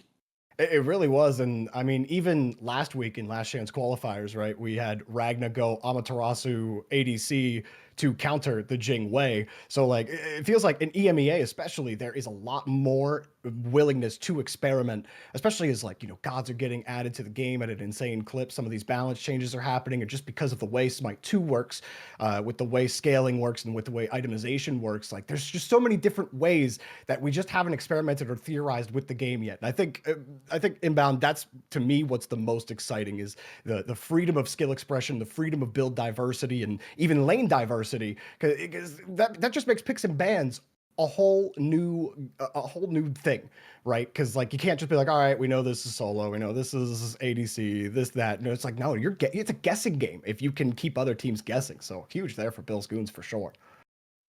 Yeah, and I agreed on the P's and B's thing, because it also makes it more interesting for the other side now. What are they kind of going to play with? What are they going to kind of mess with? See what they can end up getting to work.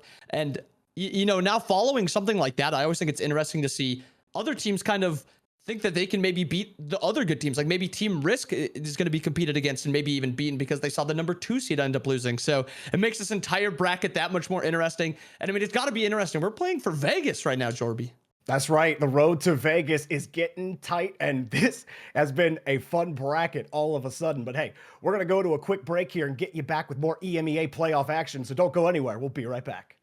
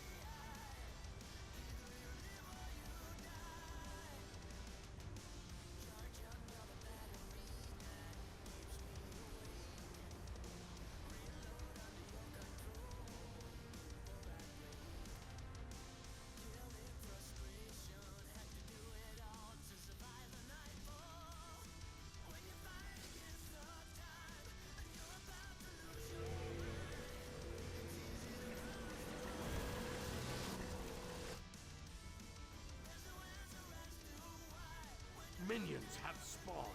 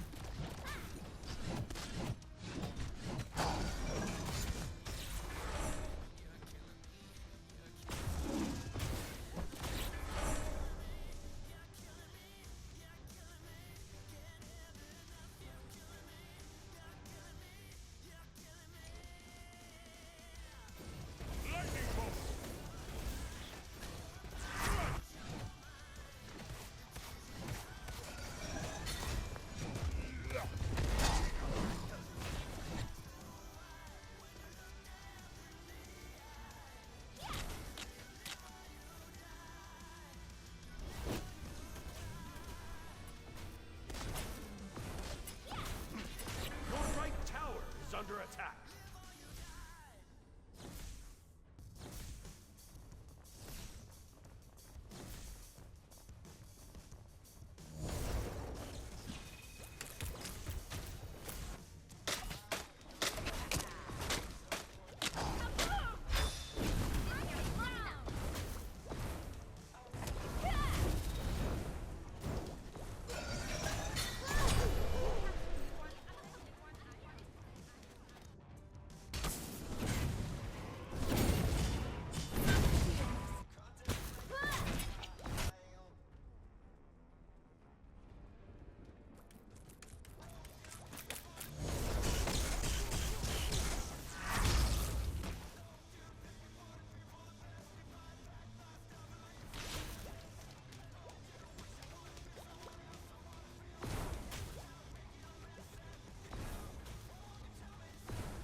Your right tower is under attack.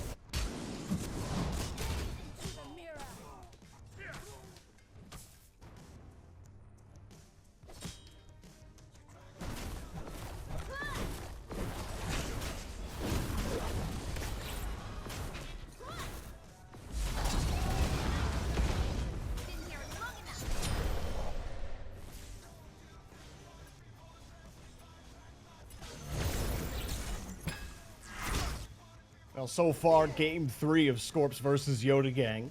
And these first 4 minutes have been completely dominated by Scorps with an early soul kill and, 3 more kills to follow that one up. They had that gank over in this duo side of the jungle inbound, and they keep getting caught out here. Yoda Gang not having a lot of fun here early on, as this one will be another kill, and Renegon not having a great time there. Yeah, and it's one of those volatile things that you can do. You can look for these invades. It's not something we had in Smite 1, but we get it in Smite 2. You look for these early fights. Unfortunately, if you are Yoda Gang, you look for these early fights, you lose the first couple, then you look to try to take another one, you lose the next one. And at this point, it's kind of just waterfalling out of control. I mean, there's really no redeeming lane so far. Like, even the chalk lane, the solo lane, this Amma is still just going to be able to run around and farm and look for rotations also, while Chalk's not going to be able to do that same sort of you know, clear into rotations. This is a very difficult spot for Yodi Gang to be in. Already down 2,000 gold, 5 minutes in. They're going to have to slow this game down immensely, and it's not going to be easy. The one positive, I guess, that you have for the side of Yodi Gang is they have a very easy comp to play to kind of get back into the game. They have an Anubis wrap into ultimate for a kill. They have Fenrir ultimate into a kill. They have Loki ultimate into a kill. They have a bunch of different ways to look for picks to slow the game down to kind of get themselves back into it. But on the opposite side, I mean, you have Zeus, Sol, you have Amaterasu, Odin. Like, these gods are really good at augmenting damage onto objectives and really good at just shredding them. And they also provide pretty good secure. I am very worried if I was a Yodi Gang fan. I'm very worried if I was playing for Yodi Gang because, again, you are very reliant on picks. And really the only one you can pick, maybe Zeus, who's got beads. I mean, you could try to play for the Sobek, but if you don't kill him right away, he's going to be able to turn fights very easily. And I mean, meanwhile, Gold Fury fight, you get bitten by the Fenrir and you get caught out here. Not exactly what Preds was hoping for. I mean, even for Scorps, even like you look at the picks they can get right on the other side. You have Merca, and then you have Renegon, who will be a significant source of the damage output for Yodi Gang, and you have that Odin cage to trap them in. So there's a lot that Scorps can do to keep them down, albeit this fight, I don't think went the way Yodi Gang was hoping for. Brutalized cut! No, it didn't. It is Scorps who pick up the kill. I thought the Brutalized might have got it. It was a close one. And at this point now, you're losing that fight on the Gold Fear. You're dying. French Emperor gets baited forward. Also doesn't have that ultimate from ulting out of the cage. The snowball, the waterfall, it's happening even more and more. And the value of the Ama just walks over to this objective, pulls it, and just does it in the face. And Yodi Gang is forced to try to make a play. Ollie almost had it, to be fair. He did pop the Sunder. It was just a little bit too early. Scorps get the secure. Seagull doesn't rotate, so there's a positive. Seagull doesn't look for the rotation. He is able to get a little bit of farm. He's looking for this cloak, a really aggressive build where he's going to be strong in the late game. But Gorby, this is a level 10 Zeus. Seagull's looking for this play. He gets chunked down to 1/3 health. And forced to ult to zone them out of it. Not an ideal situation right now. But Yodi Gang just kind of settled down a little bit. You said it. I mean, with a level 10 Zeus, you want to keep feeding, and you can really extend this lead quickly if you've got the mind for it. But that just means on the other side, it doesn't necessarily mean turtle up if you're Yodi Gang. It just means you got to be ultra aware. And I mean, they seem to be. There's so much vision on the left side of this map as well, trying to make sure they can protect their retreats. But not Pyromancer, excuse me.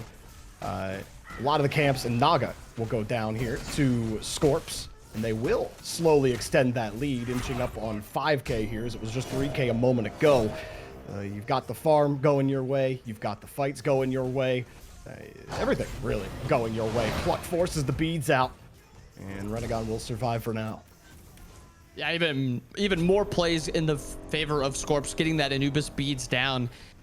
And when it's coming to this point, I'm 100% Yodi Gang has got to kind of look for a play. This game is just moving way too fast, but they can't even like walk forward. They tried to make a play on the Amaterasu. She just ults it. Can't really look for a play to dive any farther. Unfortunate. But now, two levels down in mid lane. That's kind of the biggest issue right now. Zeus itemizing into some physical defense. So if when he is getting dove by everybody on the enemy team other than the Anubis, he will be able to live it a lot easier. There's just not a lot of things that Yodi Gang have going for them right now. Even this Chalk, who I said, yeah, I mean, he's going to be scaling into the late game with this cloak. He'll be pretty tanky. He's not going to be able to dive this Zeus. This Zeus is not going to die to him, and he's going to be able to do enough damage. They're setting up this dive on left. Merca's not even going to be able to do anything here. They've already got that book stacking up and the dive to try to get something going. And, oh my god, the jukes. Honestly, played that well, too. Yeah, for as long as you could have there, Merca. Kana, actually, really nice response there by Yodi Gang. Not a terrible trade at all. Actually, a really good trade. Trading your level 7 ADC for the level 10 solo laner. And that kind of gives you that little oomph back over in solo lane. It's also a kill for French Emperor to kind of put him into a much better spot. But still, I mean, this is how comfortable Rapio and Gunther are right now. Renegon maybe isn't even able to walk into the own jungle. They're kind of setting up a play right there, trying to do the really well-known Smite 1 combo of Zeus Odin. You drop your Odin cage, I'll place my Zeus ultimate inside of it, and we'll just kill who's ever, you know, caught in that. And if Renegon's caught in that, he is dead. He has this beads. He's not going to be able to get out of the cage. And I like Rapio kind of playing around mid, making sure the Zeus isn't the one dying, making sure the Zeus is the one getting ahead. Because if Zeus gets ahead, it doesn't matter kind of what happens everywhere else. He'll just one-shot you, and you won't be able to kill him because he's itemizing into this survivability build with that Radiance item. So I like the idea for Rapio to kind of play over there on maybe Kana a little bit to play somewhat careful over in the right side of the map, because that's where they're going to look to make these plays. They have the CC, no beads on the side of Kana, and he doesn't have that talisman purification. I am, again, worried, though, with... This is the second game in a row where we've had supports delaying this talisman. When you're playing against Yodi Gang's pick comp, it just makes a lot of sense to just go talisman just to make sure you never die. Yes, I get it. You have 4 physicals on the side of Yodi Gang. Chalk's physical, Loki physical, Fenrir Cern, all physicals. But the important thing is the CC immunity you get from Talisman of Purification. And Kana gonna get caught out here. There's simply no way you can get out of this. You have that dash, but they've got a lot more to take you down. And, okay. French Emperor missing the daggers there. That looked a little funny. And a Gold Fury as well. So Scorps will continue to dominate. And this is not how you wanted a game 3 to go at all, as it continues to snowball one way. And it's not even the Zeus getting the action in these last few minutes. It's a lot of action on that right side of the map, like you were saying. Focus on getting Connor down. Here's the Odin ult as well. The Ring of Spears will keep locked in, force the beads out, but there's no escape. And you will fall. Renegon tried to get that damage off with the ult, but push comes to shove, and you're in the dirt. And Ollie, the support's not even playing around mid right now because it's just doomed at this point. There's no play you can really make on this Zeus. He's just going to bead your ult. He'll probably kill you before you're able to even get your ultimate off. So instead, he's opting to try to just put Kana behind and try to just get as many back camps as possible to stop Rapio's farm. But Rapio's playing this Odin jungle. He doesn't really care about getting a ton of farm. All he really wants to do is just set up for his Zeus, set up for his Soul. And Soul's another character where she's not very easy to dive late game, especially with like this blink, her 3. She has a lot of forms of immunity. She's a lot of maneuverability and escapability with the heal in her 1 and her 3. There is a worry every second this game goes on. Like Preds, it's obnoxious that Preds is able to walk up here, not worry at all, play to try to steal that Naga, and there's just no threat to him. There's 3 people around, and he's like, yeah, leave. Sure, you get it, but you can't do anything about me. And he might get caught again here. Kana trying to do everything he can to push things forward. Preds is here to assist as well. And we'll come across. Yodi Gang not going to find anything here. Ragnarok was popped as well. Still, someone might get isolated here, but Preds gonna walk away. Is he gonna try to tele out? Nah, this is too close. But yeah, I mean, yeah, go ahead. They're rotating their ADC over to try to make a play. Like, that's how desperate they are to try to slow this game down. But if you do that, you're gonna lose this. I mean, it's not really anything happening in dual lane also, but if you rotate your ADC, you're stopping him from farming to try to make that play. They don't get a kill or anything like that. Davies now 13, playing against this level 13 Anubis, maybe a little bit of a worry, but he just baits out the Anubis ult as they get kills in right lane. This is just a stomp at this point. It's going to be even more than Yodi Gang needs to slow this game down. Scorps need to make misplays to slow this game down for Yodi Gang. That's the point where you're at, Jorby. All right, we're alting jungle camps if we're Preds. That's definitely where we're at. And for some of you that may be confused on how the format of today is working, well, the way it was supposed to work was we were supposed to get some 2-0s and then go into the next game clean, you know, pick some bans and all that fun stuff. But today turned into SMITE Red Zone, where a bunch of game 3s, unexpected game 3s happened. So the match order and timing got desynced. So instead, we are doing our best Scott Hansen impression with the last game 3. We watched Bill's Goons steal away the match from Giovanni Giorgio. And we started a little closer to the start here of game 3 between Scorps and Yodi Gang, but it has just been one long avalanche, and Yodi Gang are the mountain climbers. I like that. That's what it has been, because there's been really nothing stopping Scorps from making plays anywhere. Like, we loaded into the game, it was already 5-0, and since then Yodi Gang's gotten 3 kills, but 2 of them are onto the solo laner and the 3rd one is onto the support. If you want somebody on your team to kind of be, you know, maybe a little bit behind or not in a great spot, the solo and the support are the roles to choose a lot of the time. But I mean, you compare every other role. You have a 3-level lead in mid lane. This Zeus has got 3 full items. He's got survivability. You have your ADC with 3 items. He has crit also. Jorby, this is a 3rd Gold Fury at 15 minutes. Like, Fire Giant is just spawning, and I almost thought that they were gonna just say, let's just try to 50-50 this Fire Giant, but Preds is smartly just standing over here. Yeah, this is not looking too good, actually. Well, the ult will pull them out. They do get that Gold Fury, and I mean, even there, it looks like Yodi Gang might be able to do something, but like you said, especially the itemization, the levels, everything is just, it's just too much. You can't even take that team fight without getting wiped. And I mean, for Scorps, both these teams came from the Swiss bracket into playoffs, and look at them just chase down Renegon here. Will go down, and I mean, that's the benefit that Davey gets of having a fed soul, really a fed team. Preds can just sit under, tank the tower. We can kill everybody. Rapio will get that kill. Tier 2 goes down. And, I mean, it continues to be a stomp, but, like, looking at Scorps' Swiss, right? I mean, they beat the likes of Project Wind. They beat DDK. We saw how good they were in LCQ. And then also beat Bill's Goons, who we just watched beat Giovanni Giorgio.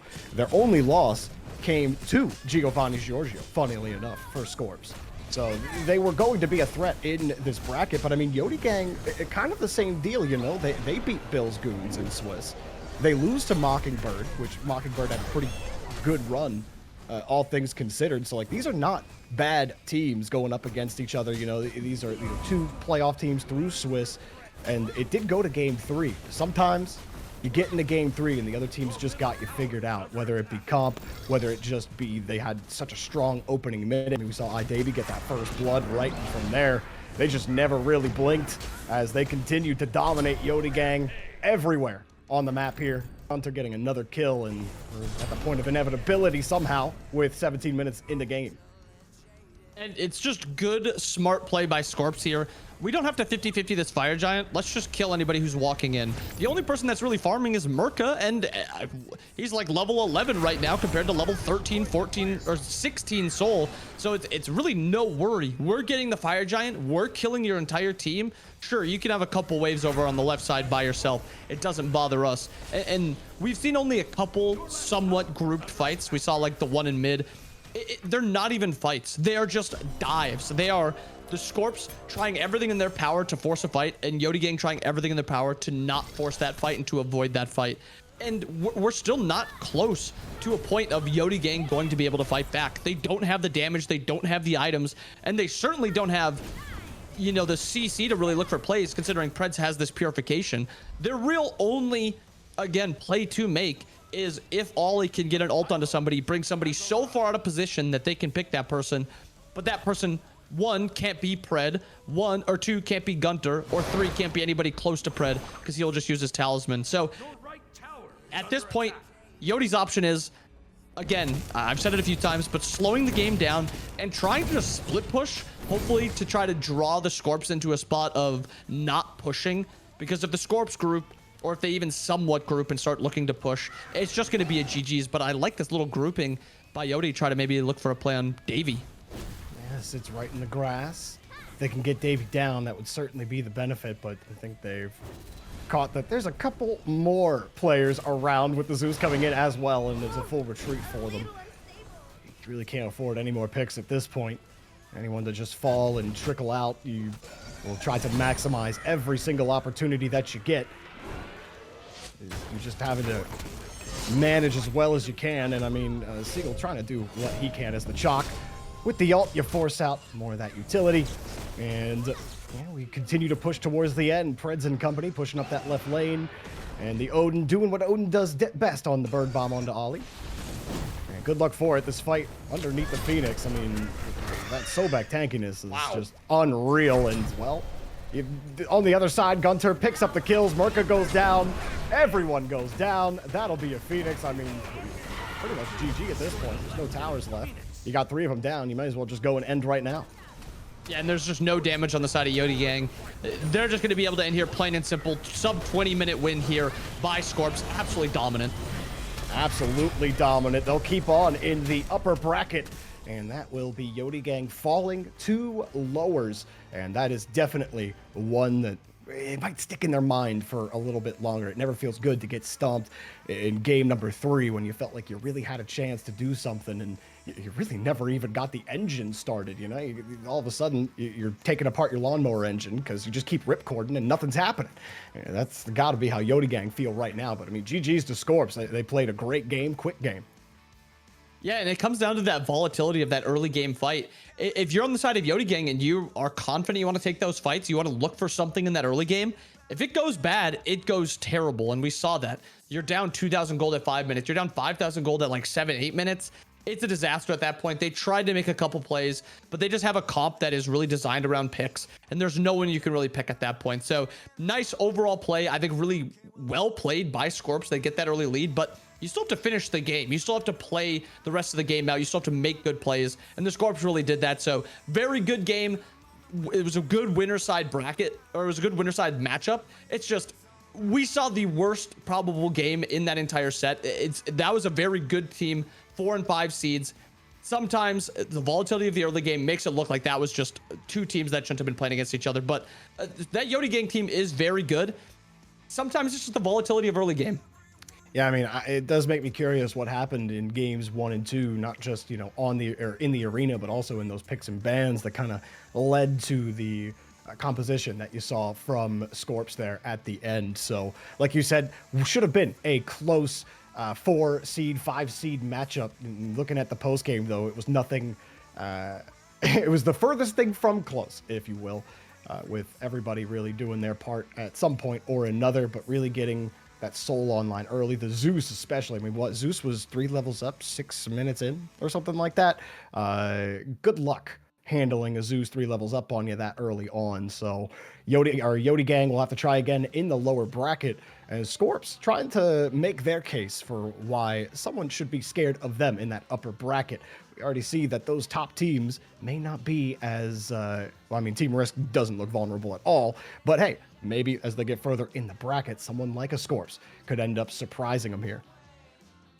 Yeah, and not seeing Giovanni Giorgio in this top 4 is going to be interesting, but we get to see these teams like Scorps. We get to see a team like Mockingbird and Bills Goons and see how they kind of play, because this game shows a lot about Scorps. This was a dominant performance, and now we get to see, you know, if they play up against that Team Risk team, are they going to be able to snowball like this, or even somewhat like this against a team like Team Risk? Because there's one thing that Team Risk does very well, and if they play pretty mistake-free Smite, it's not nothing they do is that impressive.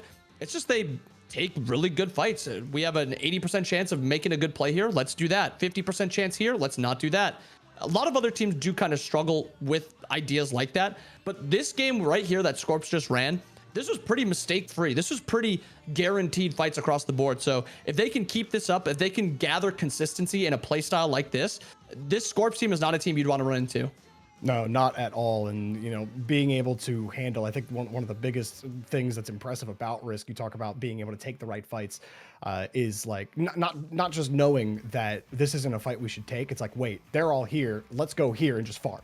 Like, let's just go here, push this lane. Let's like they just constantly out farm you, where even if you are winning fights, you're still losing the farm. So we keep talking about that bracket. Let's take another look at it here as more teams complete their matches and move on. And Scorps will be playing Team Risk in the upper semis.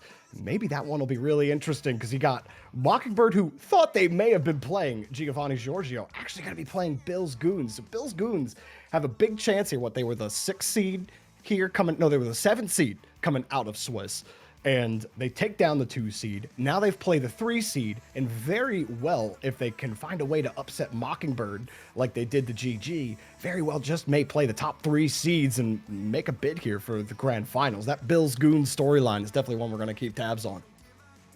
Yeah, and this top 4 in general, I think you hit on it perfectly, where Team Risk is pretty solidified as a very dominant team, one that we need to kind of keep our eye on. But that Bills Goons Mockingbird set is one that I'm very excited for. I want to see how Bills Goons is going to play against another team of like that top tier caliber. And as we go to that lower part of the bracket also, I mean, we obviously have to have eyes on Giovanni Giorgio. Are they going to be able to come back? When you lose a set like this, it makes the next set that more important. Like, yeah, obviously if you lose, you're out, but you are now on elimination point for the rest of your tournament, and that's going to be like a lot of pressure kind of on them. I mean, especially look at who they play the winner of. They play between DDK and Titans Reloaded. And I mean, we saw what DDK was able to do in LCQ. Granted, you know, they went out in Swiss, but still, that's not a team that you want to run into in the lower bracket with the run that they have. Momentum does matter. The mental aspect of any competitive game is such a huge component. I mean, we saw what Winners Tilt did to Giovanni Giorgio. So as some teams tilt, other teams push forward, but we will have more Smite action coming up for you guys after the break. Don't go anywhere. We'll be right back.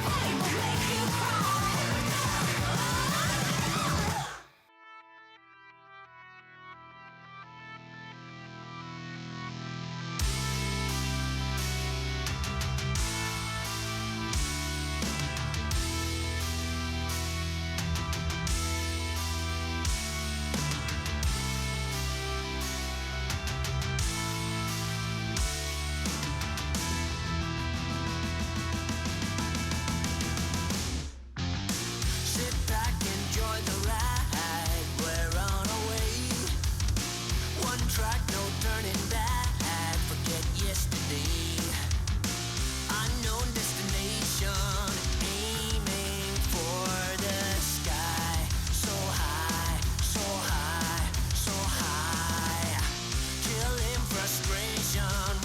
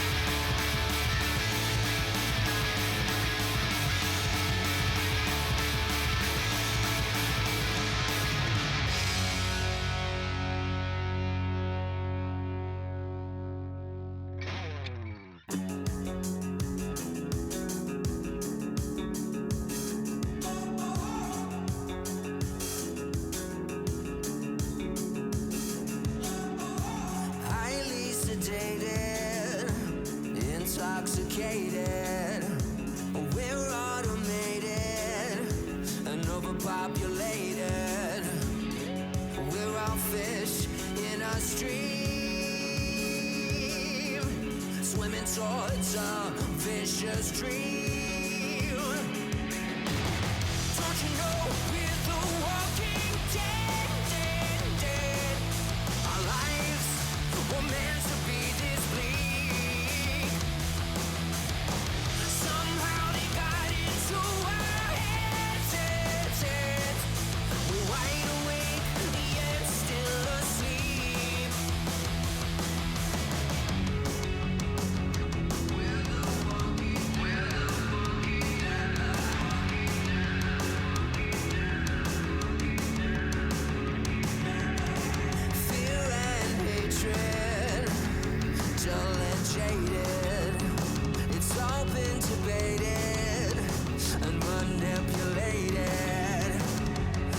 nothing's ever as it seems.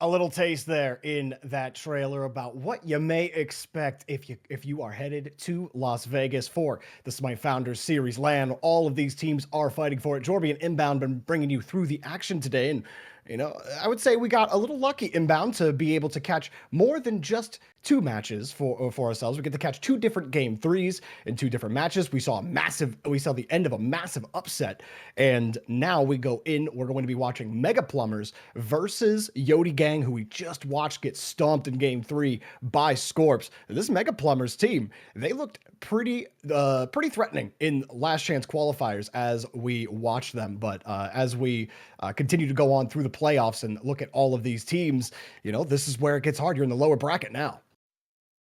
Yeah, it's win or go home at this point, and it's going to be interesting to see kind of what does Yodi Gang opt to do now that they are in this last chance. You win or you go home, especially against a team like Mega Plumbers. We saw a lot, as you said, from Mega Plumbers. This is an interesting team with some really good players of old. You have Callus, you have Wolfie, you have Maskill, who's like a newer age player, but there is a lot of talent on this Mega Plumber side.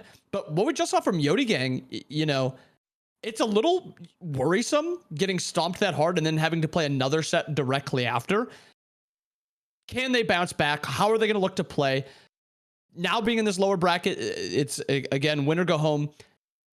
What are they going to opt to do? Are they going to play the kind of, the same similar comp that they played in the set against Scorps? Are they going to opt to do something a little bit differently? Are they going to opt to maybe not look for any invades?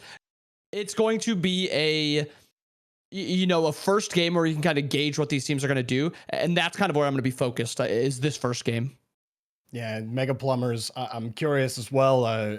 Sager, their solo, was someone who actually really impressed me through their last chance qualifiers as well. I mean, Maskill, give him all the praises for his jungling for sure, but there were some games where it was Sager leading the charge for this team and him getting his team on the right foot. So, and I think getting the 5 seed out of Swiss, this is a huge chance because you saw who they'll end up playing. The winner of, I believe it was Tithonic and the name just escapes me. The bracket's gone and now it doesn't exist to me.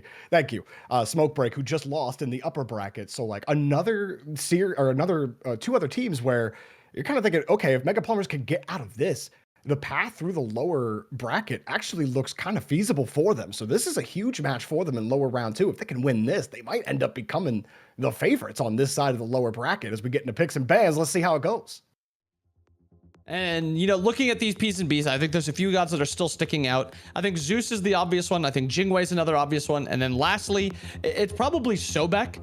Those 3 gods, and especially even though GG lost that game 3, Nika on the Sobek was still doing an absolute insane amount of damage. He's very hard to kill. He's CCing a lot. I still think Sobek is one of those top tier gods, even after his nerf. His pluck went down from 14 seconds down to 12 seconds. Zeus is still the ban for Yodi Gang, and it seems like Zeus has kind of been accepted as this first ban because you don't really want to first pick Zeus, because if you first pick Zeus, there's a whole bunch of counters or a whole bunch of gods that can be played that can kind of make Zeus's game hard. You know who really doesn't have any counters? Jingwei. Farms very safe, gets to late game, is very strong once you get to that late game. And Sobek, another god. Get to late game, you're going to farm really well, and you're going to be very strong. I like the idea from Mega Plumbers. Throwaway ban, Loki, just get rid of him, and we'll just trade the Sobek, we'll trade the Fenrir, we'll trade the Jingwei, and we'll just kind of take whatever you don't want. We're leaving it up to you, Yodi. What do you prio the most? Yeah, with the Loki out will be interesting. We saw, we haven't seen the graphic in a little bit, but if you were following earlier today with Dulcin and Trelly, they were showing the most picks out of the last chance qualifiers, which are your Loki, your Jingwei, your Zeus, and your Fenrirs. So it's been mostly the same as far as the picks and bans have gone, although some of the game 3s we've hopped into have definitely had some more variety in it, albeit you're still seeing those 4 gods in picks and bans in some form, whether it's a ban or whether it's a pick. And they're sticking on this first pick for a little bit, trying to figure out which way they're going to go. It could go, I guess, you say there's no real counter to or getting the Zeus out. Do you just go for Anubis here? Anubis also has been a very popular pick, but then you leave the Jingwei open. First pick, I mean, what do you grab here? Oh, sorry, Mega Plumbers got on the other side. Teams were flipped, so Yodi Gang banged the Loki. Mega Plumbers banned Zeus. Still though, could still pick a Goobus, right? I mean, you could. Probably not, but it's always the idea. I think it's just Jingwei. They go for the Jingwei. It's just the reason I think Jingwei is just this OP first pick is because who's the second best hunter? Is it CERN? Not really. Is it On Her? Not really. There's just no god that really pairs up against Jingwei in lane, so I like the Jingwei first pick. But that is a big surprise. A raw pick by Yodi Gang. This is something where I think this might be a raw solo, Jorby. I don't know if you've seen the raw builds. Maybe it's flexed also. But I think raw's biggest strength currently is solo lane. And with Anubis picked also, there's flex potential here. This could be raw mid, this could be raw solo, or Anubis mid, Anubis solo. But from what I've seen from this raw build, it is just so strong in laning phase. It scales very well. I expect it's going to be raw solo. I expect it's going to be Anubis mid. And Fenrir locked in by Mega Plumbers. Some flex potential there. I feel like I've been saying flex potential a lot every time I cast because a lot of these top gods, the reason that they're strong is the flex potential. I mean, do you feel like the raw pick was trying to isolate Wolfie a little bit? We know Wolfie's raw is disgusting, and like they went right into it. I mean, you talk about the build and the solo potential of raw, but maybe it's just an extra consequence that Wolfie doesn't get that raw. Yeah, I mean, I think you're 100% right. I think the raw build is really good, but always taking away the enemy's best god or one of their best gods is always going to be good. So I think that may have something to do with it. For the comps, though, we got the Amaterasu on Mega Plumber side. Still a little bit more flex potential, especially when we saw that Ama mid just 2 games ago. So there's this weird, mega just potential for just weird comps. Yodi Gang locking in the Sobek CERN. They're opting for that CERN ADC to match up against this Jingwei.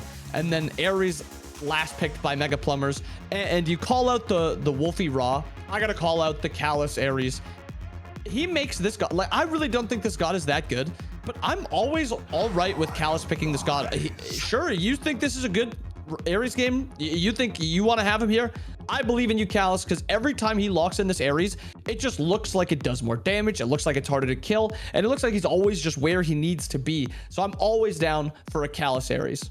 He's one of the most annoying support players to play against, because like even when he doesn't have Ares, he'll go right into Athena and he's always in your jungle. He's always playing aggressive. Like to me, Callus is the, like, if you're in your games and you're like, how do I play a good support? How do I like really help enable my team? And because a lot of supports out there play reactive. Callus, he's proactive. Some gods and to me, will never proactive learn, support really but we must benefits do when our you play best someone to like teach them Ares, who anyway. has to be aggressive, right? Who is at his best in the early game with that cripple. You're going to force Yodi Gang to have to change their kits a little bit, because there's not really a lot of besides the Anubis ult, which isn't going to like get you away from an Ares, right?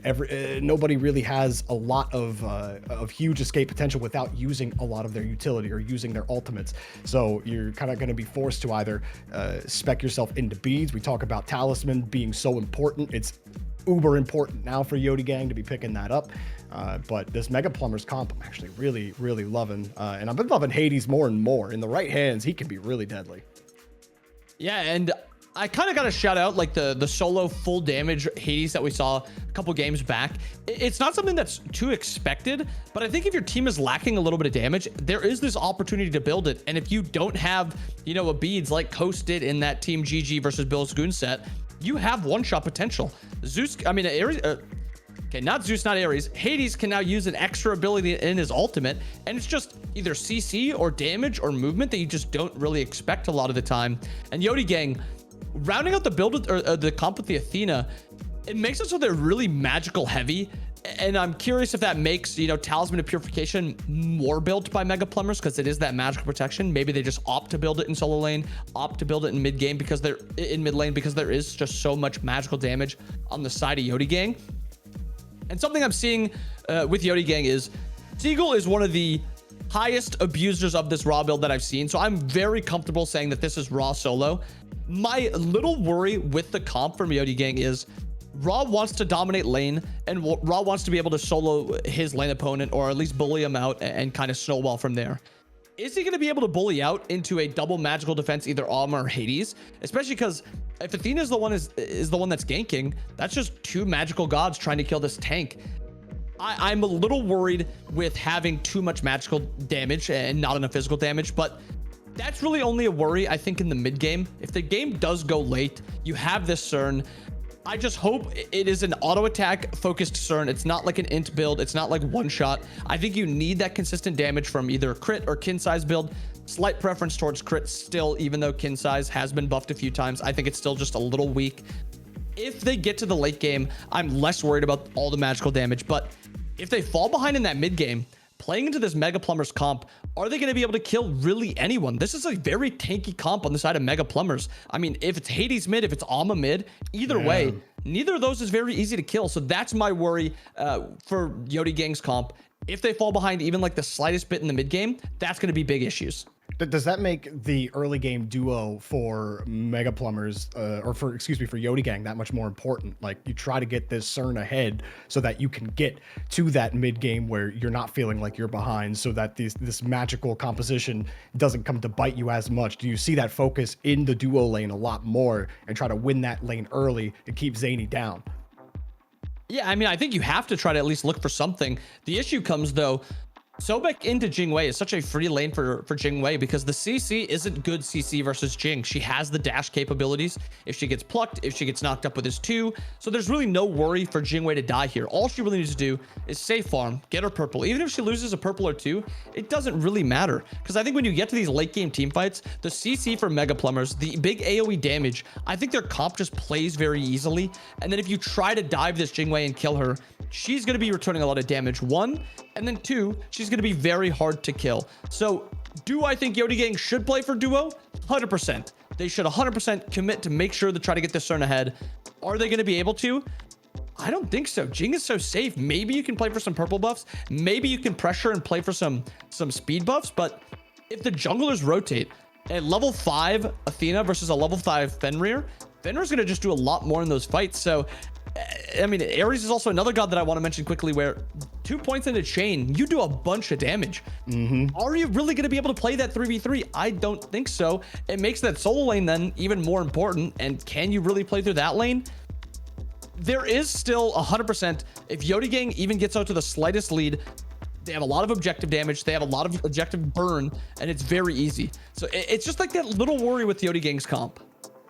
Well, we kind of broke down this composition lane by lane, but it's time to get into the game and see how the dominoes fall. Yodi Gang just lost in 3 games to Scorps in the upper bracket, and now they are on their last life. Meanwhile, Mega Plumbers, coming up through the last chance qualifier, now have a chance through the lower bracket to make a run here. If they can take down Yodi Gang, there's only last chance qualifier teams that stand in their way, and likely will be meeting the lower end Swiss teams from the upper bracket on their path to that grand final, to a Vegas qualification. But you said it, and I'm feeling it. I think Mega Plumbers have a solid comp here, because we talk about getting the Cern on early, and you talk about the chains doing a ton of damage, but it also just kind of locks down Cern's ability to be aggressive, because as soon as you get chained, you're not getting out of it.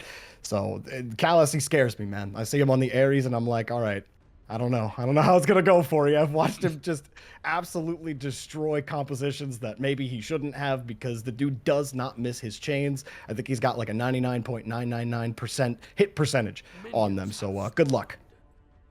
Yeah, and that's on all 3 chains. Like, it's 96% chance that he's hitting all 3 on you. It is just insane what he does on this character. And while I do think, again, dual lane is something that they want to play through. They want to try to put Callus behind, put Zinni behind. There is still a lot to be said about solo lane.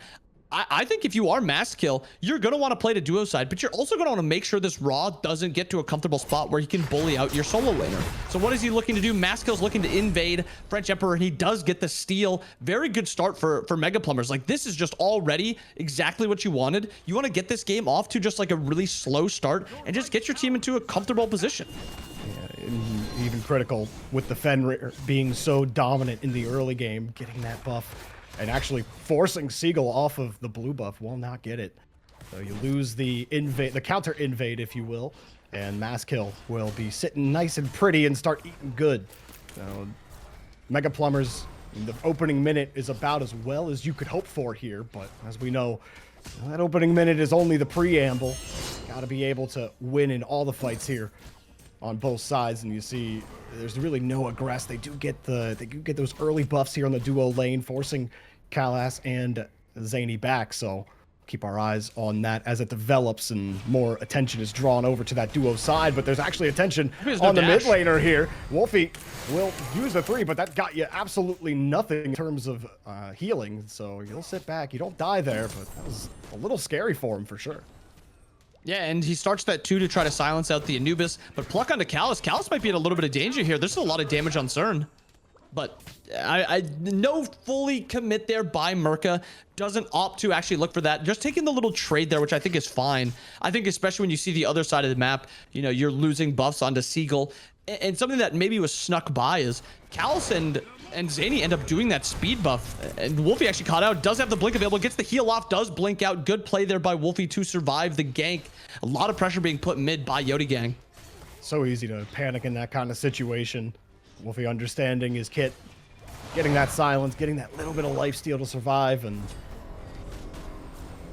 not giving up that first blood, which feels a little more important than most first bloods feel, just the way that this has gone with the camp steals, the little bit of lane pressure that Yodi Gang has actually been able to put on this Mega Plumbers duo. And missing the second chain, a rare miss there, but really able to push, and it's kind of what you have to do. You kind of have to pick your battles there with, as much as we talk about the chains and Kalas, you still have to be a little careful because that early game potential of the Cernanos is real. But yeah, very tense in this first 3 minutes. Wolfie has been targeted a couple of times, and well, Mass Kill is here to dance as well. Now Wolfie on the attack, dropped the 3, but won't be able to force any more out of Renegon there. And I like this pressure into mid.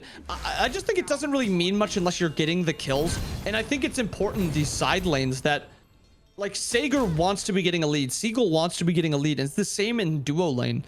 This Ares and Sobek matchup is so volatile where whoever gets ahead, who's ever getting that first item online or getting tankier than the other one, it makes their job just a lot easier. Maybe Sobek pluck isn't as threatening because he's getting chained and the Ares is fed. Or if you do pluck him, then you're chaining him into your backline. Another invade here by Siegel and French Emperor. They do, I think they got out secured again, and Wolfie's going to be picking up this red.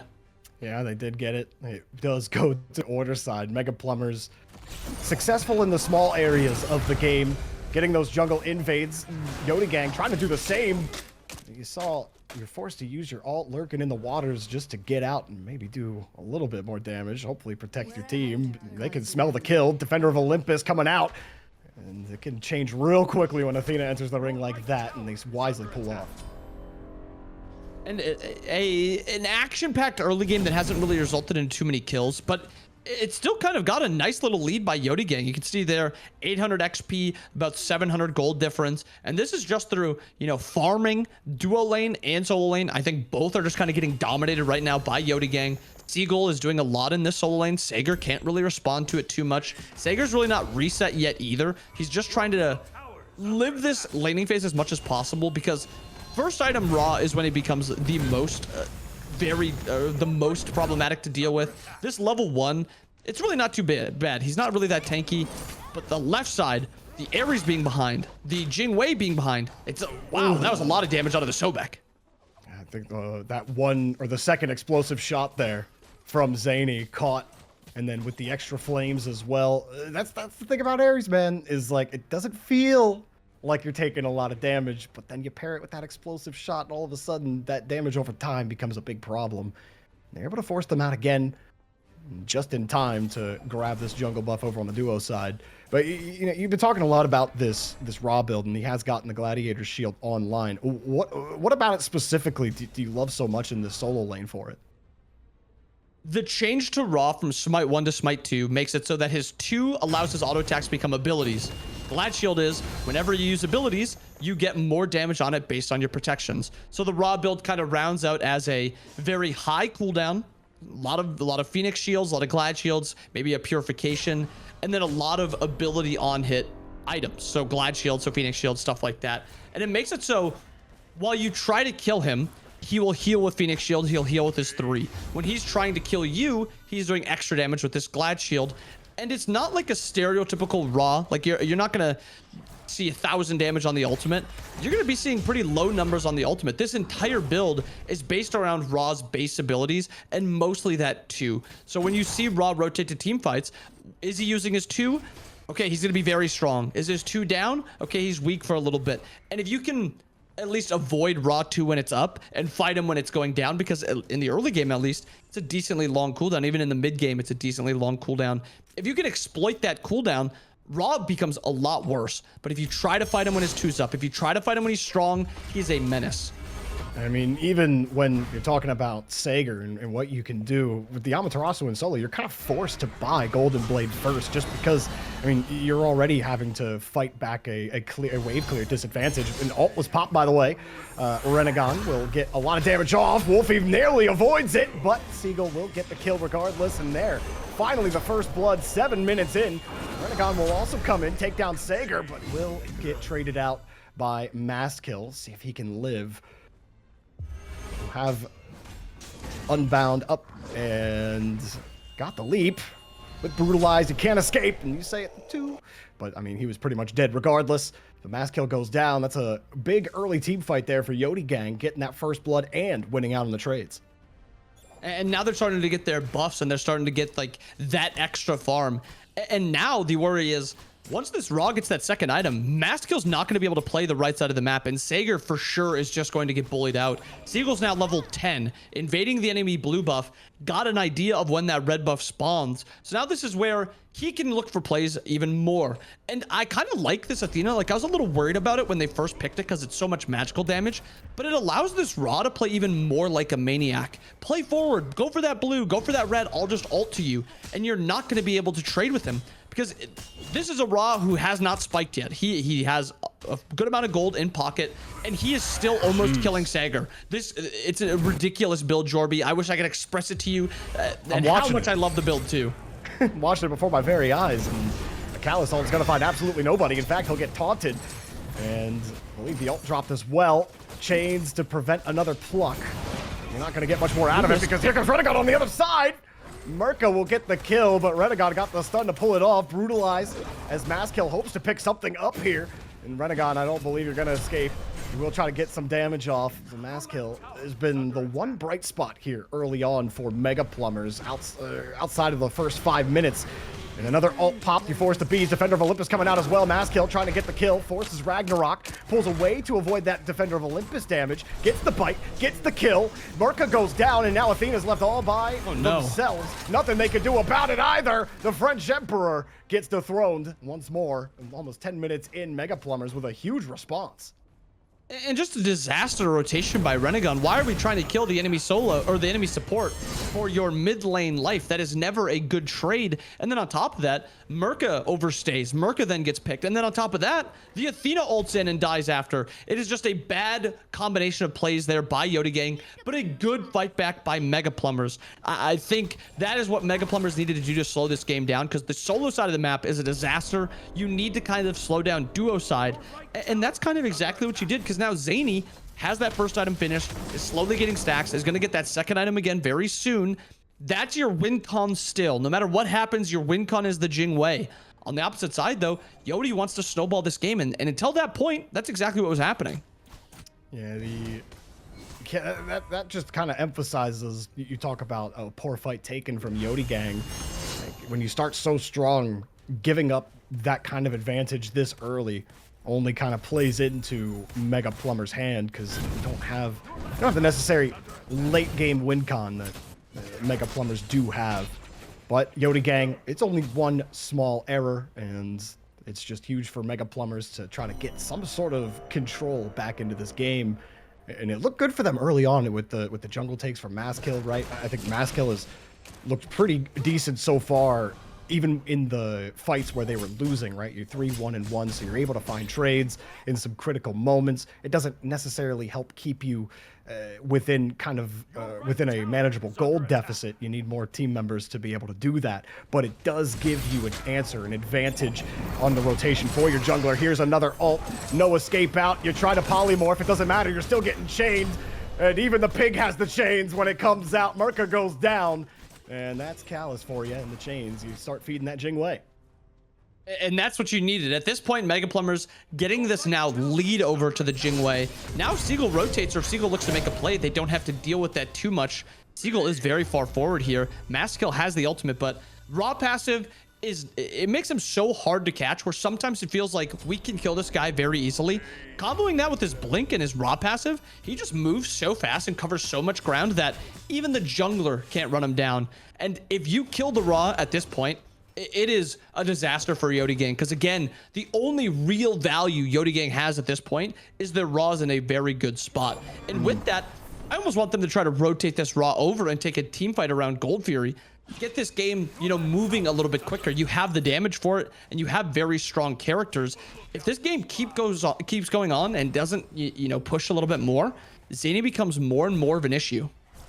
Yeah, Seagull was opting to proxy that wave over on the right side rather than force that early fight. There was a look at the Gold Fury for a bit, but I think both teams want to see where this goes. You did have the telly as he's going to come around and take a look, and Seagull actually will make that call inbound, almost like you know what you're talking about, as they all group up here for the first Gold Fury, and they'll just straight up start it, confident they could get it, as there's going to have to be a steal attempt if they can get in.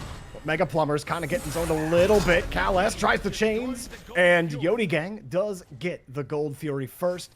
So Mega Plumbers will still have to fight down this gold deficit they can't seem to come out of, and they use that one advantage that they have inbound in Seagull's Raw, help them get that first Gold Fury, and now where do you go if you are Mega Plumbers?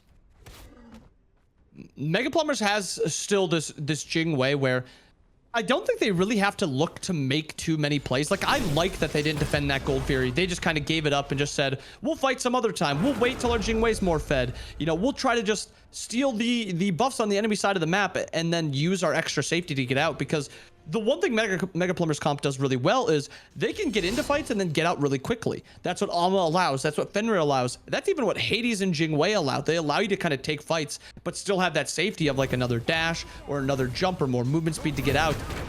I like that the Mega Plumbers opted to give up that Gold Fury, but on the opposite side, Yodi Gang is playing it very well also. They're forcing the Gold Fury. They're forcing a fight on this tier 1 tower. Either you fight here or you give it up. That's what they need to do to snowball this game and to keep pushing it, because right now is Raw's strongest point. He's got this extra cooldown. He's got 3 cooldown items, 4 if you include his starter. He's got a lot of damage and he's got a lot of survivability. The Raw build is very good, but if it goes late game and you're playing against a crit Deathbringer Jing Wei, it really doesn't matter what you have. You are going to get one shot and she's going to carry fights. So that's got to be in mind. There is still a ticking clock for this game for Yodi Gang, but again, if you just keep pushing your lead at this point, keep grouping up. Again, they're grouping on a Pyromancer. This is exactly what you need to do. You get the take here, and when you talk about having that lead in the mid game, and I don't think they're as far ahead as they'd like to be. We'll see how long they can push the advantage that they have, as they're making sure that Pyromancer falls to them, and everyone will pull back out underneath this mid tower. Mega Plumbers looking for a response off the Pyromancer, but everything well defended here in the mid lane. Still got 4v3, but you do have rotation coming in from the right jungle as well. They'll try to Ragnarok bite. He waits for the bead, still gets the bite. It comes down, and Maskill takes down Ollie on the play. On the other side, Polymorph is going to put Sager in some trouble. Has a dash and some support right behind him. He'll get out quickly. Looked almost dangerous there for Sager, trying to peel some of that defense off of that tier 1 tower. It does fall, and nobody really comes out worse for wear for Mega Plumbers. Not a bad response if you were going to have a response at all. And I think that's just a weird play by Yodi Gang. It doesn't seem like they're on the same page of making a coherent call about what they want to do. Ollie walks super far forward, looking like he wants to defend the tower, and everybody else, backs up when the Ama comes in, and they go and retreat under the tier 2 tower, leaving Ollie all alone. And it's very easy to kill this Sobek when you have 4 different instances of damage all combining on him at the same time. It doesn't matter that he has this purification. You have so much CC on the side of Mega Plumbers, you can wait it out pretty easily and then punish him right after. But a good slowdown of the game again by Mega Plumbers. They're kind of making these plays when they need to be made to not let the game snowball out of control. And another tier 1 tower and left. Very good macro play by Mega Plumbers. And you're still going to get caught with the wrap. And Renegon hoping he can get a little bit of assistance here. Ollie's come to play. You pop the ult. Sure, Zany goes down for taking that tier 1. Skill also on the retreat, but only into the support. As lurking in the waters will zone Wolfie and company out for a moment. Kalas trying to protect Wolfie as well. It looks like Yodi Gang really want to force the issue here. Another wrap, another tail spin, and, well, everyone's going to leave. So seeing if you wanted to take that fight or not, and Mega Plumbers certainly didn't. Sager also getting pushed out. Yodi Gang, you'll take what you can get, but like you said, the tier 1 going down to Zany. You do what you can to respond, you take him down, and now you got a Gold Fury. Almost uncontested. There is a look here, but I think Mega Plumbers will be forced to concede this one again as well. So 2 straight Gold Furies over to Yodi Gang. And it feels like both of these teams are playing their comps like pretty well. They're looking to snowball their lead. Yodi Gang, they're playing for these objectives, which is really smart. But Mega Plumbers are kind of punching back really well and slowing down the snowball that Yodi Gang is trying to, you know, do right now. So it's like a really good fight back and forth. The gold lead is at this spot where it's not enough that Yodi Gang is comfortable, but it's not too much that Mega Plumbers is comfortable. They're both just on this knife's edge still of one fight and we get like a tier 1 or a tier 2 or maybe even a fire giant, or if it's on the side of Mega Plumbers, a fight or 2 and the game is then even. This game is at a point where if you're still Yodi Gang, you want to keep fighting, you want to keep looking for something else, playing for a fire giant, playing for something, maybe even just a tier 1 tower with this bomb you have in your pocket. You still want to be pushing your lead, and this is exactly what we need. Yep, you force the beads out of Renegon for the Treasure of Olympus, and Anubis all forced out, so 2 ults committed here for Yodi Gang. Yeah, at least protect Renegon does not go down. Mission accomplished as far as that's concerned. Mass kill.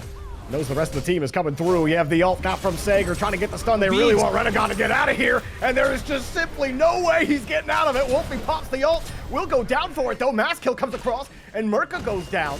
Well, Maskill in a little bit of trouble here, trying to avoid this Seagull Rob, but he just keeps getting body blocked, and I almost gave up right there. Just trying to take down the big minion. You're not going to get it, though. Seagull gets the kill there. Ra not actually going to hit the target here, but, I mean, the job was done here. Talisman active, forced out by Kalas. And there you go, Yodi Gang. The last few fights have looked kind of weird, like you've been talking about inbound, but that one solely goes in their hands. And it's just like another play where nobody outright wins it. Like, yes, Yodi Gang win it, but not enough that they actually get something out of it because there's a contest on this Pyro. Yeah, they got that trade out earlier. And the explosive bolts try to force them off. And yeah, the wind gust got him quickly. The health bar is actually dropping here on Yodi Gang a little bit. They get forced off of the Pyromancer. And make no think about it, Mega Plumbers played that excellently. You talk about the CC and the displacement, and then the gust right afterwards, preventing the taunt, preventing the extra damage. You can't zone Zany out, and instead, you're the one who's running for your life. And it feels like Yodi Gang is not playing around the Raw as well as they should. Like, a lot of these fights are like, yeah, like, we're winning, we're getting good value, but we're not getting great value. And that fight right there is a trade. It's just an outright trade. I mean, you see the player damage in the bottom left. Raw's at 12,000, and he's not dying. So we need to force fights on our Raw. We need to either A, let him kind of dictate the fights and play however he wants to, or B, we need to group on him more to look to push our lead, maybe for a tower or a gold fear that's going to be spawning in about a minute, because most of Yodi's negatives are coming when they're not fighting with the Raw, or Mega Plumbers looks for a play when the Raw's not there. They're playing a Raw around the Raw's strengths and, you know, not necessarily his cooldowns like I said earlier, but if the Raw's not there, it doesn't matter about his cooldowns. We'll just take this 4v4 fight in the middle because we just have a better team fight comp. Our Jingwei is just doing more, and a nice secure on the Naga after getting that Pyro also by Mega Plumbers. It'll help you be able to get those objectives down a little easier. Everyone a bit separated here on Mega Plumbers. 5-man grouping.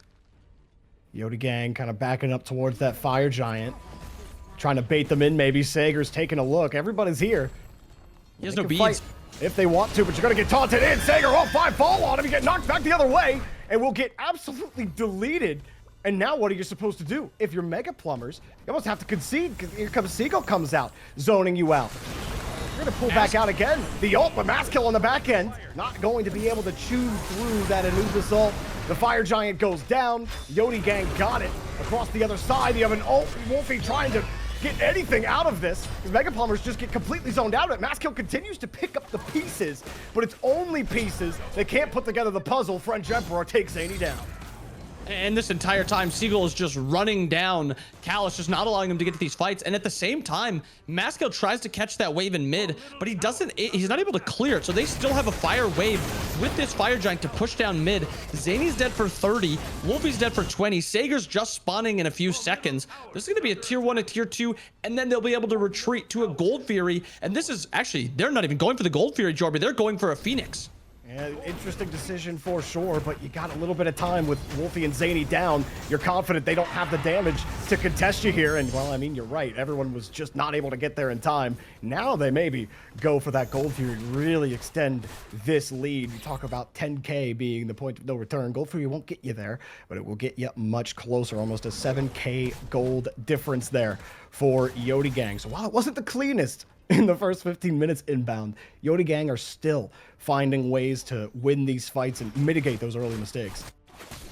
And I think that's just a greedy play by Masskill. He's done it a few times now where after a team fight, he opts to farm for a little bit instead of resetting. And maybe Yodi Gang, knowing Masskill likes to opt for farming, like that's a 4v3. That is not an easy fight.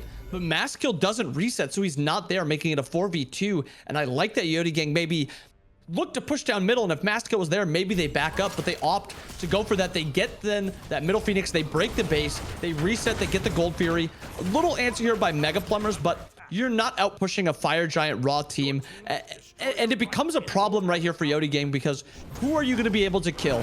There's very few gods. All he can even pluck in here, and there's really no threat onto him. There's really just Masskill, and now there's no ultimate for Masskill either for this Phoenix defense. Yeah, they're just trying to trade tier 2s right now. You do a French Emperor taking a look at them.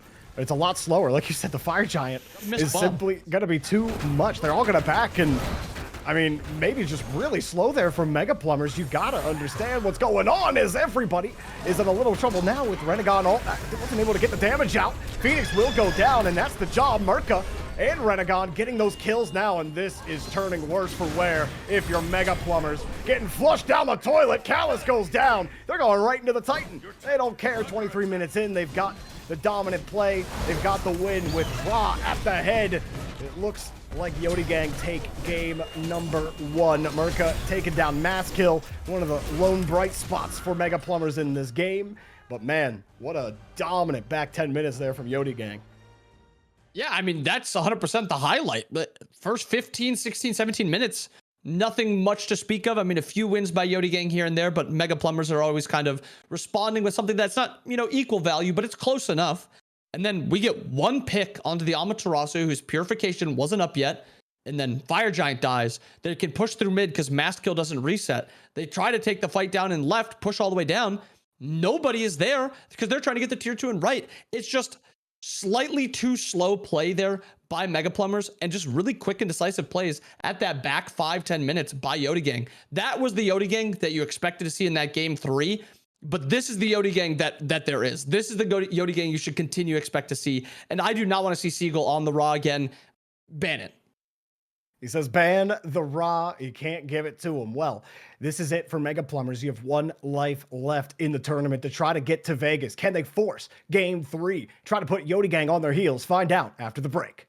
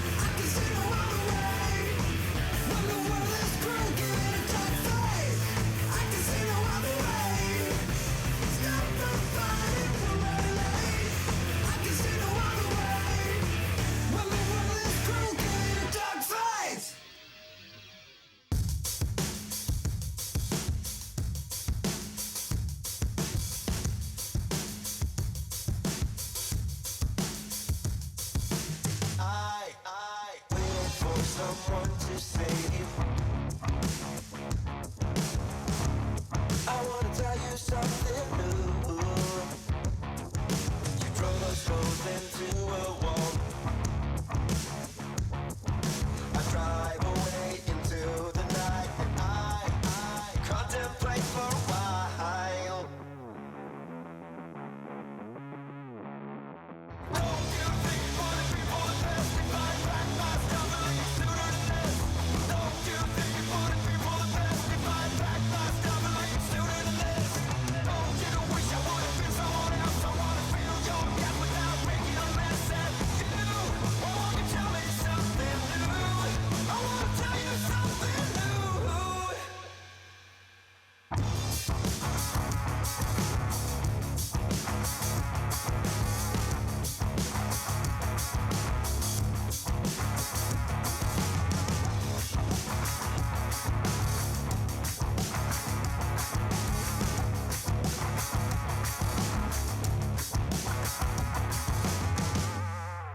I wish you all the best I can, and I stop myself for a while.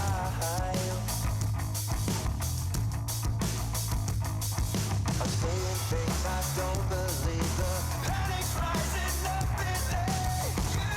Won't you tell me something new? Don't you think you wanna be for the best? If I pack my stuff and leave sooner than this. Don't you think you wanna be for the best? If I pack my stuff and leave sooner than this. Don't you wish I would've been someone else?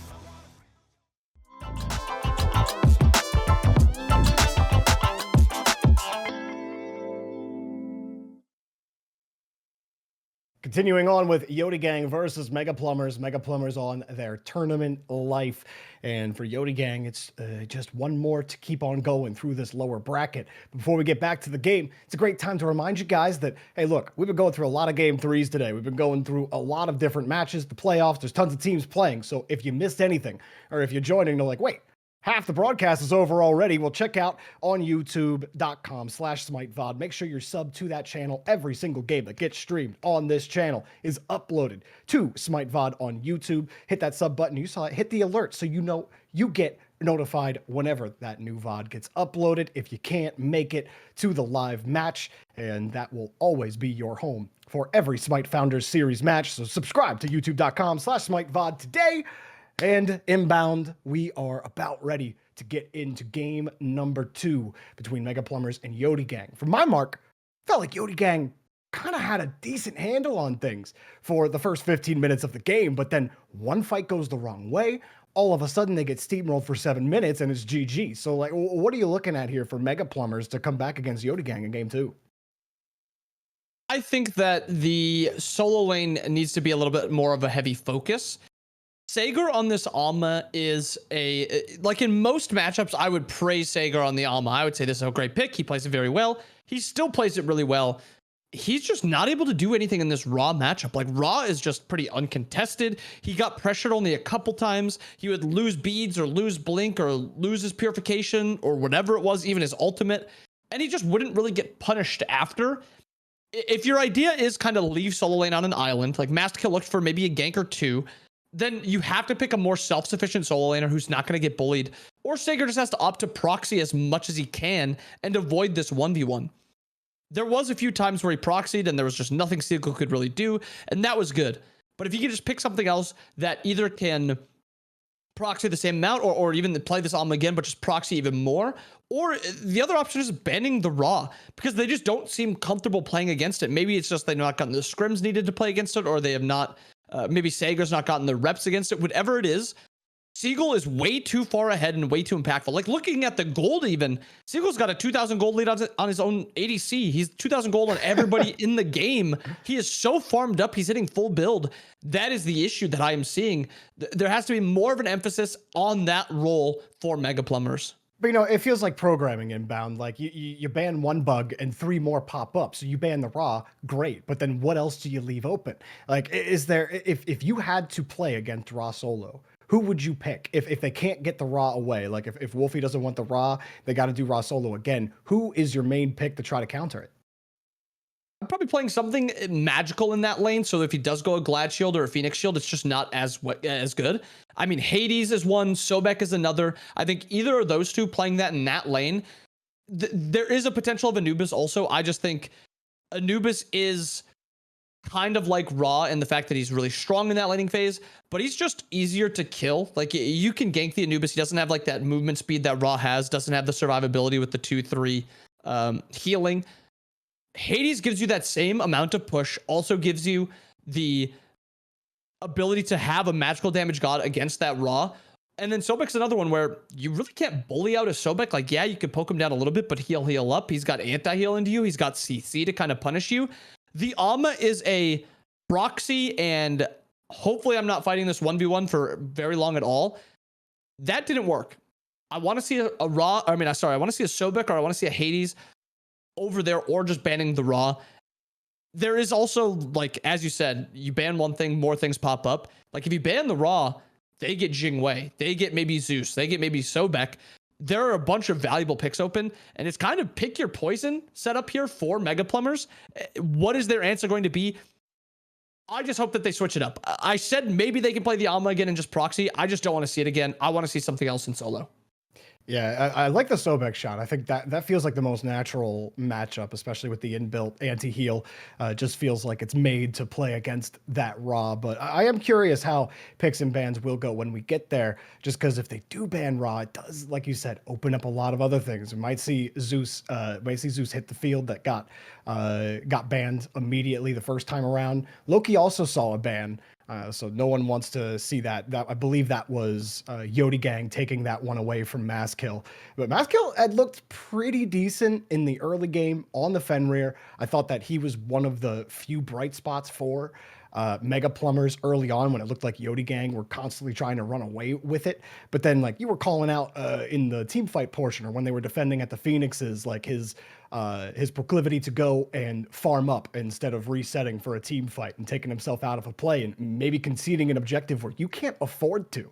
So being able to see him adjust, if Mega Plumbers go down early again, maybe that's something to look at to see how he's playing around. But yeah, getting Sager off of the Amaterasu, if that Ra solo is to come to pass, then will be interesting for sure. But it does feel like it's kind of on the edges, right? We're talking about duo lane, we're talking about solo lane, but we're not really caring much about this mid lane matchup between Wolfie and Renegon. It hasn't been a focus of discussion. It hasn't even really been a focal point of the match so far. So the edges of the map really are just where all the premium beef is being made right now. Yeah, I mean, we had like 2 or 3 ganks the first 5 minutes, and then after that it was kind of, yeah, let's play around other lanes, let's play for purple buffs, let's play for the blue buffs. And as we hop into picks and bans here, that Jingwei is also something where I said if the game goes later, the Jingwei is a very valuable late game god. She is, going to be able to threaten a lot. She's very safe. You didn't get to that point. You weren't particularly close to that late game point. I don't even mind Merca taking the Cern just to kind of live lane and to maybe do objectives a little bit quicker, because that's Cern's value. His passive allows him to have that 30% extra strength and 5% extra int damage around his autos in melee range. He shreds objectives. Comboing that with the Anubis Ra was really smart. Yodi Gang starting out with this Loki ban. Again, they just don't want to give it over to Maskill. And I think Fenrir jungle is really good, but keeping the Loki out of Maskill's hands, I think is very wise. And then Mega Plumbers banning away with Athena. Ra's up, Jingwei's up, Sobek's up. Siegel wants the Ra again, Jorby. Now, to me, it's like, okay, what's your solo pick now? Surely it's Sobek. You left Sobek open. Mega Plumbers have to go there, right? I mean, this is like you just have to. If you ban Athena, then you're saying we can take your Ra again. You knew you were gonna pick it. They're gonna pick Fen first. Makes sense. Maskill looked pretty decent on that Fenrir. But what will that second pick be? Will be Zeus. So Zeus getting locked in here and still leaving Sobek open. And Jingwei is also another pick that's available. So a lot of just really top pick gods are available. Yodi Gang going for that Anubis again. a lot of shred. It's the same start of their comp as last game. There's the opportunity to continue into that comp and like draft that Cernanos. They also have the opportunity to go no Athena, but they have the ability to go the Sobek again. So a few gods that they could just return to if they want to. And I think Sobek is one that I'm just comfortable picking here. It doesn't really show too much with your comp. It's just a very valuable pick. They go for the Sobek, and it's just a Zeus has to play at least this far back, because if he walks a little bit too far forward, I'm going to pluck him and force something. And I think that is one thing you need to do against Zeus, is keep him at a distance away from you. And Sobek does that very well. Absolutely. Surely it's Jingwei getting taken off the board here for Mega Plumbers on this stage. I'm curious what that counter solo pick is going to be. You talked about the Hades. That's obviously still available. Is something that they picked up last time, but Wolfie had it in mid. And Cernanos will get locked in. So no Jingwei. They're happy to give that over to Yodi Gang again. That is interesting. So they're opting actually to, I mean, it could be something as simple as let's play to fight their early game. And let's give them the Jingwei. If they want to have Jingwei, then we'll have this threat in the early portion to actually match them. They do respond with that Amaterasu again, so that means another losing solo lane for Mega Plumbers. But there is just a lot more threat in the duo side. I mean, certain so far, there is a possibility that Fenrir could be played in support. I mean, Jingwei's locked in by Merca, so very little pressure on the side of Yodi Gang. This opens up the opportunity to Yodi Gang, you guys can have solo side of the map. We're going to take the duo side and we're going to stomp this side. Thanatos locked in by Yodi Gang. There's a lot of early game focus in this game, Jorby. Yeah, a lot of it for sure. I like it. I like it. Let's see French Emperor on the Thanatos. That should be juicy for sure. You talk about not having a lot of that, like, the aggression, the early game potential of Mega Plumbers, but like Thanatos going over to Yodi Gang. I always love seeing Thanatos hit. Such a high skill character with a high ceiling. You know, it's totally dependent on him hitting his death scythe, right? If you're not hitting those, you ain't eating if you're Thana. But Ymir will get locked in, and you know, we saw Ymir earlier today. I think this is the second time he's been picked today. Obviously, Genetics was the other pick today, but Ymir hasn't been seeing as much action lately. With the Athena banned out, though, no Ares this time for Mega Plumbers. It will be a Ymir. And I think Ymir has a little bit more value in a game like this. Purification gets built nearly every game, and you see a lot of blinks nowadays. I think Ymir now forces a Phantom out of the Raw, Phantom out of the Sobek maybe even, and now it allows you to kind of have this, if we get the Raw out of position, he can't just blink away from us. Yeah, I mean, he could maybe stay and fight, or he could pop his Phantom shell, get that shield, and try to fight me, but at least I know where he's going to be, and there's not that threat of let's rotate here, and then he just blinks out and sprints away. So I like the Ymir. It's also a very good pick into Thanatos, and it's a 50-50 matchup again with Sobek. Sobek is just a god that has a bunch of 50-50 matchups. He had it with Ares, and he has it again with this Ymir. My worry is last game, they fell very far behind in duo lane, and then they were also losing solo lane. Yes, they fought back a little bit, but you need to win this duo lane, and you need to win it not like super hard, but you need to at least threaten it so that Yodi Gang can't just let Seagull kind of dictate the entire game. You have a Cern, you have a Ymir, so you have the capabilities, and you also have a jungler who wants to look to rotate and take fights also. I just hope Yodi Gang still plays through the Raw, plays through the objectives, and I hope that Mega Plumbers plays through their dual lane and plays to get Zany a lead, plays to get Callus a lead, and plays through those two. Because there is like the same possible late game for Mega Plumbers, because they have a Zeus as compared to a Hades, so they still scale partially, and Yodi Gang still scales a little bit with Jingwei, but I think the early game is going to be very important for both of these teams. What's the percentage chance it's Amaterasu support and Ymir solo? I'm just thinking, you know, maybe you mix it up a little bit, but we'll see, because we're going to get into the game, and we will find out real quick. But no, Callus is on that Ymir. All right, no fun, no flex fun, and we're all chilling in the grass together. And with this start, I mean, if Yodi Gang gets off to a really nice lead, and if like maybe Mastkill walks too far forward, Sobek is a really strong early game character for the sole fact that he has pluck. And it looks like Mega Plumbers aren't really interested in grouping either. Even though they have like this Ymir, the Cern, the Zeus, Fenrir, Alma, they have a lot of early game. if you don't group, it doesn't really matter. And it seems like Yoda really wants to find something. You have the teleporter for Seagull if nothing happens and you back up, but Mega Plumber staying disciplined, not grouping up, playing kind of back and just kind of giving everything up. Nice. I like the idea by Yoda because if they do get off to an early lead, especially if Seagull gets a kill and he can get a defense item on early, I think it kind of just blows this game up right off the rip. But really good job by Mega Plumbers to kind of stay back, not really do too much. But we did see invades last game, even after. So maybe Sager's going to look for a red buff or making a play somewhere. Yeah, kind of standing off. You did have mass kill ward off. The speed, at least, will know that they're there. But yeah, it doesn't look like there's much interest other than maybe Sager seems to actually be sitting on it. He may attempt, but nope. Nothing for him. French Emperor will get it clean. At Thanatos, early game clear, always going to be quite nasty. But on the other side, you do see Seagull down here. Not going to find anything. And we'll get started with the game. So the invade's not as fun in the first minute as it was in game number 1. As the pluck happens onto Kalas and gets isolated for a small moment, but not too much worse for wear at the start of the game. And a level 1 Sobek, level 1 Jingwei, not too much of a threat, even if you do get plucked. So no real worry there for Kalas. I'm looking at these relics to the start of this game, and on the side of Mega Plumbers, we have 3 blinks. So no beads into Sobek, Anubis, Thanatos for either Zeus or CERN. And then the Raw also has no shell on the Anubis, and no shell on Sobek. So the exploits that both of these teams have, like the wall for Mega Plumbers, they have the Ymir wall very easy. If Kalas gets a good wall, he can win fights single-handedly. And on the opposite side, if Ollie gets a good pluck, or if Renegon gets a good 2, or if French Emperor gets a good stun with his ultimate, it's very easy to blow somebody up off of that. So it makes the game simpler, but still difficult in the same way. And Renegon just walking up there just makes no sense. Trading when you don't know where the enemy jungler is, especially into a Fender who can CC you early game. It's just a bad play. You just gave Zeus first blood, and that's not how you want to start the game. Worst case, probably. Yeah, absolutely.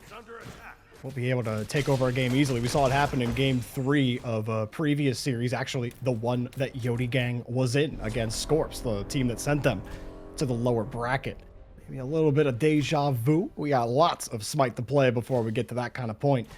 And you talk about trying to win this duo lane, trying to dominate this duo lane. Kalas will pick the freeze up, but support on support. Violence not going to net you too much, although Ollie's starting to get a little low, and they'll continue to trade. Actually, Kalas taking a ton of damage here. They'll force off. It looks like slowly but surely, Yoda Gang getting control of that duo lane. And Kalas almost died to the wave there. Ollie misses pluck, but Sobek is just so tanky early game that if they don't have any, instant threat up, there's no threat under the Sobek. So Ollie throwing out those plucks at this point. This is kind of that time to look for something. If it's there, you get a pluck, you can probably get a kill. If you miss, it's whatever. And I like that Ollie's looking to play aggressive, because if you get a kill on this side of the map and this CERN falls behind, this Ymir falls behind, that opens up the game exponentially for Yodi Gang. Ollie missing that pluck. That could have been some more damage on the board. But here's the Zeus ult. And oh my gosh, he's getting absolutely deleted here. You can't escape mass kill. You will go down, and Renegon has gotten picked on quite a bit. Ragnarok forced. He saw French Emperor through and was hoping maybe he could bite him as well. But I mean, we talked about how the mid lane, wasn't really much of a factor in the early game of game 1. Now Renegon has gotten picked on twice, going down 0-2 to start. Zeus getting that first blood, mass kill picking up a kill there as well. And Seagull not having as much success, as forced to blink out, trying to steal that buff. He is still winning that lane, but Sager does force him out. And good play by Sager there. Now he's that blink is now forced out. I want to see a play be made onto this Ra now, because if they kill the Ra at this point, if Alma can get to a full first item, maybe get her second item on earlier than Seagull gets 2 items on, that's a really big win. And Seagull at this point is not strong. He doesn't have his first item. He doesn't have blink. Maskill could look for the opportunity to make a play now, but he's going to the left side to match French Emperor. Will be in some trouble here as well, getting slowed. Callus will escape. Airstrike Zany trying to get that kill. Zany actually takes Ollie down, and this all started. Right, there's still some trouble here as Maskill comes in on the French Emperor, got the stun off as well, and there's nothing he can do. He can't escape, and if Maskill could just turn on him, just can't escape it, you'll eventually get the leap. And the Brutalizer might be up beforehand. There it is. No Death Scythe is gonna save you there. I was gonna say inbound. Every time we come over, we're watching Ollie miss his another one. And there's another Renegon rotation, gets Callus. But Wolfie here to support as well. Renegon will pay for his efforts and will still fall down. So the rotation, another one, good enough. They just keep on trickling in. You had him come over from the far side of the solo lane over to duo. Seagulls come to dance. And now Maskill might be in some trouble here, trying to take down the ADC, but he plucks the wrong guy and has to pull him back. You're in some trouble now. Ollie, happy to tank the bite there for his ADC. And that, can you please break down that fight for me inbound, please? I'd love to. There are so many things to touch on with this fight. Again, just a really massive fight, a massive win by Mega Plumbers. But again, Renegon is rotating over to kill Callus and then die immediately after.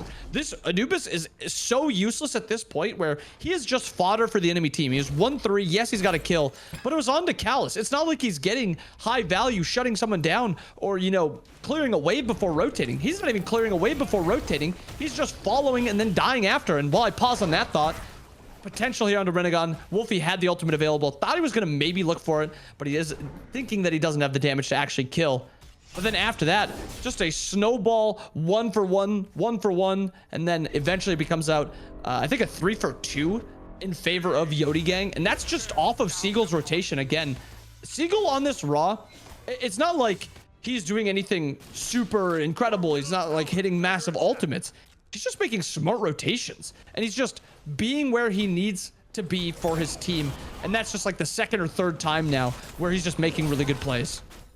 Well, that kind of blew up. I mean, Merca got a perfect win gust there, throwing up Callus and Maskill. And I think Maskill already uses Brutalize, so Jingwei kind of outplaying 2 there. And Seagull also staying right on top. You talk about the ult not even mattering. It's all about that 2, all about that slow. And, well, you can ult all you want, Sager. But it looks like you're falling down. The 2's up again. You get flashbanged. And Seagull continues to dominate on the Raw. You should have banned him. It is a disaster over there. The positive is French Emperor does die on the left side, so it's a trade. But Jorby, this Raw is becoming a problem. He has the Glad Shield. This Phoenix Shield is where he becomes just utterly unstoppable. He is walking into the enemy jungle, not a worry. Even Maskill being here right now doesn't have the damage to actually threaten the Raw, really. Like, that was an entire Brutalize. Seagull's still sitting at 1,000, 1,100 damage. He is not worried. They're massively rotating to try to kill Seagull. Alma's here, Zeus is here. And the movement speed from Raw does not allow him to be caught. And he's able to just walk at those back camps, take them away, and run away without a worry in the world. I mean, we're 2 levels up on Maskill and then the Glad Shield on top of it. I mean, look, you were talking about this Raw solo. You were absolutely loving it. You're like, oh, this Raw solo build, it's absolutely insane. And we saw it last game. And I feel like everybody saw it, except for Mega Plumbers. They saw it and they were like, actually, Athena was the problem. Yeah. And, you know, Mega Plumbers will go for this Gold Fury. There's a rotation coming over from Renegon. The Jingwei's coming over as well. I don't think they're going to get there in time. They do not. You had Ollie about to get there. So that's actually a nice play from Mega Plumbers. You get that Gold Fury down, and you take advantage of the little bit of push that you've had. You still have that pluck, and finally Ollie lands a pluck. That's been a struggle. Wolfie has no choice but to sit in there and try to deal as much damage as possible. The French Emperor finally gets some feel-good juices on the side of Mega Plumbers here. And getting that kill onto Wolfie, slowing him down even a little bit, is massive right now. It allows Renegon to kind of even up their landing phase, because Wolfie's now died 2 times without doing too much. That massive rotation to left side where he rotated to try to maybe clean someone up. He wasn't really useful there at all, and then he ended up dying, and he dies again there after getting that Gold Fury. So a few nice plays by Yodi Gang, getting that kill onto Wolfie, getting this Naga camp also. But now we kind of have to see them. I mean, they don't have to again make plays without Seagull, because again, Seagull's the most important player on the team.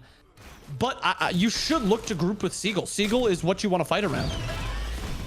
Airstrike forced, and Mirka will be happy to leave, but hey, Sager wants to dance, and why not? You got the ult, forces the beads. You're kind of trapped here, and there's not much you could do. You get pigged, and you get killed.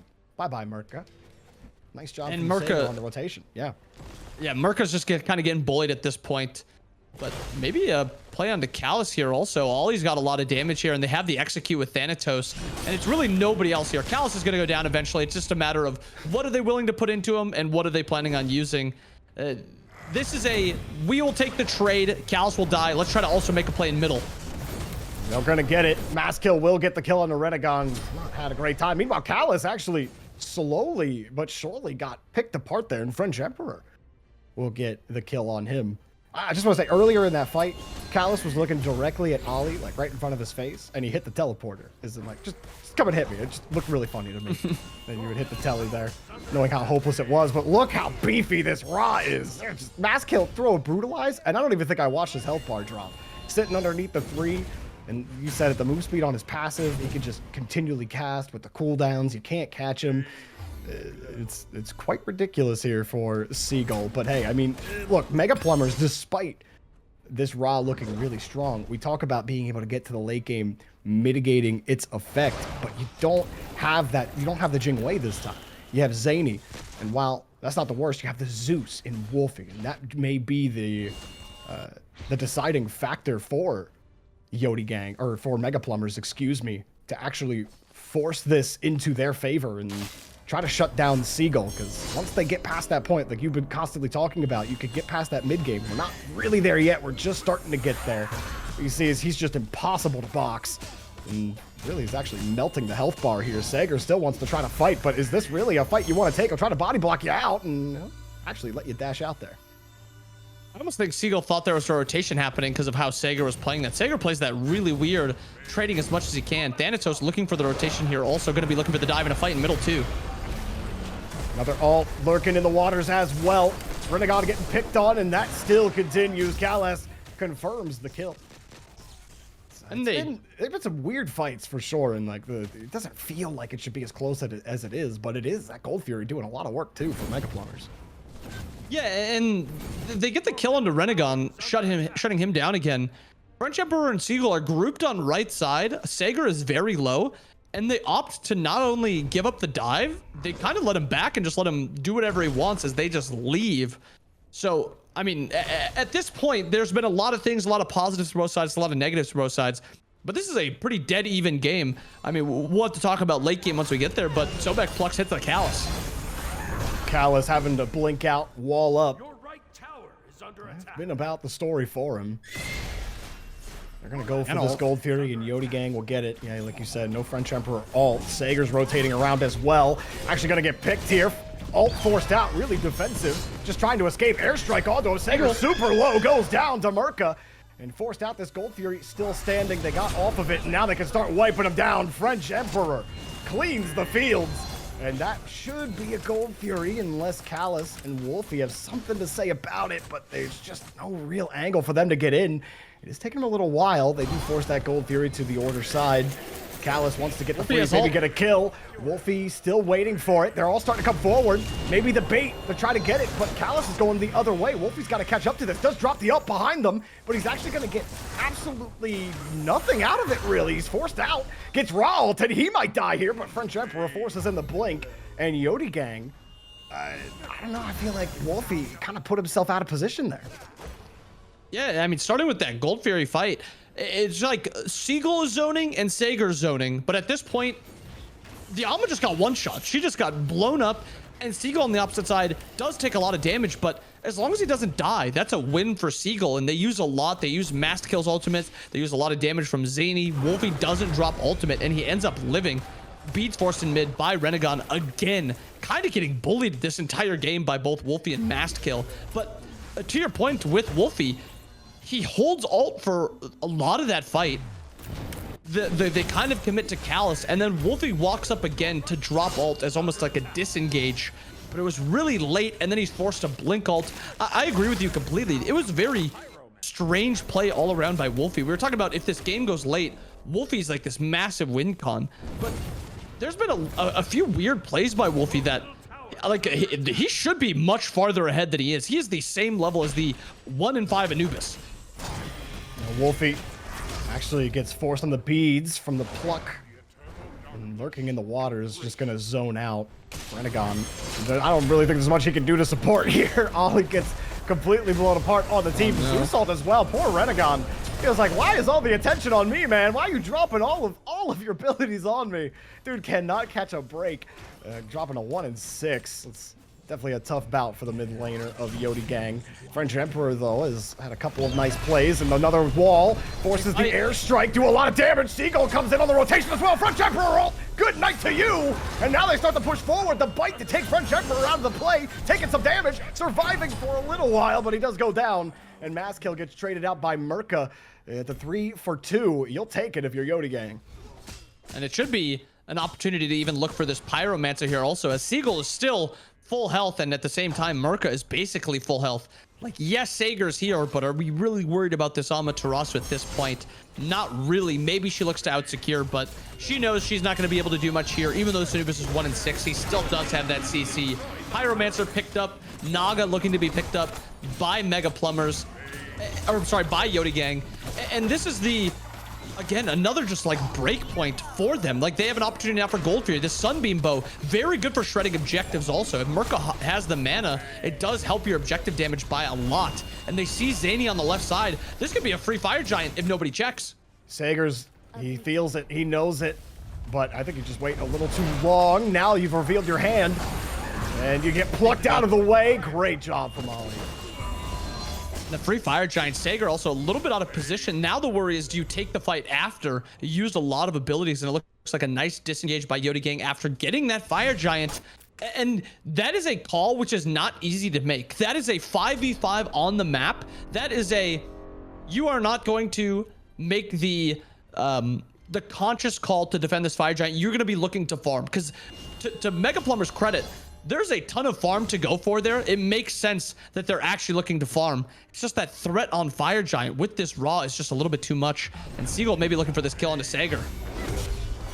Sager in a lot of trouble, has the ult. Can avoid that silence, but the ult is available for the French Emperor. Here he goes. Matter of time. Good night to you, God of Death.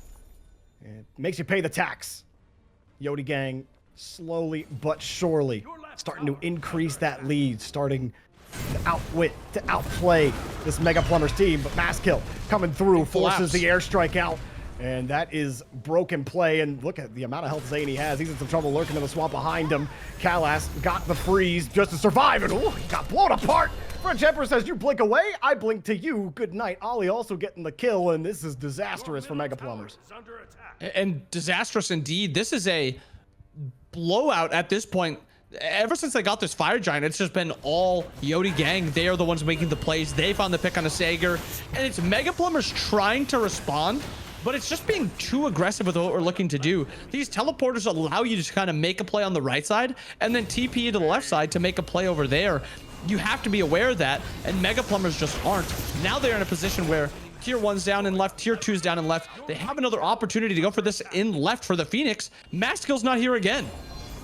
Maskill not there, and the Phoenix just going to go down. Sager takes a little peek, but a peek is all you're really going to get. Yeah, it will at least survive for a little bit longer, but I mean, the way the fights have been going inbound, just kind of feels like it's, again, a preamble to the destruction here for Mega Plumbers. And they played so much better in that early game too. The trades were happening. You were able to maintain that the gold deficit at least, you know, only 1K here, even got it to 500 gold at one point. But like, it's kind of the same story as last time, isn't it? Like, you see that just kind of waiting, and then a little rise for Yodi Gang, then a little fall. They're able to even it back up, and then all of a sudden it spikes and it snowballs. And to me, it was just these rotations from the Rob. Gladiator Shield OP, man. I mean, this is ridiculous from Seagull. His rotations have been great. I think French Emperor as well, outside of that first 3 minutes, really started to come online. They've really made up for Mega Plumber's focus on keeping Renegon out of the game. And looking for a pick here on the French Emperor. Has the ult available. They do not have the damage to take him down, even though he gets sundered. But it looks like they're going to completely just try to kill French Emperor here. But Zany and Cal's just a little bit too far away here. A lot burned to try to kill him, but he does live. And they're looking for this tier 1 tower and right, which is a nice trade here by by Mega Plumbers. Now you just got to make sure you get out alive. And I agree completely with your assessment about French Emperor. I think very slow start, looked a little sloppy. I was worried about this Thanatos because that's where, you know, Thanatos is supposed to be really strong, but a very good mid game. He knows where to play around. He plays around Seagull very well. And it's a nice response by French Emperor as Maskill is now caught out. Yeah, you're caught. You might be able to survive for a little while, but you got to go the wrong way to survive. You use all of your movement, and you're just too slow. Nothing you can do about it. Ollie will get the kill off the poison. That's got to feel bad if you're mass kill. It's got to feel...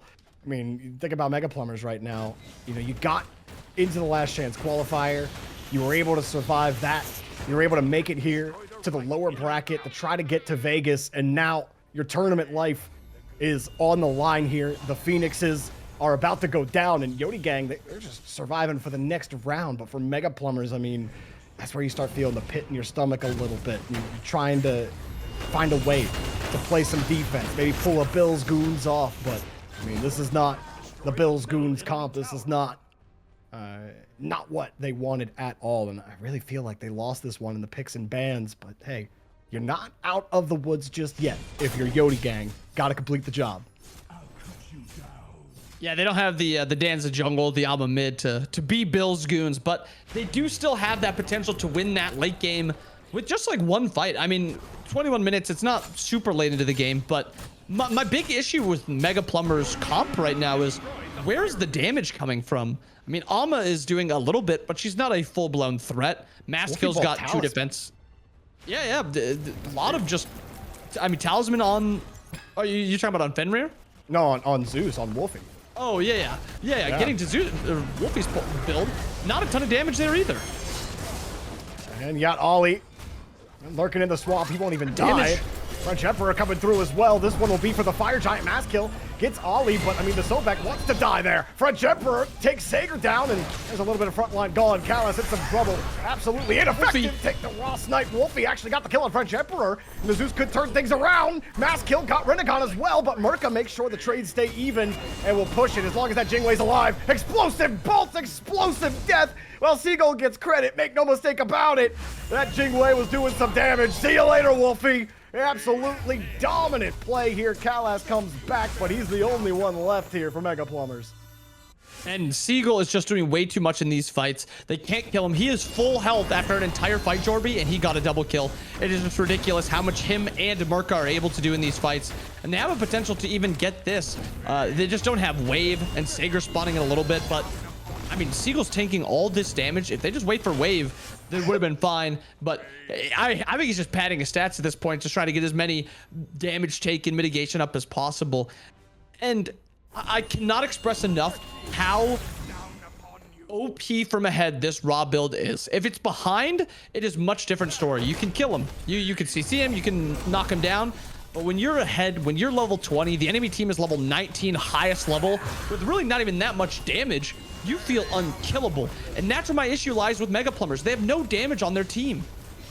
Yeah, there's just, I mean, there's nothing. You talked about the relic itemization at the start of the game for Mega Plumbers, and you had issue with it, right? You had a bunch of blinks. You had Zeus on blink and not Fire Giant. Actually was kind of contested there as, well, everyone gets blown apart. Massive fight. Yeah, that is a triple annihilation, quadruple for it. Maybe a deicide here onto Wolfie, but he's way out there. Will survive. But yeah, I mean, you were talking about the blink on the Zeus to start, which, and then What does he build after Book of Talisman? It's like, maybe you should have started with the beads, because you just delay getting your damage online, and the Zeus had to be online to fight this Ra. With the Ra prioritizing the physical protections and everything, your mid laner has to be the one rotating around and doing that damage. You just didn't do it. Then you have to build defensively. So not only are you behind on Ra, but you're also not doing the things necessary to actually combat him from behind. And Wolfie gets pushed into a corner. Not gods of the gods anymore. See you later. Ra is your new god. And the god of the sun shining bright here for Yodi Gang, who will take down Mega Plumbers in the lower bracket 2-0 to move on. And that's just overall a really good late game team fight by Yodi Gang. And it was game 1 and game 2. This Ra was an issue. They answered with the Amaterasu again, and she's just not doing enough comparatively to that Ra. And also on top of the Ra, shout out French Emperor as that game scaled more into the late game. Thanos supposed to be a little bit more of an early game character, but the early game was really sloppy for him, a couple misplays here or there. But the mid game, that late game by French Emperor, nearly flawless. Him and Siegel were just tearing up the back line, and then they would just clean up the fights. So those two, kind of like the Bash brothers out there, just doing everything that's needed to be done. And this Ra, Siegel pilots it very well. Like, the build does a lot. The build is very strong, but you still have to know how to use it. And I feel like Siegel's rotations, when he rotates, how he rotates, when he takes fights, how he positions in those fights, is very good. If you got to learn how to either shut it down, or you got to learn kind of a counter to it, because picking this Alma, like Jorby, look at the gold difference in solo lane. 5,000 gold is obnoxious. That's actually insane. And I mean, look, Sager's not a bad solo laner. Like this, it wasn't like, I don't feel like Siegel versus Sager is a huge mismatch. Not to the point of 5k gold, let's be honest. I think he was even he was a couple k gold up, but not anything like that. I think he doubled it from the last time. But I really question going into Amaterasu again when you got completely obliterated by Siegel the first time around.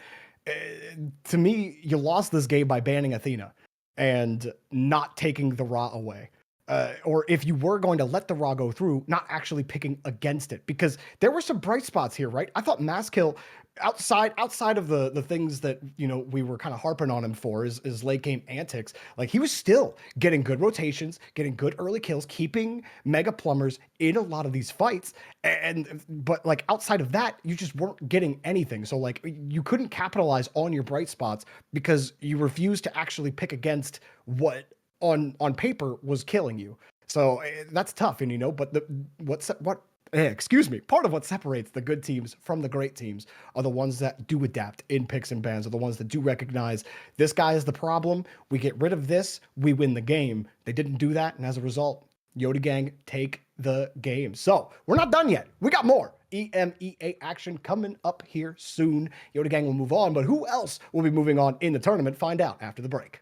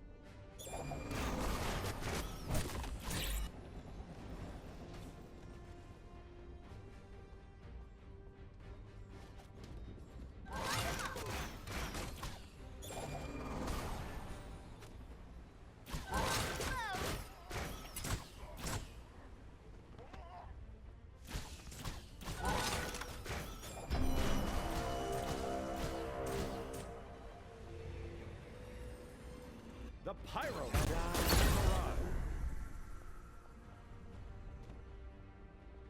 If there's a party here, I will see it.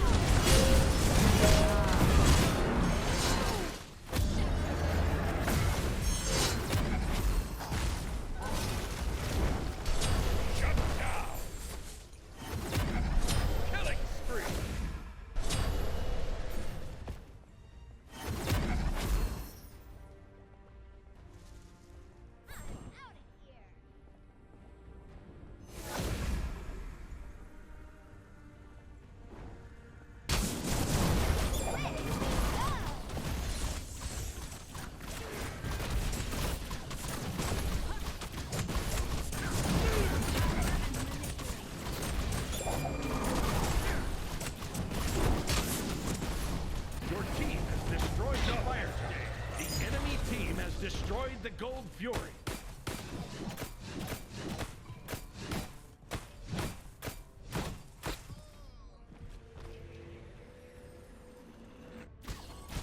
Your team has destroyed the pyromancer.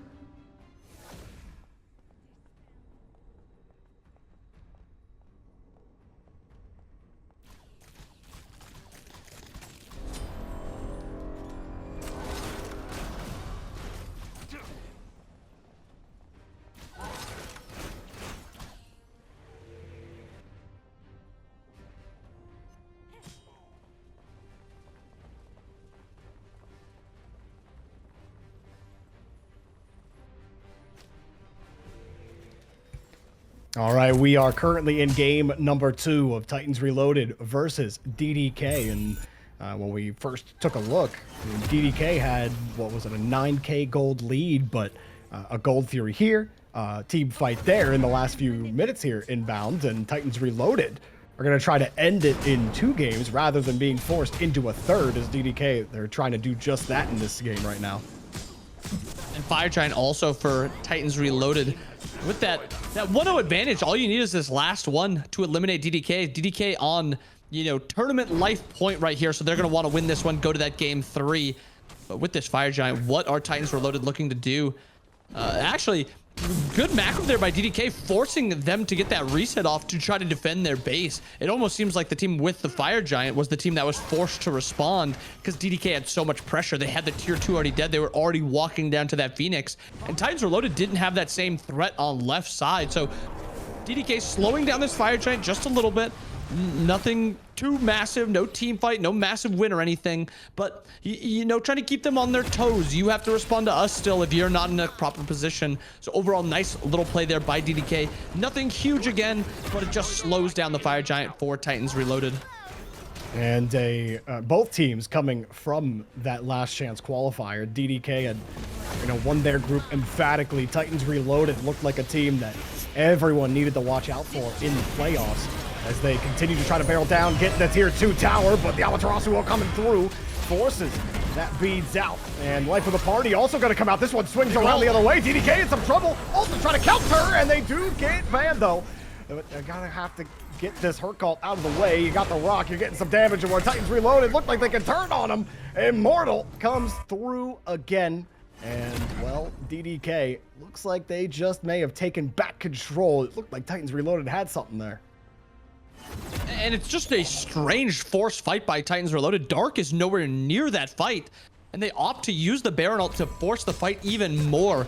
And Bandolero got shredded. I don't know if it was the Alma, the Honor, the Anubis, whatever it was.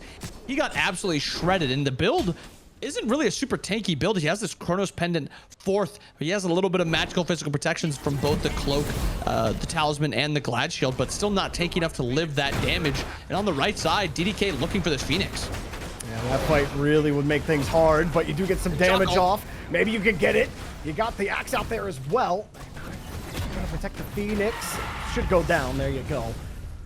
So you'll take your winnings, and don't force the issue. Overexertion can still be disastrous at this point in the game. Titans Reloaded do not have a huge deficit here, and in fact have maybe even brought the fight more than a couple of times to DDK. But we saw it was almost a 10k lead when we hopped into this. And while Titans Reloaded, they're the ones who have to be careful about overexerting. We talk about playing good defense when you're playing from behind, right? Earlier on, Bill's Goons did that against Giovanni Giorgio. Even they made some mistakes about overexerting themselves. So it's all about picking the right fights here. And Bandolero hoping he doesn't get blown apart again. Want to fight towards this Ancient Fury, which will get a little bit of value, especially on that right side, tier 2, which is close to dead. It doesn't look like DDK really want to fight it. They're waiting to see if they actually commit for it. And now trying to zone them out. Coming from, yeah, like you said, from behind. You get the blink into the rock. Oh my god, you get posterized. And Wengu comes in. ACD is down. And now it's just a party, but Drake actually goes down in a heap. Nepo got that ult, and Ragna with the Jingwei off the table. Well, that should push things back into DDK's favor completely.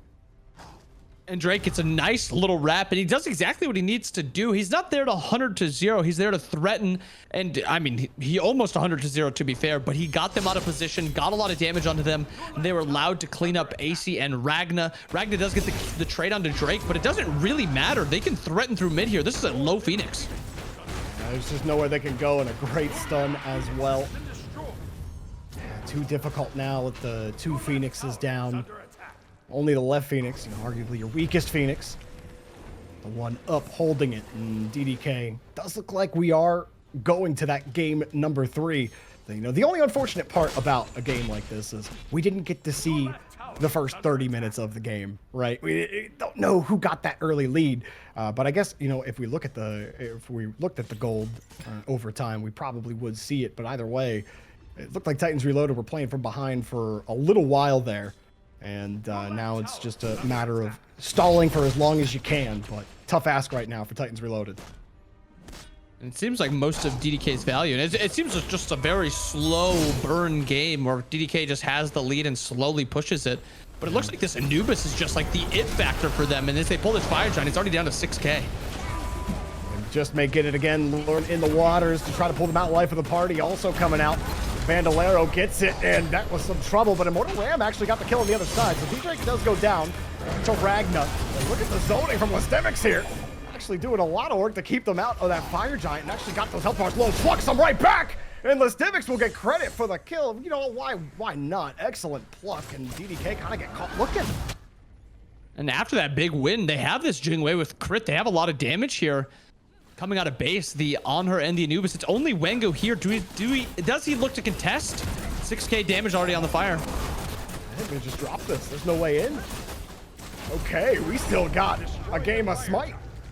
They got the Fire Giant. Titans Reloaded. Gonna get back, get rekitted. And again, they pull that gold deficit, which is starting to become completely irrelevant as everybody is finishing their final items on Titans Reloaded. It just comes down to the team fight. Comes down to the pressure. DDK are winning that pressure battle, right? You have the defense from Titans Reloaded. They got to keep those lanes pushed up. They'll have to reset a little more often, so they got to pick and choose their battles wisely here. And last time we saw Fire Giant on Titans Reloaded, they tried to push out left, but DDK quick to go down right, and they still have that right wave pushing down. So it's on Titans Reloaded to get right lane pushed out, get mid lane pushed out, and also look to get ready to take down these towers on the enemy side of the map. And with Ancient Fury also available, possible steal away here. I mean, Ancient Fury, again, it's not as important as it used to be. It reduces the attack speed a little bit of the Phoenixes, also makes them slightly weaker. It is a buff, but I don't think it's as important as it used to be. And it's something where, yes, we got Fire Giant. That's what we care about. That is all that really matters. You don't need to force a fight on Ancient Fury. But again, DDK with this, I mean, this is a weakened Phoenix. Now or weakened tower. Now they're the one that's kind of threatening again. And Titans Reloaded out of this Fire Giant. But again, Jorby, what are they doing with these Fire Giants? This is the second one now. What have they gotten? Literally nothing. Yeah, I mean, what can you really do with those lanes pushed up too? I mean, you go and you try to aggress somewhere when you're not completely sure about where DDK are, and well, they'll just go down mid, fight you at the Titan, force you to reset, right? I mean, all that work that DDK did earlier, it kind of does force some difficulty into taking advantage of this Fire Giant. But that right Phoenix is back up. Mid Phoenix should be coming up soon. I mean, what's your play if two of your Phoenixes are down, you got that Fire Giant, you're not completely sure of the entire team's position, other than to just kind of turtle up, play defense, wait for the next fight. Yeah, if you try to push one wave up just a little bit too much, like maybe Bandolero's looking to do, you're at risk of getting picked. There's a lot of damage on the side of DDK. I mean, Calipo right now, full build Anubis. He's got that Necronomicon fully stacked. He's going to shred. And then on top of that, the Anhur is also full build. Has the Braggies, has the Kins, has the shred from Titan's Bane and Executioner. And he has the chase potential with Fatalis. So very high amounts of damage and consistent amount of damage on the side of DDK, where you have to be worried if your Titans are loaded. With this Fire Giant, it's almost like one of those, let's just get this game even again Fire Giants. It's not a let's siege Fire Giant. We just want to get to the next Fire Giant to finally decide something. And I think overall it's wise, because if you look at the Titans Reloaded comp, a lot of it is not super safe. Like Sobek is obviously pretty safe and he could probably walk wherever he wants to, but he's not going to be clearing well enough to really be able to just hard push as much as he wants. But outside of that, Hakate can't really do much. You don't want your Jingwei going out at threat of getting one shot. Bandolero, we've already seen, is not that tanky. And then Dark's a jungler. He's got what? Actually, he doesn't have a single protection item. Dark is full damage on this chalk. So really no one that you really want to walk up. But Wango just dashed. Oh, and he's going to pay for it too. Has a lot of damage done by Ragnar. And now the block goes down. And Khalifa actually got that kill with the ult. So Dark out of the lock, or out of the map for now. Life of the party comes out. But they actually can't lock down anybody on DDK. They get separated out.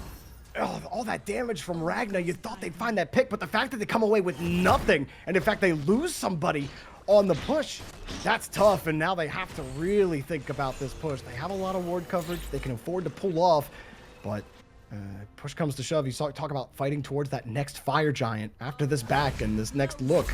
That Fire Giant will be up, so Titans Reloaded, hanging on a tightrope right now. And DDK kind of just always ready to take that fight. I mean, Dark tries to make the hero play, look for the kill onto Wangu, but Wangu ends up living it.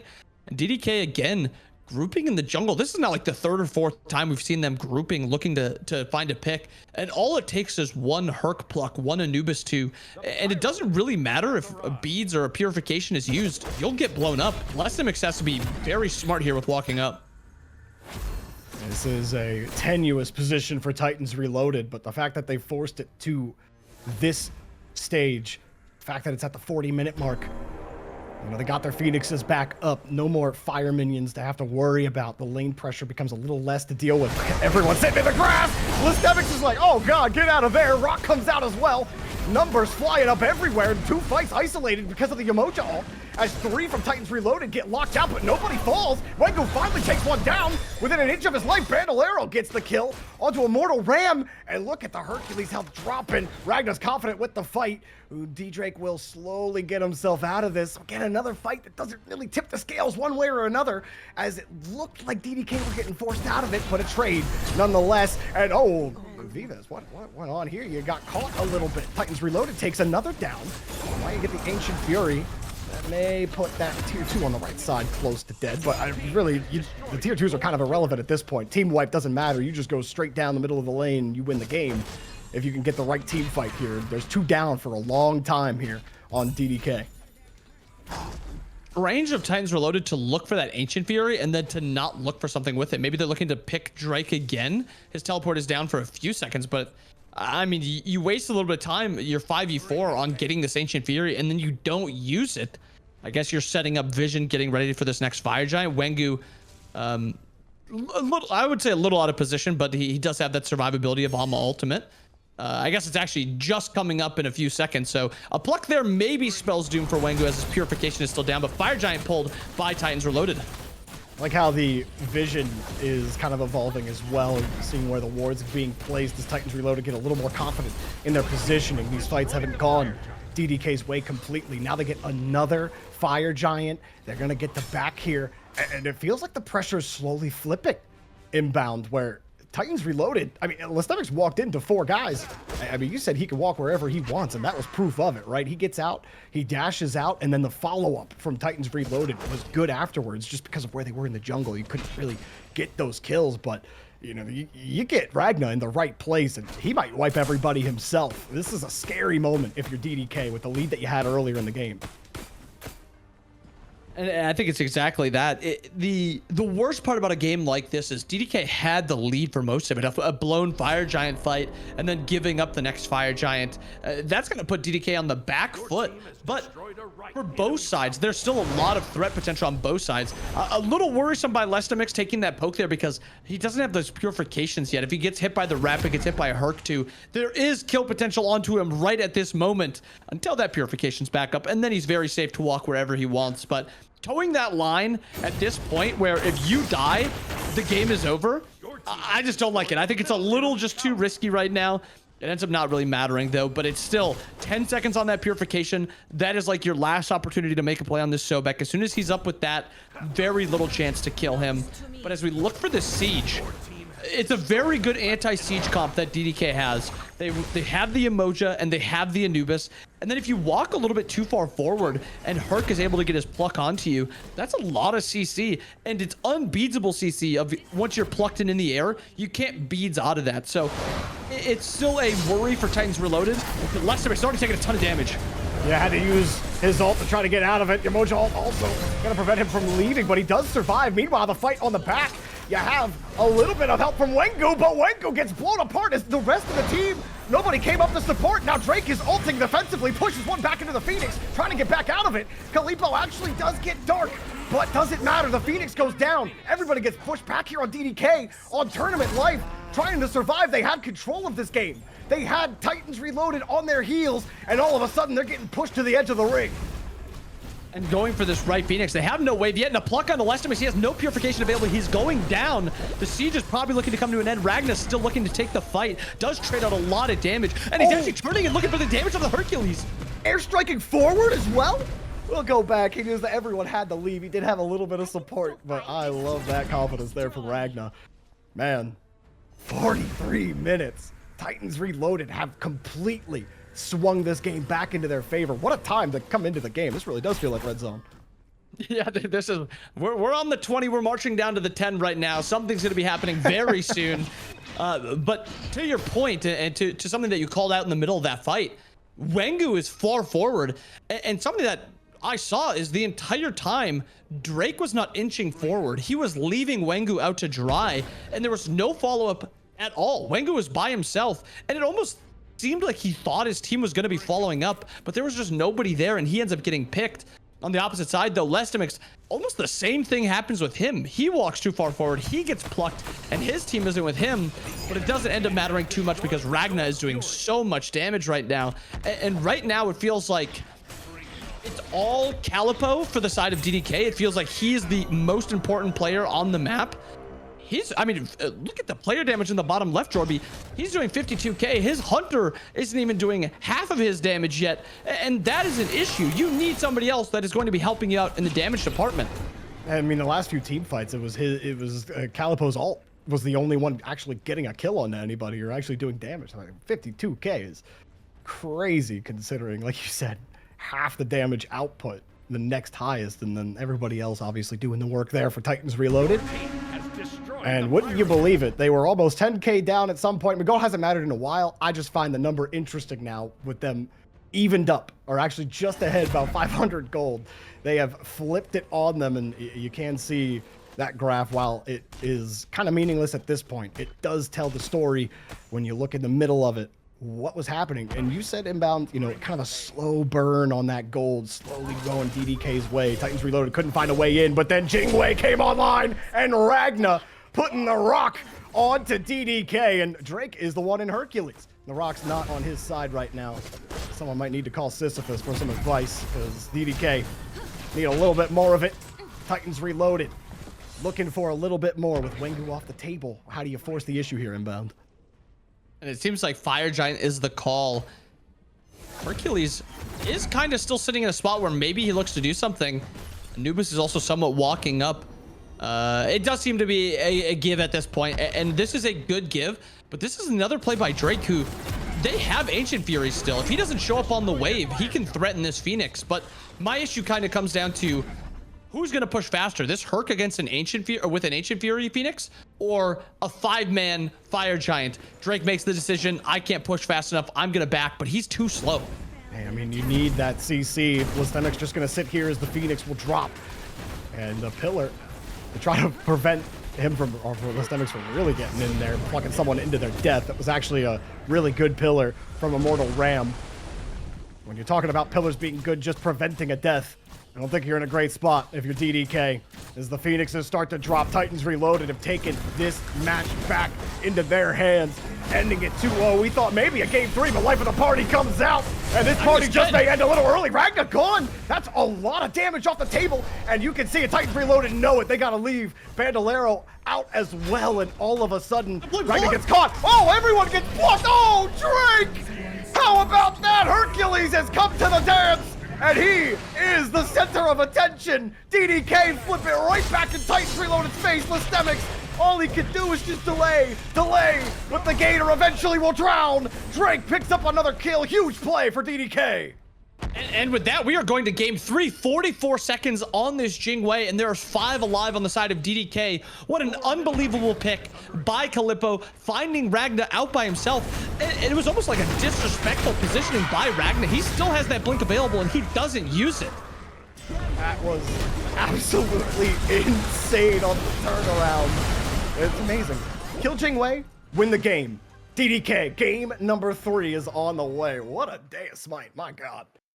And we were trying to say that Calippo needed help, and I don't think he ended up needing help, Jordan. He kind of carried that last fight, one-shot Ragna. I will say, though, the Drake Hercules in that last fight, getting that blink triple pluck, that seals the game. Like, maybe Calippo kind of gets you back into the game, gets that pick on the Ragna, slows the game down. Drake won them that game with that final fight. And if he doesn't make that play, Jordan, I'm going to be talking about the Hercules in this post game. It really didn't do too much. It felt like he was not on the same page with Wengu, but I mean, all it takes is one play when you get to that 50-minute mark. And I mean, he made the play that needed to be made. I mean, a 3-man pluck, really, that's incredible. That was certainly something to watch. And, you know, that's the fun part about the playoffs. The lower bracket is like the desperation plays. You get moments like that sometimes. But man, Drake, what a play at the end. It's not about all the moves you made before. It's about the last move you made and your next move after that. DDK forced the game 3. Not going to go so quietly into that good night. And the only thing I'm sad about is that we didn't get to see the slow burn that DDK had. But hey, the best part is we're going to catch game 3 from the onset. Picks and bans coming up for that after the break. Don't go anywhere.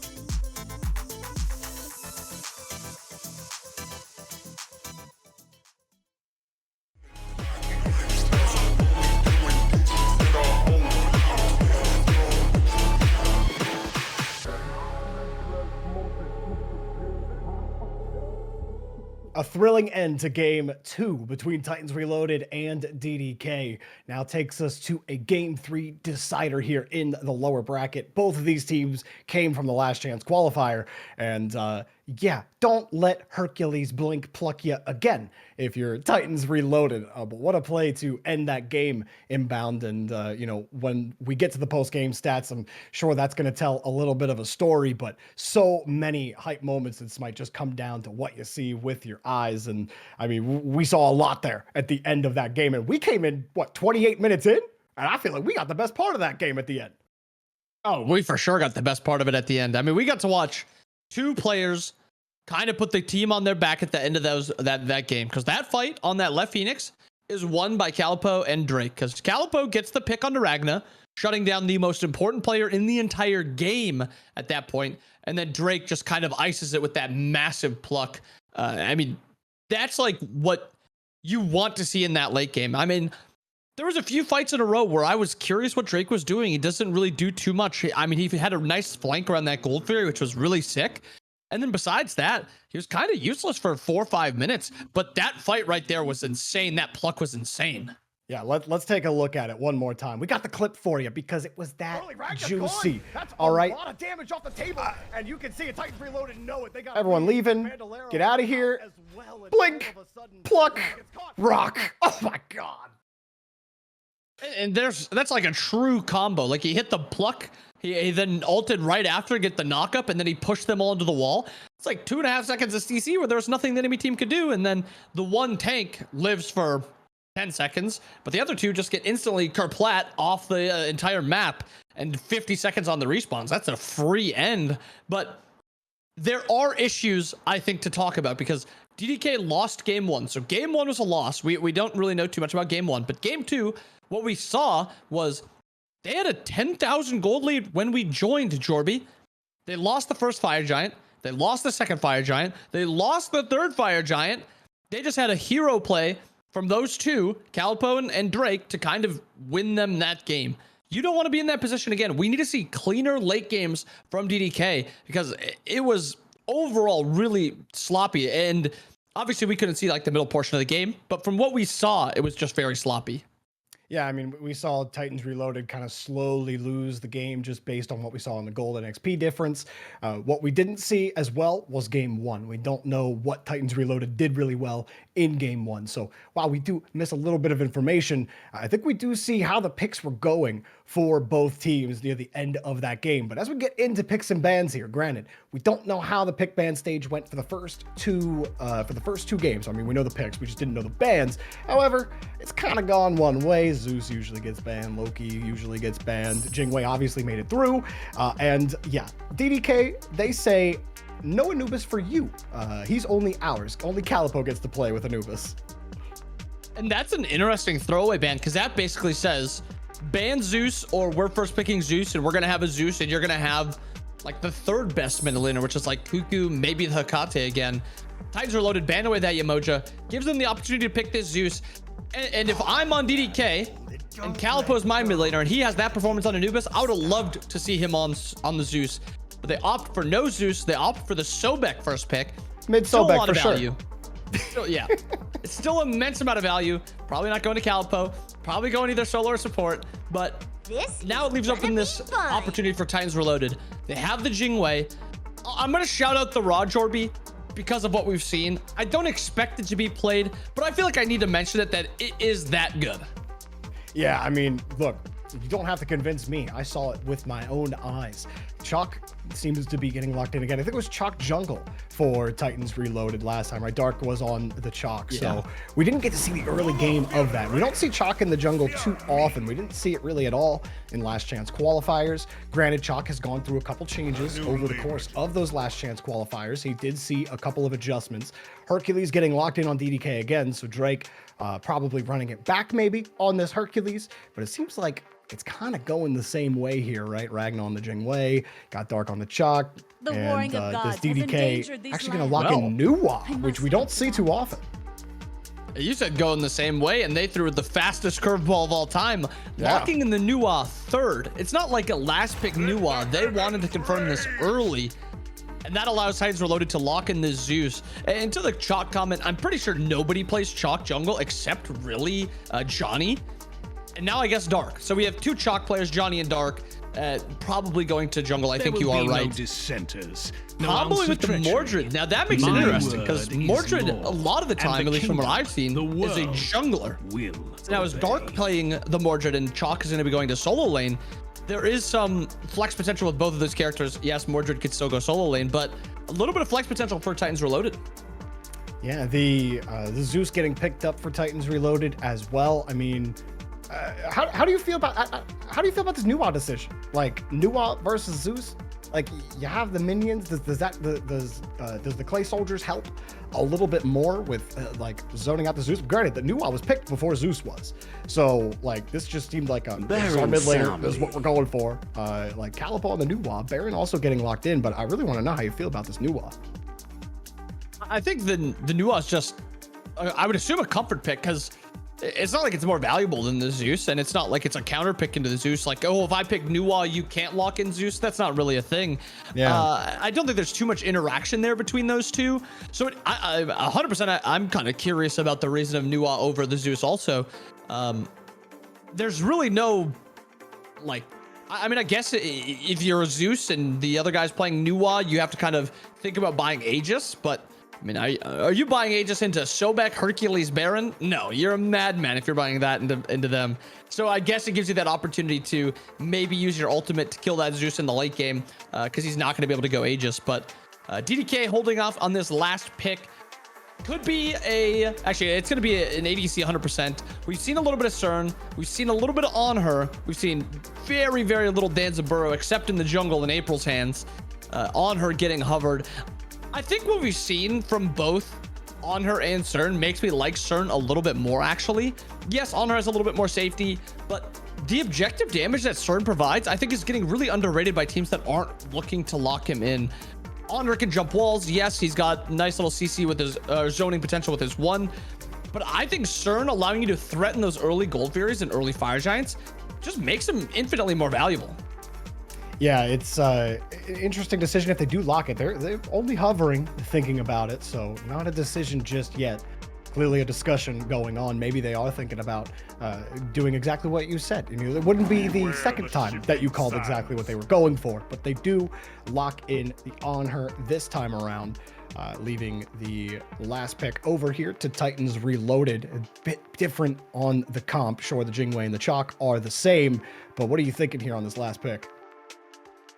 I mean, really the only opportunity or the only support to play is, I mean, I guess I could go Fenrir. Fenrir's kind of made it through really far. Athena was the one that was sticking out to me as we could play this character. I just think Athena has got a horrible matchup into Baron. But, I mean, Athena doesn't have a great matchup into Baron. You could try Ymir. You could try Fenrir. I think if you're playing the Jingwei, you want to play something that can kind of live lane.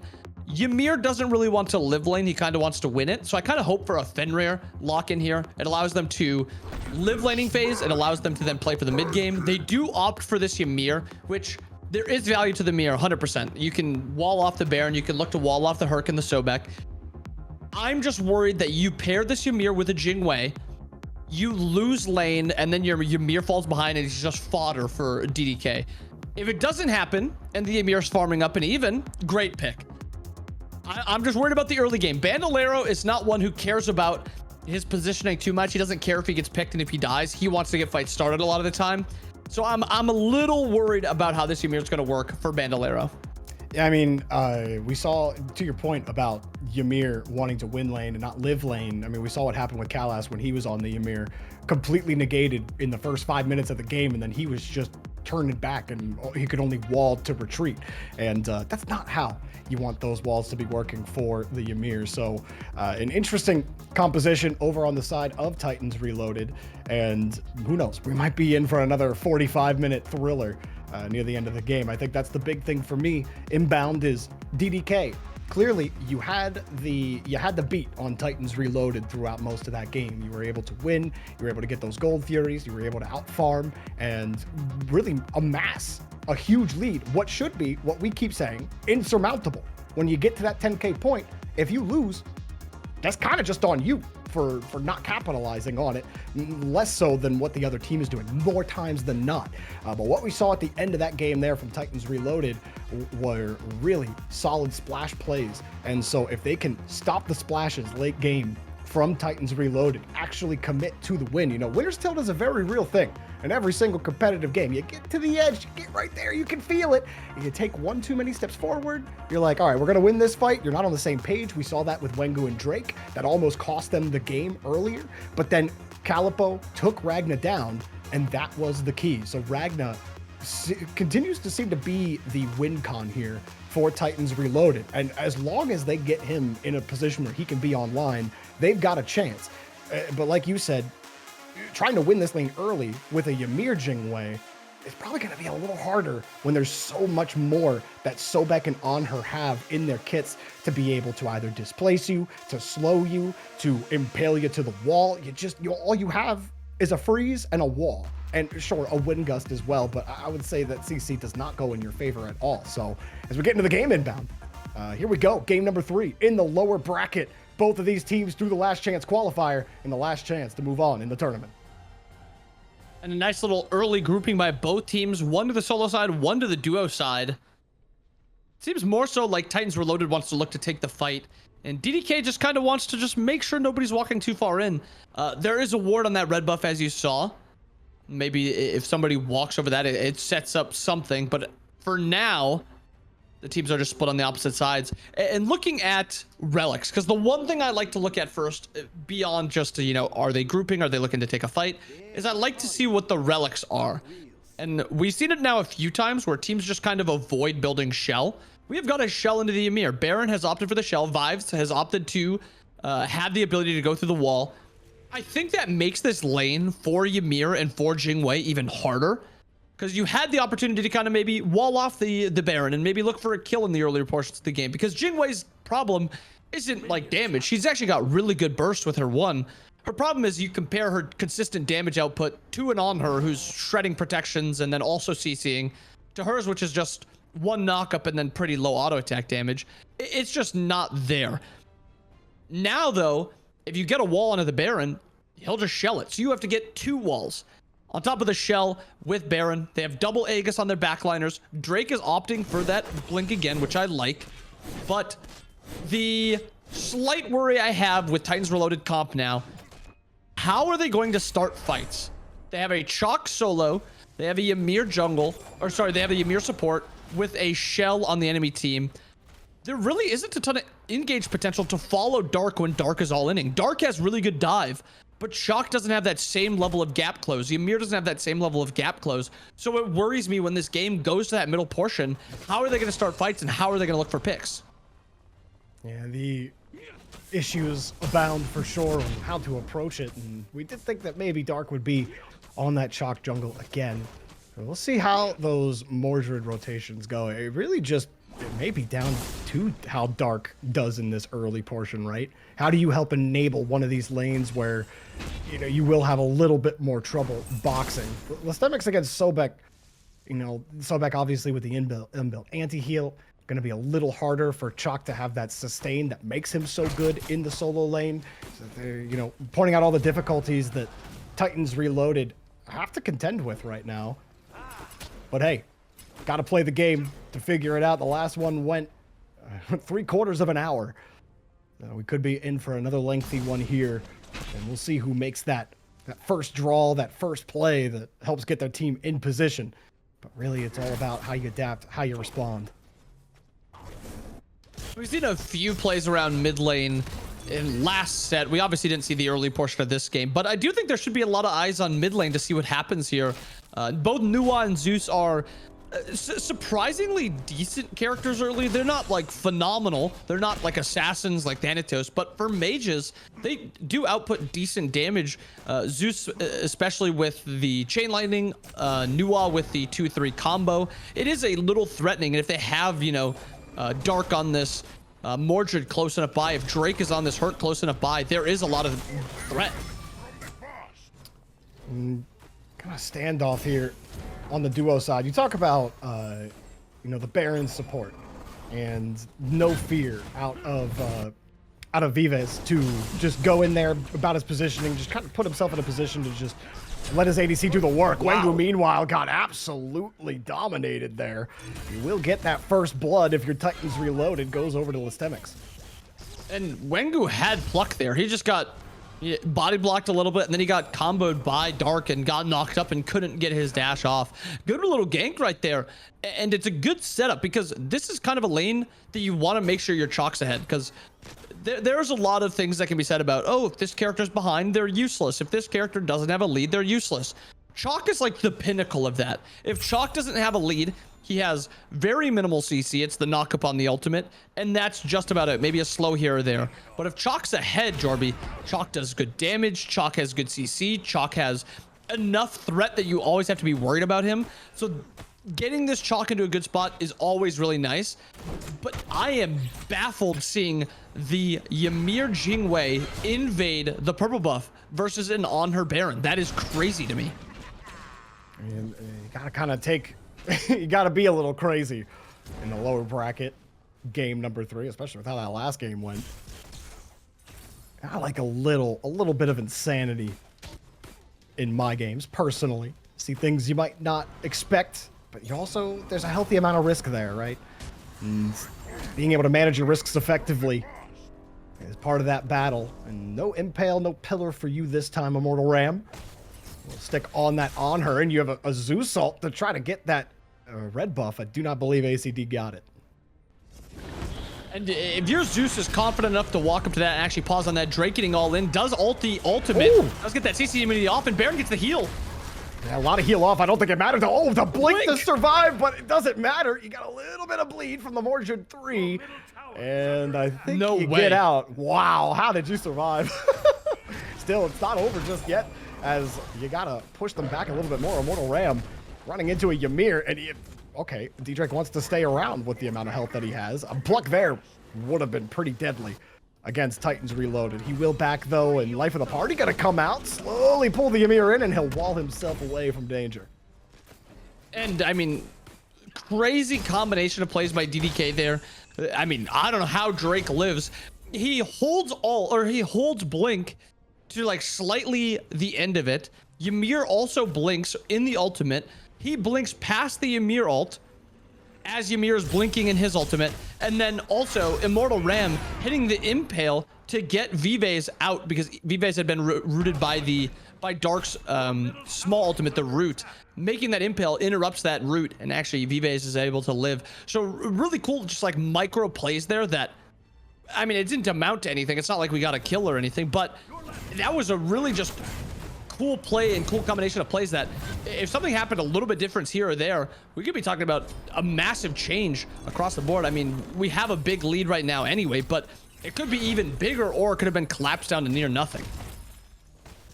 A little look here in the mid lane for Drake to see if anybody's gonna push out. They got a lane, or they got a wave to clear at first.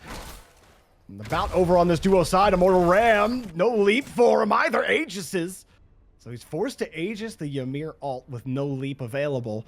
And that will be a look again at Immortal Ram now that they know they have his Aegis down for a couple of minutes. As the Zeus might get caught here by the new wall. Rock comes out, and all of a sudden, there's a Herc in your face. You get plucked. Don't have the driving strike available, though, and the Mordred ult comes through to save the day for the Zeus. Oh, two plays where a god is within an inch of their life, and here's Life of the Party to pull the Ymir into the tower, doing a lot of damage, getting completely stun locked, leap into the knockdown, and got the Ymir freeze as well, waiting, 1, 2, getting blocked. The ADC's playing support right now, a wall for Bandolero to escape, and wow, what a play on both sides of the map here. Drake not even over. Drake just gets caught in between two. Well, actually gonna kill the Jukes. He gets away from it, avoids the airstrike. There's just no way you're going to survive, dude. I don't have any words. Jorby, how is everyone living? It's not even like the team who's trying to kill is playing it poorly. They're hitting a lot of abilities. It is just these small steps back and forth, the small CCs, interruptions, and stuff like that that are just barely keeping people alive. Ragnar gets the really good body block on the Bandolero. Bandolero gets his wall off, gets the jump forward. Ragnar still has that ult available. You saw the Consigned Spirits by Baron. That heal just barely keeping Drake alive towards the end. Combining that with his 3. What a crazy combo. It's an absolute crazy start to the game. Surely you get a kill. Finally have a kill. There we go. My goodness. It took a freeze, a Zeus ult, Baron getting in there too. Vives went out, the Baron, excuse me. But anyways, yeah, I mean, what a start to this game. And now, yeah, of course, you get a kill. Why not? Take this Gold Fury. Look at how fast they'll burst it down too. Getting the ult. Nobody really aware of what's happening either. Or maybe they just don't have a play towards it. Everyone's spread out across the map. So that Gold Fury going to Titans Reloaded. And this is a different story than the start of the last game where DDK got an early lead. They slowly added to it. Now you're talking about Titans Reloaded getting an emphatic gold lead here in the first 8 minutes. Yeah, now we just need to kind of see them push this lead. They're taking a few fights. I mean, again, this could be a much bigger lead than it is. People are getting out 1 health. It could be a lot smaller because people are also getting out 1 health on the opposite side. Sitting at about a 4,000 gold lead, about 3,000 XP lead for Titans Reloaded. And Vives is walking through what tower? Life of the Party. He's the only one there. Yeah, it always sucks when you make a party and your friends don't show up. And put a rock out there, why not? Nuwa ult as well. Definitely a questionable decision. from Vives. And they're still just pushing this fight. They're actually going to make this worth it as Dark gets pushed into the tower. He lives? That's insane. Wait, no. Yeah, okay, there you go, Bandolero. Make something go right for you. You're still getting pushed by Drake, though, as ACD goes down. And you may be in a little bit of trouble with the pluck is not available. We'll be down for a couple more seconds. What an interesting fight there in mid. Yeah, that was a very strange start to the fight. Vives just walking through the tower, and somehow, some way, DDK is able to get a trade there, 2 for 2.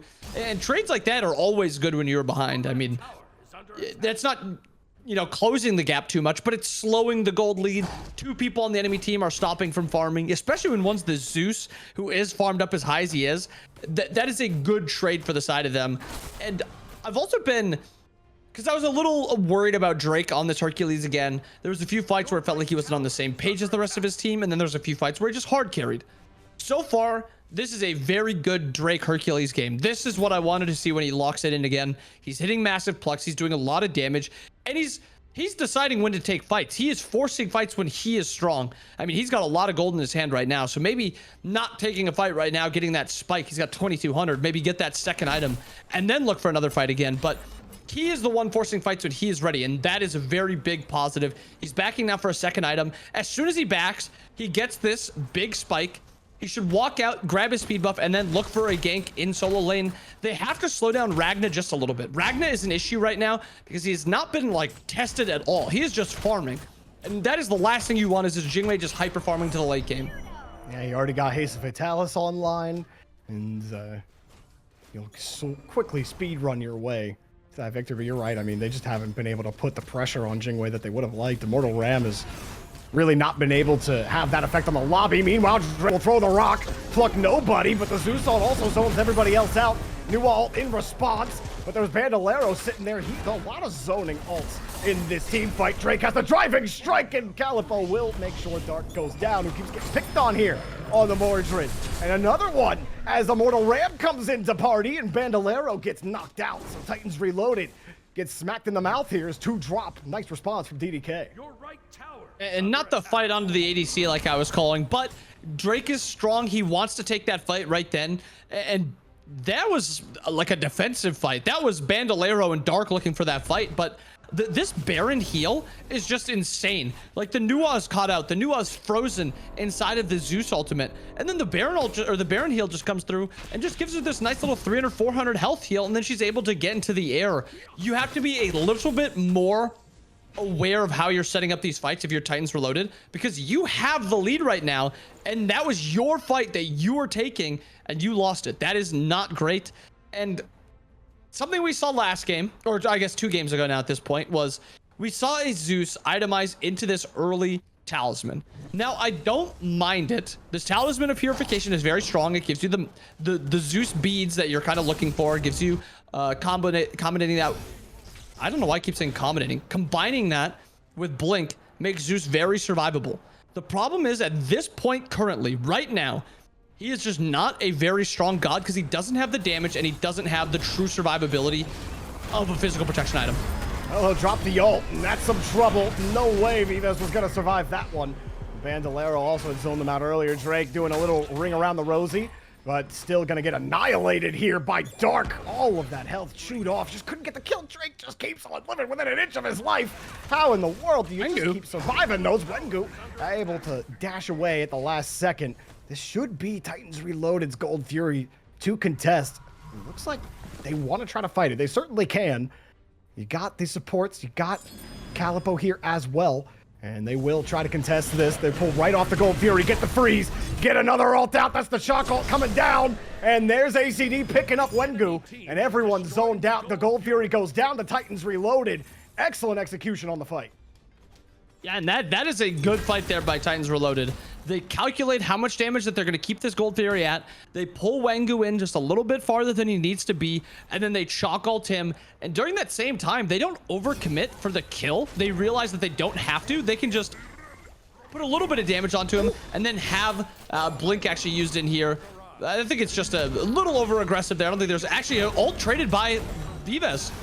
And now it's just all about the on her pump. And Ram actually gets locked up with the horns. Couldn't do enough damage for it. Aegis just blocked the new alt damage. Look at Ragnar just juking through. He just turned this fight around. Even though Bandolero goes down, Aegis forced out as well. Ragnar really wants to fight it, but tough to actually handle it as barely any health left, and Ragnar takes Vives down. And now Ram is in some real trouble here as he just stays behind the rock. No help will be coming. Actually, yeah, the help is actually coming from the other side. Here comes Mordred, and the leap, is that going to be enough? Just trying to survive. There's been a lot of barely survival, but unfortunately on her for you, death is indeed today. And I would almost say like a strange fight and left by both teams. It was like an all-in 2v2. We had the opportunity to live, but no, we are taking this even farther, and it is Titans Reloaded that ends up coming out on top. And that's just like a gold lead right there. That is just, we have more items than you. We will win this fight. We have more XP than you. I mean, you're seeing 5,000 XP, 6,000 gold. If you're taking an even 2v2 like that, you have to just outright either outplay mechanically, or you have to just play the fight that much better in terms of like your layering your CC and stuff like that, and they just didn't do that to win it. Life of the party coming out again as a counter to that Zeus ult. And, well, they actually get the rock as well. Wow, ult's committed. Bandolero goes down. Titans Reloaded, forced to reset. So they get a pick. And DDK, what do you do after it? As everybody kind of backed off into the jungle. You may have taken Bandolero down, but there's just still a lot of options, right? You still had Chalk there. Dark was still alive as well, but I mean, we gotta talk about Ragnar, man. Vives, you're running into the death ball. Ragnar is like the only ball there. I mean, dude is absolutely insane right now. It was the whole reason they were even in the last game at the end against DDK in game 2. And it wasn't until he got deleted that DDK were able to win the game. Though, Titans Reloaded, their win con in Ragnar is looking really strong right now. We saw that fight he had in duo earlier. Now he's putting his effect on the mid lane. This Jingwei is online. And all you really need is that Fatalis to really hard carry fights. Like, yeah, your damage isn't going to be that high, but Jingwei is so survivable outside of just like her base kit that getting a Fatalis just makes it so you can free cast in fights and push it to the limit. And he does that very well in this Jingwei. Ultimate traded, and it's just going to be Ragnar ulting in. Maybe he's going to be a little out of position.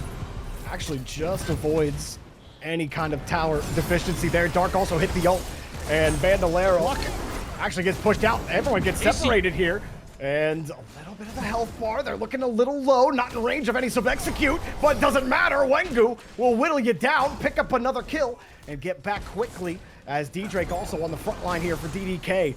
They get another, or they get a pick this time on the other side. ACD downs a lot of damage off the table, and look at Ram here pushing up that duo lane, getting a tower down. DDK getting value out of that mid-game team fight. And Ram not rotating and his team winning that fight is massive, because now, actually, Ragnar has no ult here. There's going to be a pick onto him. Yep, you get knocked up, but you do have a little bit of support. You try to win Gust around. Vives will take Dark down, though, and there is absolutely no way out for Ragnar. And that is not what you want. Up. Yeah, they're going to get the gold, and this is going to swing back real quick inbound. And that is a massive fight by DDK. You're also getting the farm under Ram. And then you get another double kill on top of that while Gold Fury is spawning. And DDK is back into this game. Like, it was a massive deficit. And just like that, the rivers and valleys, and they are no more, evening up this game a lot. Like, this is a completely different game than even 2 minutes ago. Yeah, the old cup and handle coming into effect on the charts for DDK. And you're doing the work. Right back into it. Something tells me. Do we got another 25 minutes in this game? Because that's what it sort of feels like. Now it's up to Titans Reloaded to respond. You know, you call it fortune, call it skill, but timing is everything in any competitive game. And the timing of the fight with the Gold Fury, it isn't just a swing, it's a leap back into this game. So for Titans Reloaded, how do you respond after these last few fights have not gone your way? You gotta find a way to pick out the problem child, but who is the real problem child on this DDK team inbound? You know, I think DDK has a really well-drafted comp where they have nobody that is just super important. They just have a bunch of very strong characters where if they're team fighting, they will be a pain to deal with and they will do a whole lot. But it's kind of Titans Reloaded that is, that they have kind of completely different comps in terms of DDK has a really good team fight. They have good CC, they have good setup, they have good damage. They have a lot of that, and actually a catch out onto Dark does use that ultimate to live. DDK has a lot of damage and a lot of CC. Titans Reloaded is a lot different. Titans Reloaded is really just Zeus and Jingwei carrying fights. And Bandolero getting caught out, has to wall himself out. Beads forced out in the life of the party, which will lock one in, but there's no follow-up because of that Zeus ult zoning everybody out. No chance to get in there. That's a good defensive ult by ACD, but it's not the position you want to be in as Zeus. You want to be able to aggress with the ult, move forward, and they just keep getting locked in now. A 2.5K gold lead for Titans Reloaded, swinging back in their favor. Or DDK's favor, 2.5 gold deficit, excuse me. Flipping my team colors around again from the last game. I'll back off for now. And as we hit this little lull in the mid game, when we get to these later portions of the game, I think you always can talk about how easy the comps are to play. When you have the amount of CC that DDK has, even though I think their late game isn't nearly as good, like if you talk about Nuwa and Zeus, I think they're fairly even. But if you compare like Jingwei and Onher, Jingwei is so much better than Onher is late game. If you compare the supports of Baron and Ymir, I think they're both like decently even. And then both jungle and solo lane, they're both pretty even. But highlighting how much stronger Jingwei is late game, actually a pluck on a Dark here, fight's breaking out. And Wengu also getting stun locked as well, but Wengu actually catches Dark on the turnaround too. And everybody turned around here. Drake just happy to sit there and zone the rest of them out. They were too afraid to aggress. Wengu's still doing work, getting that poison damage off. And here's the blink from Drake. Pluck into the strike, into the hammer, but can't quite club him to death. And Calipo, well, that's why you pick Nuwa. There you go, and here the ult for Bandolero will get a little bit of damage off. Ragnar trying to force the fight. Will use the gust to burst forward, and Ragnar takes Drake down, trying to force everybody back. And, well, Ragnar, that win con still alive. Always a chance to flip things right back into their favor. As that Titan's Bane is online, working towards your next item, and, well, kept this at least manageable. You trade it out, right, if your Titan's Reloaded, which is probably the best you could have hoped for. With how that fight started, you avoid a bit of that Baron damage and the stun. You got a little bit of assistance as well. Vives been caught out a good bit. This one not so much on him in his own jungle, but Ragnar will get credit for the kill.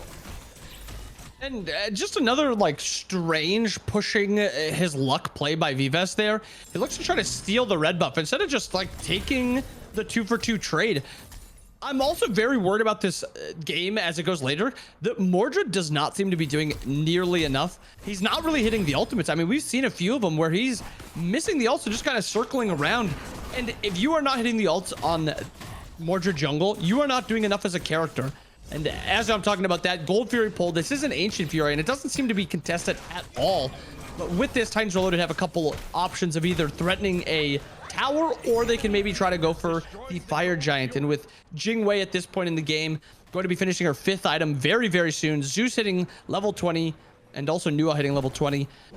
I mean, the later we go into this game, the more these fights that are breaking out, the more they'll mean. Because we're seeing a lot of 2v2s, a lot of 3v3s. We haven't really seen even like a 4-for-4 yet. But the later into the game we get, the more I'm worried about what Ragnar's going to do on this Jingwei. Because it doesn't seem like DDK is really playing fights that well, if that makes sense. Like, they have this pretty easy to play comp. They have enough damage. They have enough CC. But it feels like they should be winning these fights kind of harder than they are. And it's just like either Ragnar or ACD are just kind of carrying these fights more than, you know, their team fighting well.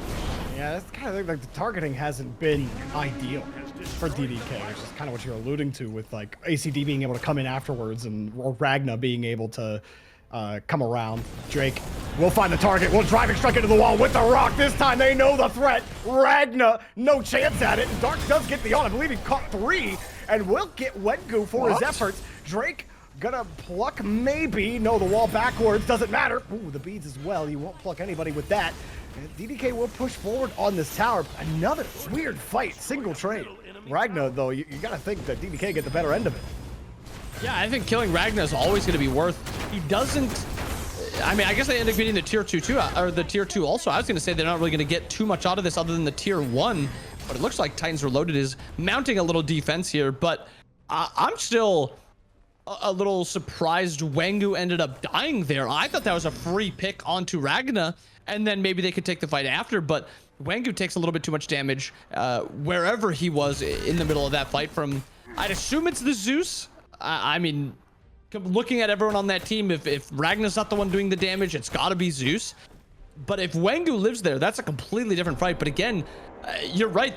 There's these weird fights that just end up being like 1-for-1s and 2-for-2s. So it's like the game doesn't move forward very much.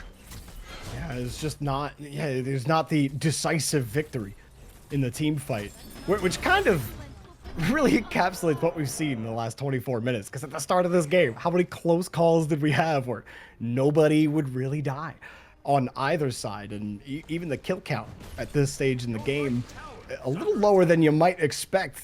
Maybe 4 or 5 more kills would be on that board. But still, it goes to show you how close it truly is right now. And Wangu doesn't want to get caught out again. As much as we say, like, if you want someone to die, you want your tanks to go down, but also Sobek just adds so much when he is alive. Getting picked off, not exactly what he want. A Plux, but there's not a lot of support behind him. Life of the party as well. Has lurking in the waters. We'll get a little pop on the damage, getting pushed around, and Zeus, there's just no escape for ACD. Dark gets the kill on Wangu, though, and Drake will finally get ACD, but at what cost? As they come through, Listemix comes in, takes Drake down, and the health bars are low. Ram goes down, Calipo goes down, Ragnar's still alive, doing the damage. Vives has nothing there, and that's gonna be a Fire Giant for Titans Reloaded. And wow, I mean, what a fight there. You just gotta break it down for me again, man. You gotta break it down for me again. Yeah, I mean, they're trying to commit to ACD, and he's just not dying fast enough. He's able to get enough damage off to threaten.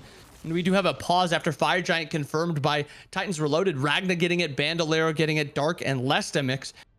That is again, just another fight where Ragnar's free casting. They try to kill AC, they can't, and then it's just GG's from that point on. You're overcommit. Well, I shouldn't say overcommitting, because you have to commit a certain amount to kill the Zeus, but you're committing so much to not kill that Zeus fast enough.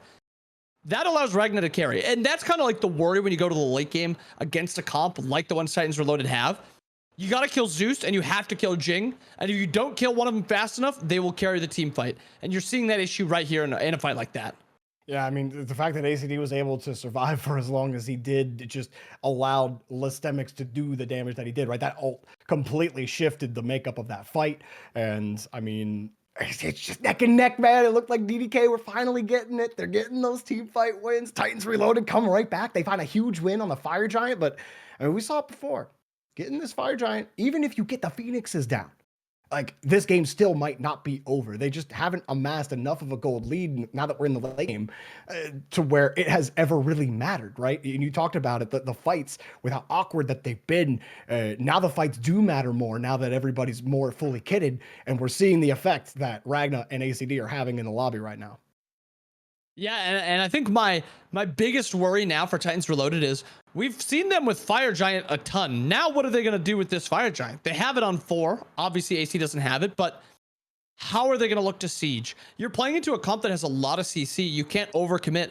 Sobek is going to be guarding tower. Baron has a lot of CC if you're sitting on tower line. Hercules is another one. Like, the displacement that they have is very threatening, and it makes AC's positioning, like, not that he can't go forward at all, but he has to be very smart about what line is he drawing in the sand of where he can't cross. And the same can't be said for Titans Reloaded. They don't have that CC. You can kind of walk up pretty free and not have that same amount of threat. So now when you look for these sieges, I think Ragnar's the most important, because if he's dying, AC's not going to be able to follow up as well as he would in like a Fire Giant fight like that one. Yeah, and I mean, it feels like this is kind of coming down to Drake again. Like, in a couple of these fights, like, he is the initiator, where Wangu more times than not has kind of been like a peel, a stall. And then, you know, Hercules comes in and he does his thing, right? Plucking a strike, or he comes out of the jungle and just driving strikes you into the wall. So, like, you talk about ACD, you know you're not able to push forward. Ragnar, he's got a little bit more to play with Jing Wei, but, like, are you feeling that way as well? Like, does it come down to Hercules' initiation for DDK to make this whole comp work? Like, because that's kind of how it feels like it's been going. Yeah, I mean, I think it's either Drake or it's Vives, but I mean, shouting at Drake is probably the correct call, because Vives has been positioning rather poorly, dying maybe when he shouldn't be. So it is kind of if Sobek's not really playing super aggressively, I mean, he'll look aggressively to pluck like once and then he'll look to peel.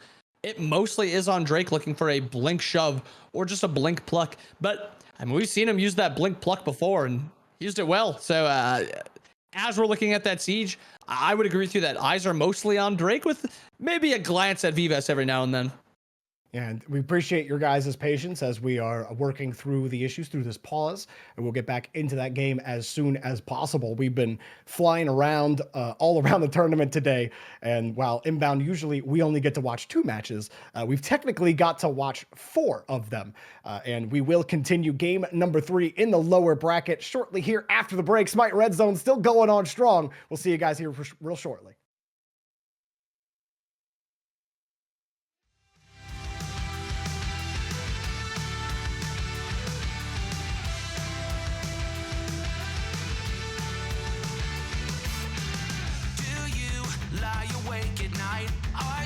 Afraid to turn out the lights? Is there something you're scared of? What's there out in the dark? Make sure to keep all your windows locked. Do you surrender?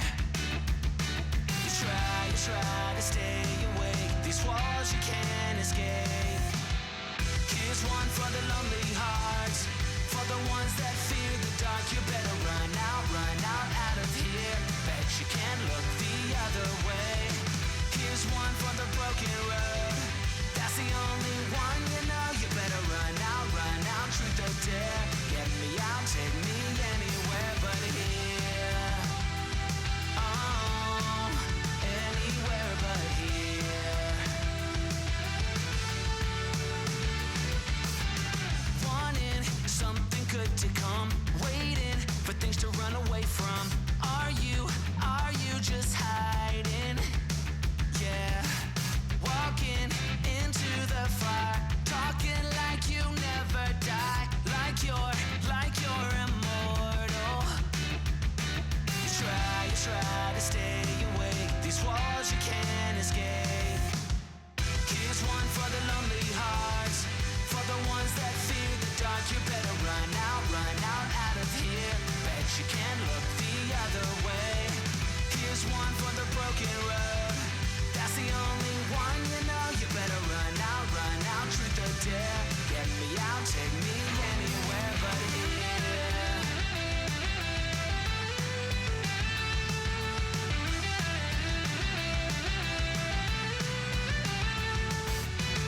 Here's one for the lonely hearts, for the ones that fear the dark. You better run out of here. Bet you can't look the other way. Here's one for the broken road. That's the only one you know. You better run out, truth or dare. Get me out, take me anywhere but here. Oh, anywhere but here. Oh, anywhere but here. Oh, anywhere but here. Anywhere but here.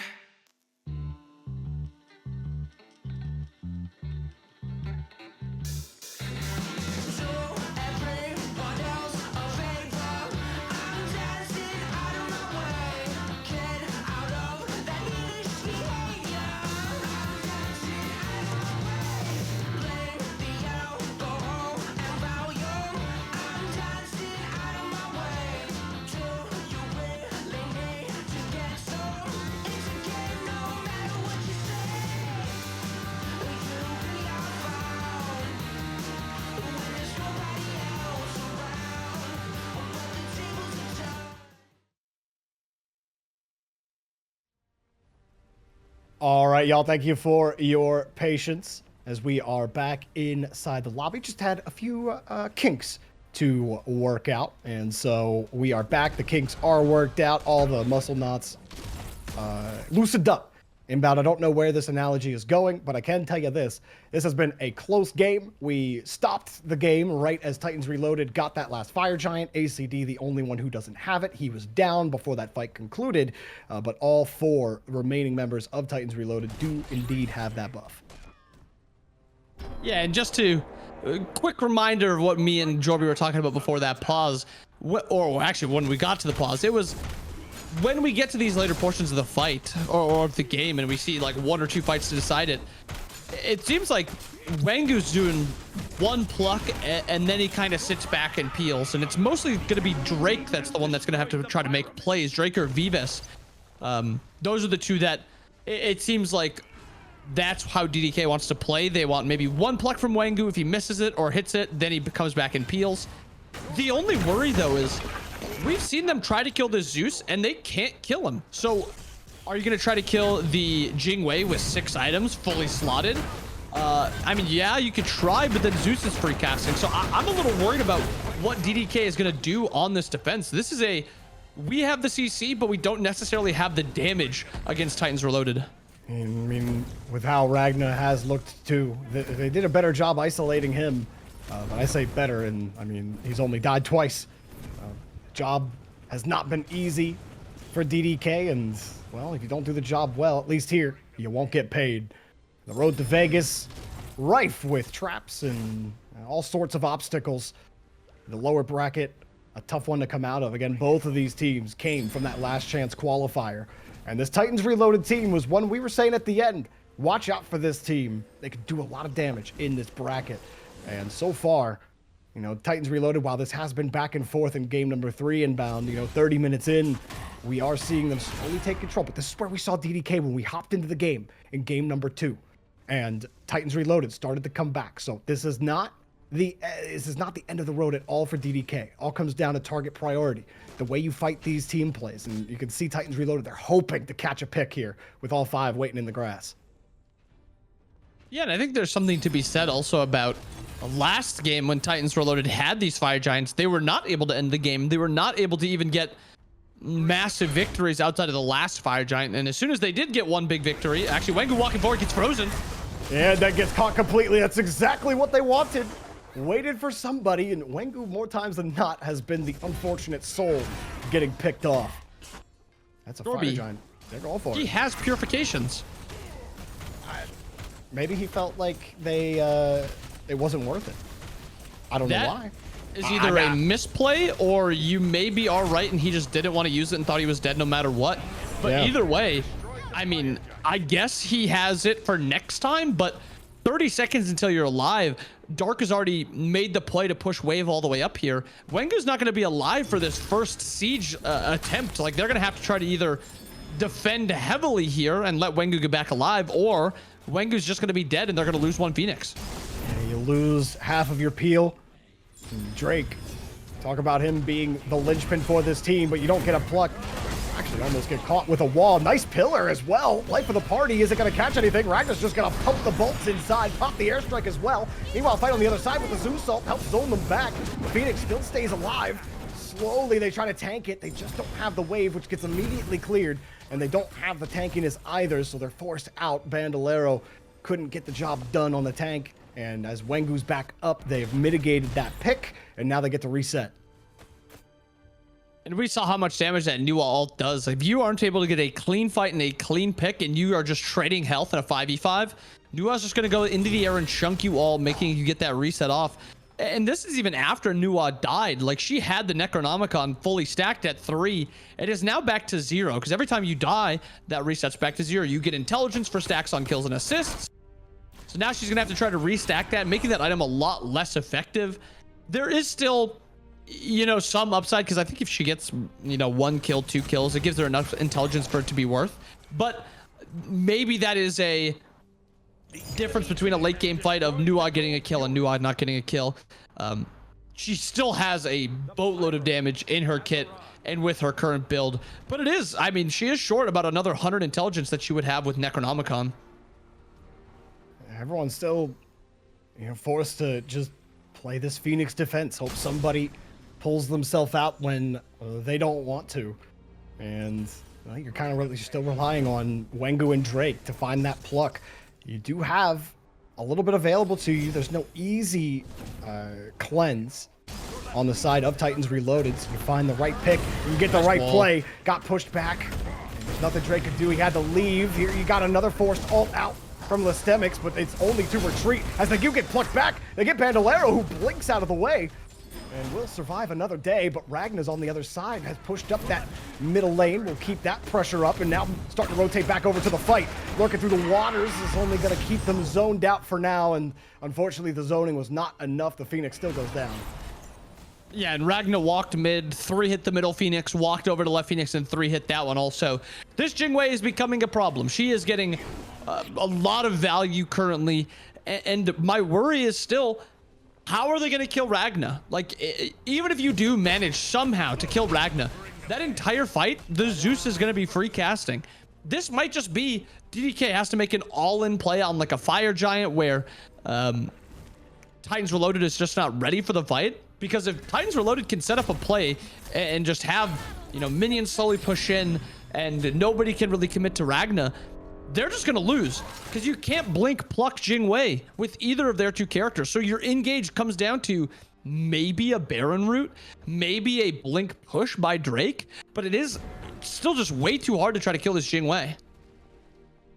And the same story as last time, right? Can Calipo find a cheeky kill? I mean, you don't have that Anubis ult, which has so much burst. Ragna had no answer for it at the end of that last game. And it still is a bit of a different makeup. Like, even if DDK win this fight, they still got to get those tiers down. And it really depends on how hard the wipe is. But they have been forced back. They have not had the damage output. As, you know, they'll chuck one down. Listemics will have that slow. And that's just so annoying when you're having to defend under that Phoenix. And you're having to deal with that soft CC. They have to rotate across again. Titans Reloaded are really trying to put them through the spin cycle right now. Are we going to go here? No, we're just going to go and take all the farm, and then we'll see if you pull out. I like this pulling back from Titans Reloaded, seeing what they can do here outside of that Phoenix. With left and right, or sorry, left and middle Phoenix down, getting this Pyro, and then just waiting for this next Fire Giant. Titans Reloaded is just trying to play this game as safe as possible, just play it as smart as possible. But it seems like DDK is one grouping. I mean, they're both looking for a pick. They're just DDK going. I think DDK thought there was going to be a reset, and so now they're trying to find a pick onto somebody coming out of base, but nobody is in base right now, and there's 5 on Fire Giant. I mean, maybe Dark Walk's a little bit too far away, but I mean, I think both teams are confused about where the other team is. Well, eventually it will come to a head. They're slowly going forward. Tower will reveal, and now they know. Tier 2 goes down. They say, wait, they're behind us. Let's just go for the Phoenix. Let's force the fight. That's exactly what DDK want to do. And, well, they need a little bit of time to get back into the fight. Titans Reloaded do. Here comes the Mordred ult. Misses everybody. Everyone's regrouped. And ACD drops the lightning hammer and forces everybody back. That is a play. They took the risk, and now Zeus has come to town. And that's 2 wiped off the table. Titans Reloaded in control again. And that is just about game. Immortal's going to get ran down, and at this point, if Immortal dies, it is completely game. It seems like Immortal's going to be able to get out here. Drake is going to be running them down, but there's already minions on Titan, and there's just so much damage that Titans Reloaded has right now with Zeus and Jingwei alive. Force back. Wengu. What can you do as Sobek against 4? Absolutely nothing. DDK eliminated. And Titans Reloaded survive in 3 to move on in the lower bracket.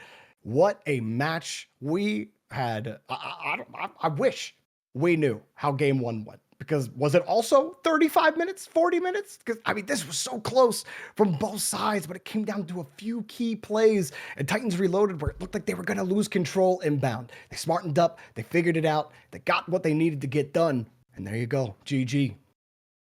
Yeah, I mean, this was a really close set between 2 pretty evenly matched teams. And I think this says a lot about how good DDK is. They are losing. Yes, they are eliminated, but they contested through this entire game. This entire set, from what we saw, DDK was right there with Titans Reloaded the entire time. My issue still comes down to Ragna on Jingwei was not getting pressured enough. There wasn't enough good CC against Jingwei, not enough like stuns. They were way too reliant on knockups, and they drafted a comp that really only had knockups as like the great form of CC, and it just made Ragna able to kind of do whatever he wants. He goes for this Fatalis, and then he's just running you down, and there's really nothing you can do about it. But I also want to shout out Kalipo. The Anubis game absolutely dominated, made really good plays in the Nuwa game. Nuwa's just not a character you can really carry with. She doesn't have like even CC that's on command. It's very easy to react to, unlike Anubis. I think they banned the Anubis, and I get why, but I almost wish that he was able to get that Anubis again so I could see what happens in this third game. I mean, we were questioning the Nuwa pick at the start of the game, and it did feel like the presence just wasn't there at all. And especially when you have other picks that were still available, like we've seen Ra be really effective in that mid lane. We've seen Hades even be effective in the mid lane with, a little more action there. But, I mean, it didn't work out for you, and you didn't have that same presence, right? So it's tough. You could have taken the Zeus. Yeah, that's true. They just left the Zeus open, which is what you thought they were going for when they banned Anubis. They're like, go ahead, ban Zeus, or we're going to take him. And then instead, they just didn't. Yeah, they just didn't prio him. They wanted that Sobek. They wanted the Hercules too, and then they wanted the Nuwa. I think it was now that we're kind of connecting the dots and putting these together, I think it's a little bit of a P's and B's issue that DDK had through this. Like the prio on Sobek and Hercules, like I get it, they're good characters, but no prio on Zeus, no prio on Jingwei feels a little weird in my opinion. Yeah, definitely a strange game for sure. I mean, the beginning of that one, how many close calls were there on some of those team fights too? Like, I can definitely feel the nerves, and I know that's going to get even crazier as we continue to fall through the bracket here in EMEA. Because, I mean, we got to see Team Risk near the start of the day today. They just absolutely dominated their match. But the upset, though, of Giovanni Giorgio falling to Bill's Goons. We didn't get to watch the whole series. We came in during game 3 where it looked like Bill's Goons were going to lose. And they had Danza Burrow jungle, which first of all, I love. I love me some Danza. And I'm sad that we didn't get to watch the start of that one.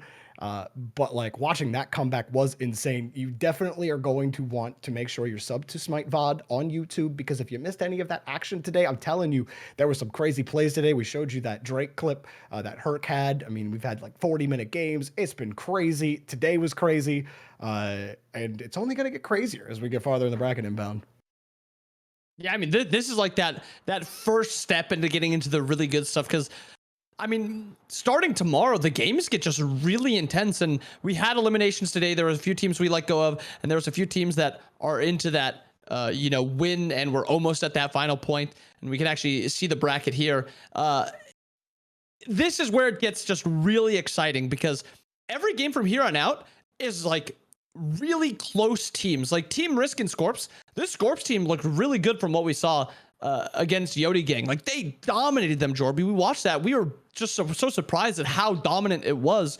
And then we get to see how Bill's Goons is going to look on the winner side of the bracket. And that doesn't even let us, talk about the lower side. Like Yodi Gang and Smoke Break is going to be a very good set. Titans Reloaded, Giovanni Giorgio. Like, why is Giovanni Giorgio even in the bottom part of the bracket? And we just saw Titans Reloaded play a very good set versus DDK. So many things to be excited about. I could ramble about this for hours. I know. I mean, that Bills Goons Mockingbird upper semis matchup, that's gonna be insane. To me, that's the craziest storyline right now. You take down the 2 seed, you get to play the 3 seed, and you will likely play. But granted, who knows what happens with Scorps? But you might play the top 3 seeds to fight the whole way to the grand finals in the upper bracket. So Bills Goons definitely someone I got my eyes on for sure.